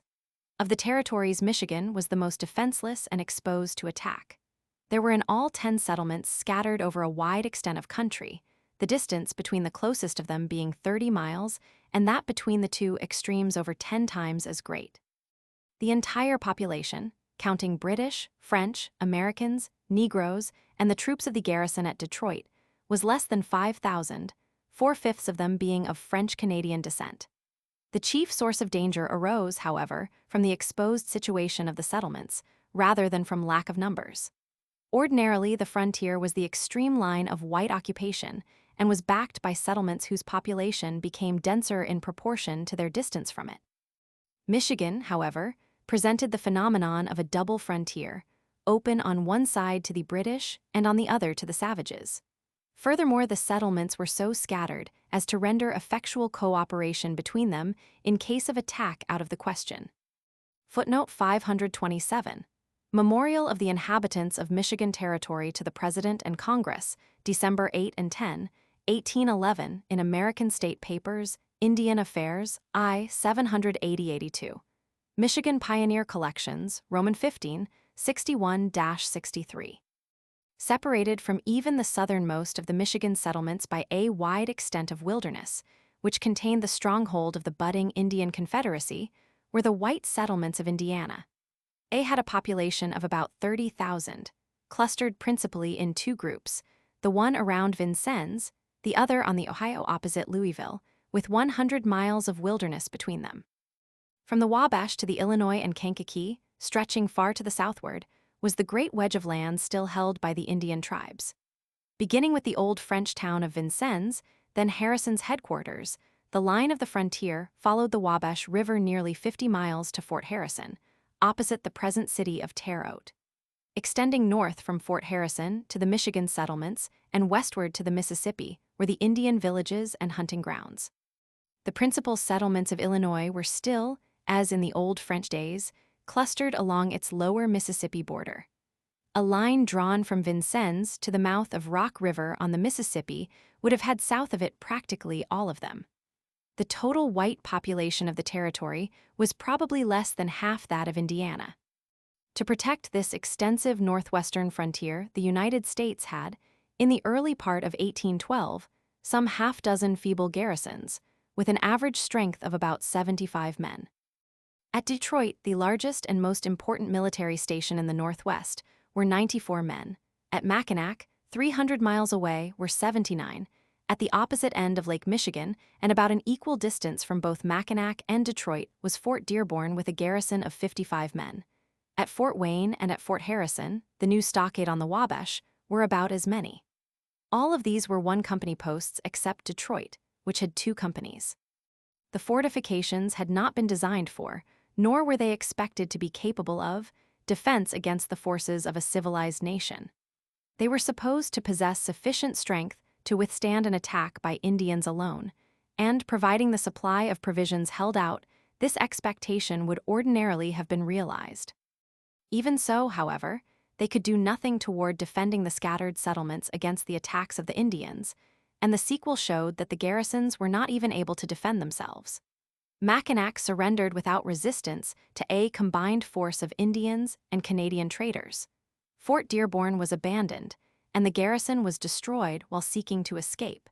And Fort Wayne was saved from impending capture only by the approach of a large force of militia under General Harrison. Against this frontier could be launched, in the event of an Indian war alone, several thousand warriors.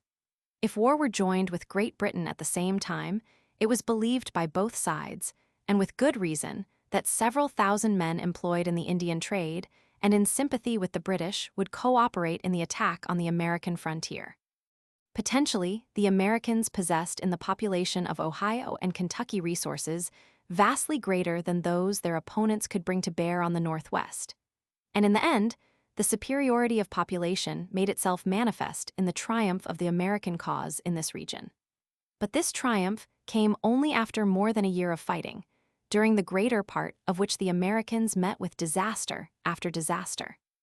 For the immediate present, the northwestern frontier was practically undefended, while in the traders and Indians, the British possessed a force immediately available for action which constituted to all intents and purposes a formidable standing army. Footnote 530. In the memorial cited above, note 527, of the inhabitants of Michigan Territory to the President and Congress, December 8 and 10, 1811, the number of warriors that might be brought against Detroit was estimated at 5,000. Footnote 531. Michigan Pioneer Collections, Roman 15, 6163, 7072, Drennan Papers, Hull to Eustis, March 6, 1812. The Americans estimated the number of traders who would assist the British at 4,000. That this force was not such as could safely be despised, both the words and actions of the frontiersmen gave testimony. In more recent years on the Western Plains, the forces of the regular army of the United States have time and again manifested their superiority over the Indians in open battle. And only rarely, when the advantage of numbers or position was greatly in their favor, have the red men won a victory over them. But in the Old Northwest, where advantage could be taken of the heavy timber which covered so much of the country, the Indian warriors fighting on their own ground were superior, man for man, to any regular force that could be sent against them. In 50 years of warfare with the whites, the Northwestern Indians had never been defeated in open battle where the strength on both sides was nearly equal, while time and again the forces of the whites had succumbed to inferior numbers.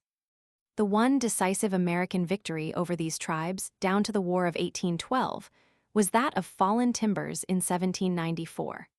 But this victory was won by a largely superior force under the command of the ablest general, with the possible exception of Clark, that the Americans had ever sent into the Northwest, and after 2 years of arduous preparation for the contest. Footnote 532, Adams Op. Cit. Roman 6, 100, Dawson Harrison, 216-250. The Battle of Tippecanoe afforded the most recent illustration of the prowess of the native warriors. Harrison was probably better fitted to command in a campaign against the Indians than any other man in the Northwest, and in this campaign he had a force of 1,000 soldiers of as high quality, on the whole, as America could produce. In the actual battle, his force outnumbered the Indians in the proportion of 2 to 1. Yet it was only with extreme difficulty, and at the cost in killed and wounded of 1/4 of his army, that the Indian attack was beaten off. Even this success was due in part to good fortune, for the savages had purposely neglected far more favorable opportunities for attacking Harrison than the one they finally embraced. Furthermore, even Harrison's advocate grants that they fought with inferior arms and under circumstances which sacrificed the advantages which their style of fighting ordinarily afforded. But for the absence of Tecumseh and the reluctance of the Indians to fight at all, it is not improbable that Harrison's army would have been overwhelmed. Footnote 533, the number of Harrison's troops cannot be stated with entire precision. For a discussion of this point, see Adams, Op. Cit. W. 96 and note 534 below. Footnote 534. Harrison himself stated his number in the battle as very little above 700 men, aside from 60 dragoons whom he omitted from consideration because they were unable to do us much service. They were present in the battle, however, and it is obvious that the mere fact of Harrison's failure to make effective use of them does not justify their omission from a statement of the strength of his army. The statement of Dawson, his biographer, therefore, that on the day before the battle he had something more than 800 men, may be regarded as approximately correct. The number of the prophet's followers can only be estimated. Harrison was convinced that there were at least 600, but he admits that he had no data from which to form a correct statement. Henry Adams, allowing for the law of exaggeration, concludes that there were not more than 400 Indians in the battle. On the size of the two armies, see American State Papers, Indian Affairs, I. 778, Dawson Harrison 216, Adams Op. Cit. Roman 6 145. Footnote 536. See in this connection the account of the campaign, and particularly of the plight of the army after the battle, in Dawson Harrison 233, 238-39. See also Adams Op. Cit. Roman 6, Chapter V. An indecisive blow had thus been struck, after which Harrison's forces were disbanded or scattered, and the frontier again became as defenseless as before the Tippecanoe campaign. With the series of depredations and murders which marked the spring of 1812, the settlers became panic-stricken. Large numbers abandoned their farms and either took refuge in temporary stockade forts or fled to a safer retreat in the older settlements. The peril from which they fled was graphically painted by the citizens of Detroit in their appeal to the government for protection in December 1811. The horrors of savage belligerence description cannot paint. No picture can resemble the reality. No effort can bring the imagination up to the standard of fact. Nor sex nor age have claims. The short remnant of life left to the hoary head, trembling with age and infirmities, is snatched away. The tenderest infant, yet imbibing nutrition from the mamilla of maternal love, and the agonized mother herself, alike await the stroke of the relentless tomahawk. No vestige is left of what fire can consume. Nothing which breathes the breath of life is spared. The animals reared by the care of civilized man are involved in his destruction. No human foresight can divine the quarter which shall be struck. It is in the dead of the night, in the darkness of the morn, in the howling of the storm, that the demoniac deed is done. The nation entered upon the war in June 1812, with a large portion of its best citizens and one entire section of the country bitterly opposed to the measure. Apathy and opposition combined with the incompetence of the administration at Washington to produce a state of unpreparedness, which, in view of the seriousness of the situation, seems today incredible.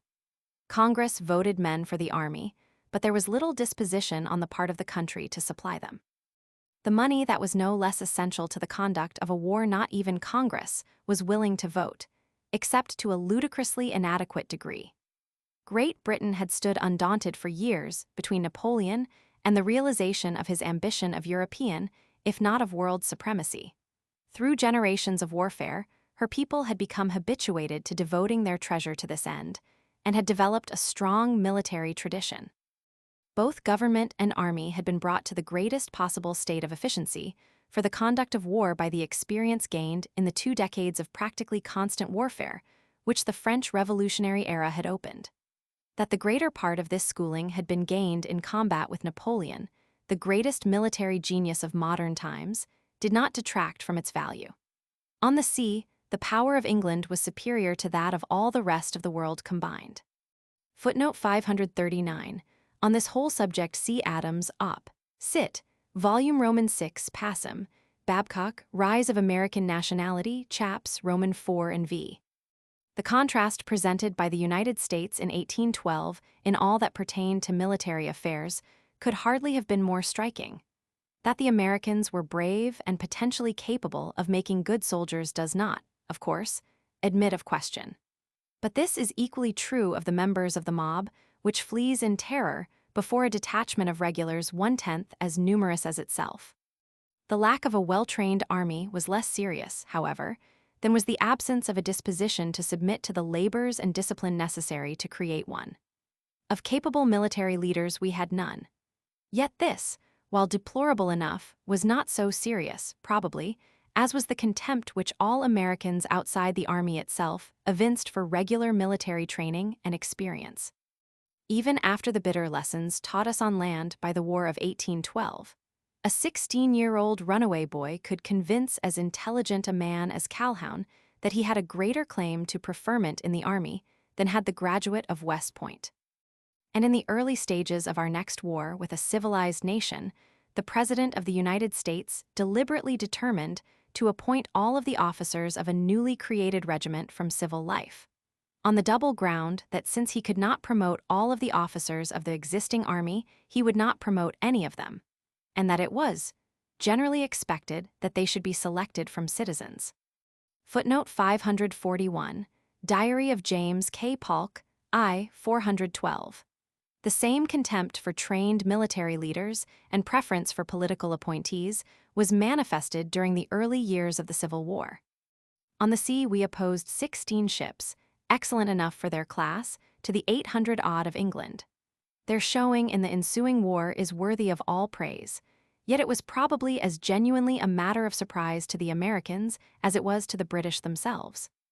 The glamour which resulted from the success of the Americans in a number of single-ship duels has blinded the eyes of later generations to the facts that during the greater part of the war the British vessels maintained a close blockade of the American coast, insulting our seaports with impunity, and that the Navy committed blunders almost as serious as those of the Army on land.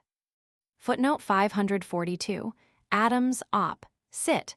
Roman 6, 362. This statement omits from consideration the gunboats of Jefferson's Mosquito fleet.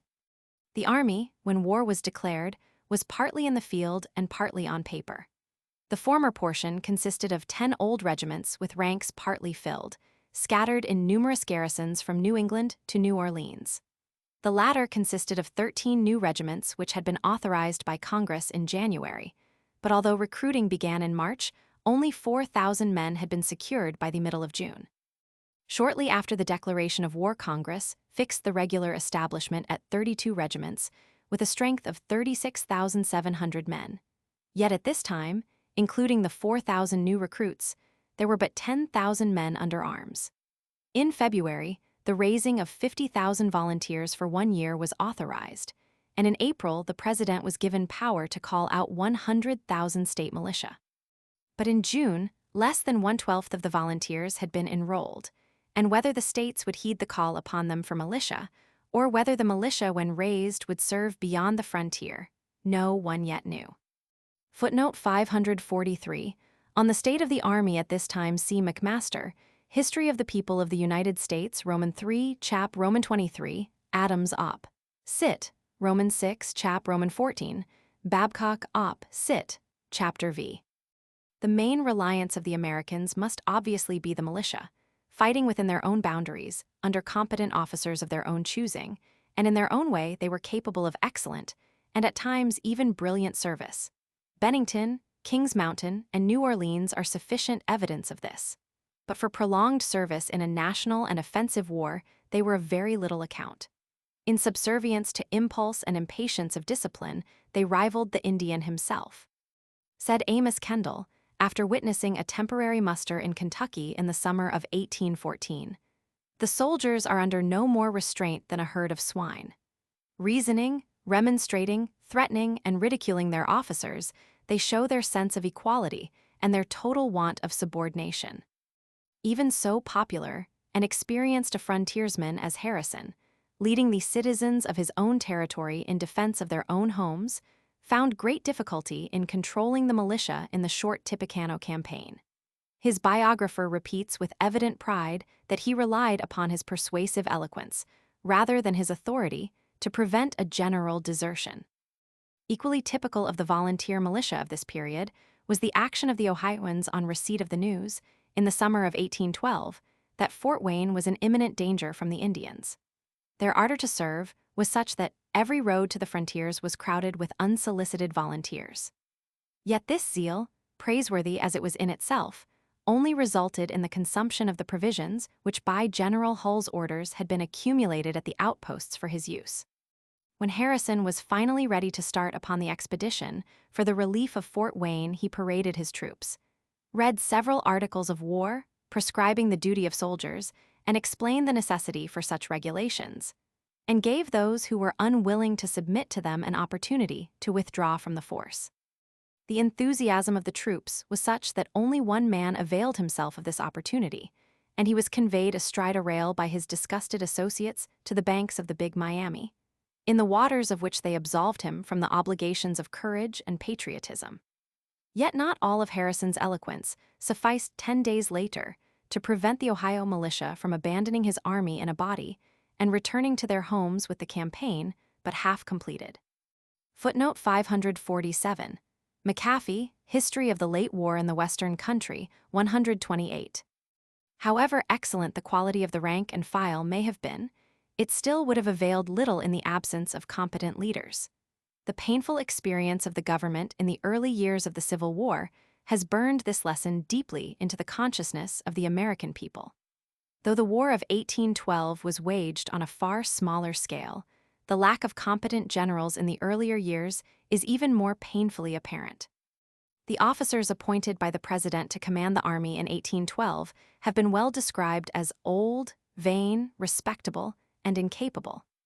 Of the 2 major generals and 5 brigadiers, the youngest was 55 years of age, and the average age was 59.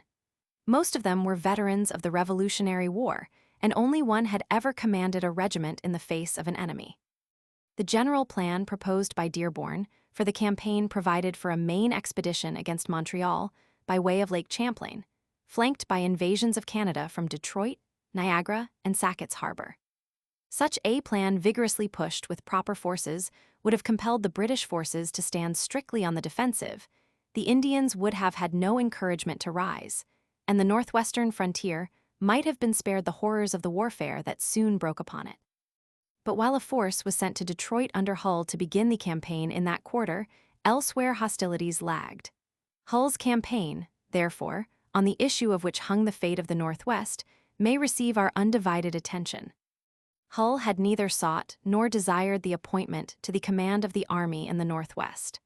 As a soldier of the Revolution, and in various capacities since that war, he had acquitted himself with credit. When, in 1805, he was appointed by Jefferson governor of the newly created Michigan Territory.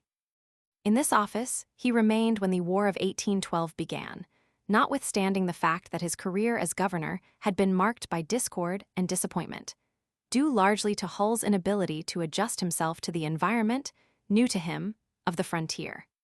He had urged upon the government the desirability of rendering Michigan defensible from a military point of view, advocating as essential to this end the control by armed vessels of Lake Erie. In the early part of 1812, he was in Washington urging the same subject again upon the government. While thus engaged, the military appointment of commander of the forces in that quarter was tendered to him by Madison and declined.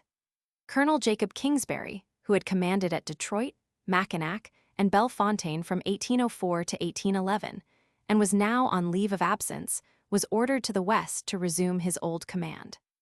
He was, however, incapacitated by illness, whereupon Hull, urged a second time by the administration, accepted the appointment. Footnote 549. On Hull's career as Governor C. Cooley, Michigan, Chapter Roman 8. Footnote 550. Cooley, Michigan, 164. Hull, Campaign of 1812, 19-21. Drennan Papers, Hull to Eustis, March 6, 1812. Footnote 551. Cooley, Michigan, 167. Hull, Campaign of 1812-14-18. From every point of view, this was a calamity.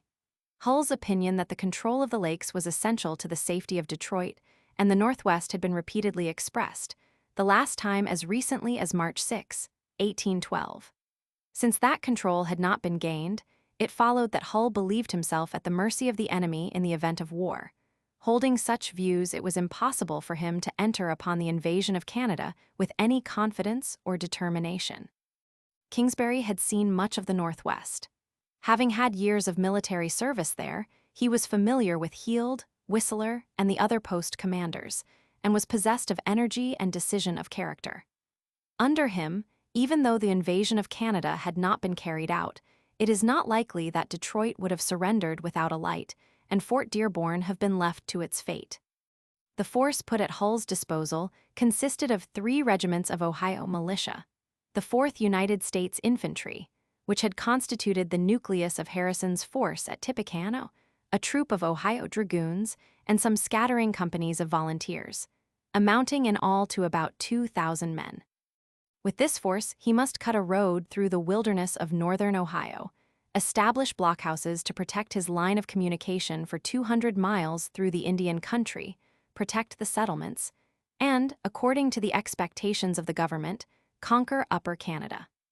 The mere statement of the task is sufficient to demonstrate the impossibility of executing it with the means at his disposal.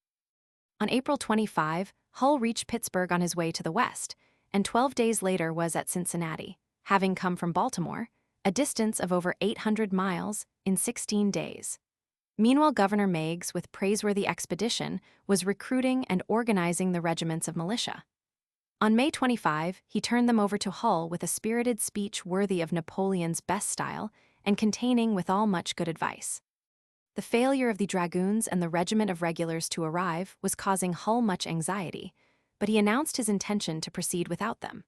At last, on June 10, the regulars joined him at Urbana. The whole army marched out a mile to meet and escort them ceremoniously into camp. A triumphal arch had been erected near the camp, with the American eagle displayed on the keystone and inscribed in capitals on one side the word Tippecanoe and on the other, Glory. In the place of honor at the head of the army, preceded only by the troops of mounted dragoons, the regulars made their way into camp. Arrived at the arch, the cavalry opened out, allowing them to pass beneath it, while the militia regiments passed by on the outside, hoping soon to be entitled to similar honors. Footnote 554. Ibid. Meigs's address to the First Army of Ohio, May 25, 1812. Hull to Eustis, May 26, 1812. This pleasing ceremony ended, and permission having been gained from the Indian chiefs to open a road through their country and protect it with blockhouses, the advance was pressed with vigor. The obstacles to be overcome were many. A new road fit for the passage of an army must be cut. Blockhouses were to be erected at intervals of 20 miles through the Indian country, and the provisions needed for the army must be brought forward from the settled portion of Ohio. The equipment of the army was notably deficient in certain important respects. On reaching Cincinnati, Hull had found the supply of powder so inadequate as to necessitate sending at once to Lexington for more. The guns were in such poor condition that to render them fit for use, Hull was compelled to carry a traveling forge and create a company of artificers to repair them as the army advanced. In this way, they were rendered serviceable at the rate of 50 a day. Footnote 557. The agreement entered into is given in Drennan Papers, Hull to Eustis, June 9, 1812. Hull reported the spirit of the army as excellent, yet a serious case of insubordination occurred at Urbana over a grievance, real or fancied, on the part of the militia with respect to their pay. The officers had promised the men an advance for the year's clothing, which was not forthcoming. Papers were accordingly posted on trees the night before the departure from Urbana, warning Hull not to march until the army had been paid. He announced his determination to proceed, and when the assembly beat all but one company obeyed the order. A detachment from the 4th Regiment of Regulars was immediately marched toward it, which cowed the mutineers into submission. 3 of the ringleaders were tried by a court-martial, which sentenced them to have 1/2 their heads shaved, their hands tied behind their backs, to be marched around the lines with the label Tory between the shoulders and be drummed out of the army. This exhibition of firmness on Hull's part seems to have had the desired effect. The culprits felt the disgrace keenly, considering the punishment worse than death, and at the solicitation of their officers, Hull consented to pardon them. Heavy and incessant rains, combined with the other obstacles, prevented the army from making the progress the commander desired. On June 26, when Hull received a message warning him of the impending hostilities and urging him to press forward with all possible speed, he had covered only about 75 miles from Urbana and was still 35 miles from the Maumee Rapids. He reached this point 4 days later, and thereupon committed his first blunder. To save transportation, his personal baggage, papers, hospital stores, and other material were embarked on a schooner for Detroit. Meanwhile, war had been declared by Congress on June 18, and the British forces at Malden, receiving prompt notice of this, seized the schooner with all it contained. Thus, they became apprised of Hull's strength and of his instructions from his government. Footnote 563. Adams, United States, Roman 6, 298-99. Drennan Papers, Hull to Eustis, June 26, 1812. On July 5, Hull reached Detroit, and 4 days later received word from Washington to begin the invasion of Canada. His reply expressed confidence in his ability to drive the British from the opposite bank of the river, but he did not believe he could take Maiden. A week later, he crossed the river and occupied Sandwich, the British retiring before him without a blow. From Sandwich, a proclamation was issued to the Canadians, designed to secure their acquiescence in the American conquest. To some extent, this hope was realized, and numbers of the Canadian militia deserted to the Americans. Instead, however, of pressing the attack on Maiden at once, from this time Hull delayed until, with the enemy growing stronger and his own position more precarious, he lost all hope of success and retreated to Detroit. The factors responsible for this decision were the news of the capture of Mackinac, with the prospect of the approach of a large number of traders and Indians upon Detroit in his rear, and the attacks by Tecumseh's Indians upon his line of communications with Ohio. While Hull had thus been conducting affairs at Detroit, Dearborn, who had command of the army in New York, was dallying at Boston and Albany, doing nothing to engage the British by pushing the attack upon Canada from New York, a measure which was essential to Hull's success. On August 9, he even entered into an armistice with the British which bound him to act only on the defensive until the government at Washington should decide upon the effect of the repeal of the obnoxious orders. This inactivity in the East left Brock, the British commander in Upper Canada, entirely free to direct his attention to Hull, and the attack upon Niagara, on which Hull on July 19 had declared all his own success would depend, was not made, moving with a vigor and daring conspicuously wanting in the American generals. Brock transferred all of his available forces from the Niagara frontier to Maiden. On arriving there, he quickly determined to cross the river and assail Hull in Detroit. Although Hull's force was the larger, the audacity of Brock, combined with the senility displayed by Hull, rendered the movement a complete success. Without awaiting the assault, Hull surrendered his entire army, together with Detroit and Michigan Territory, to the British.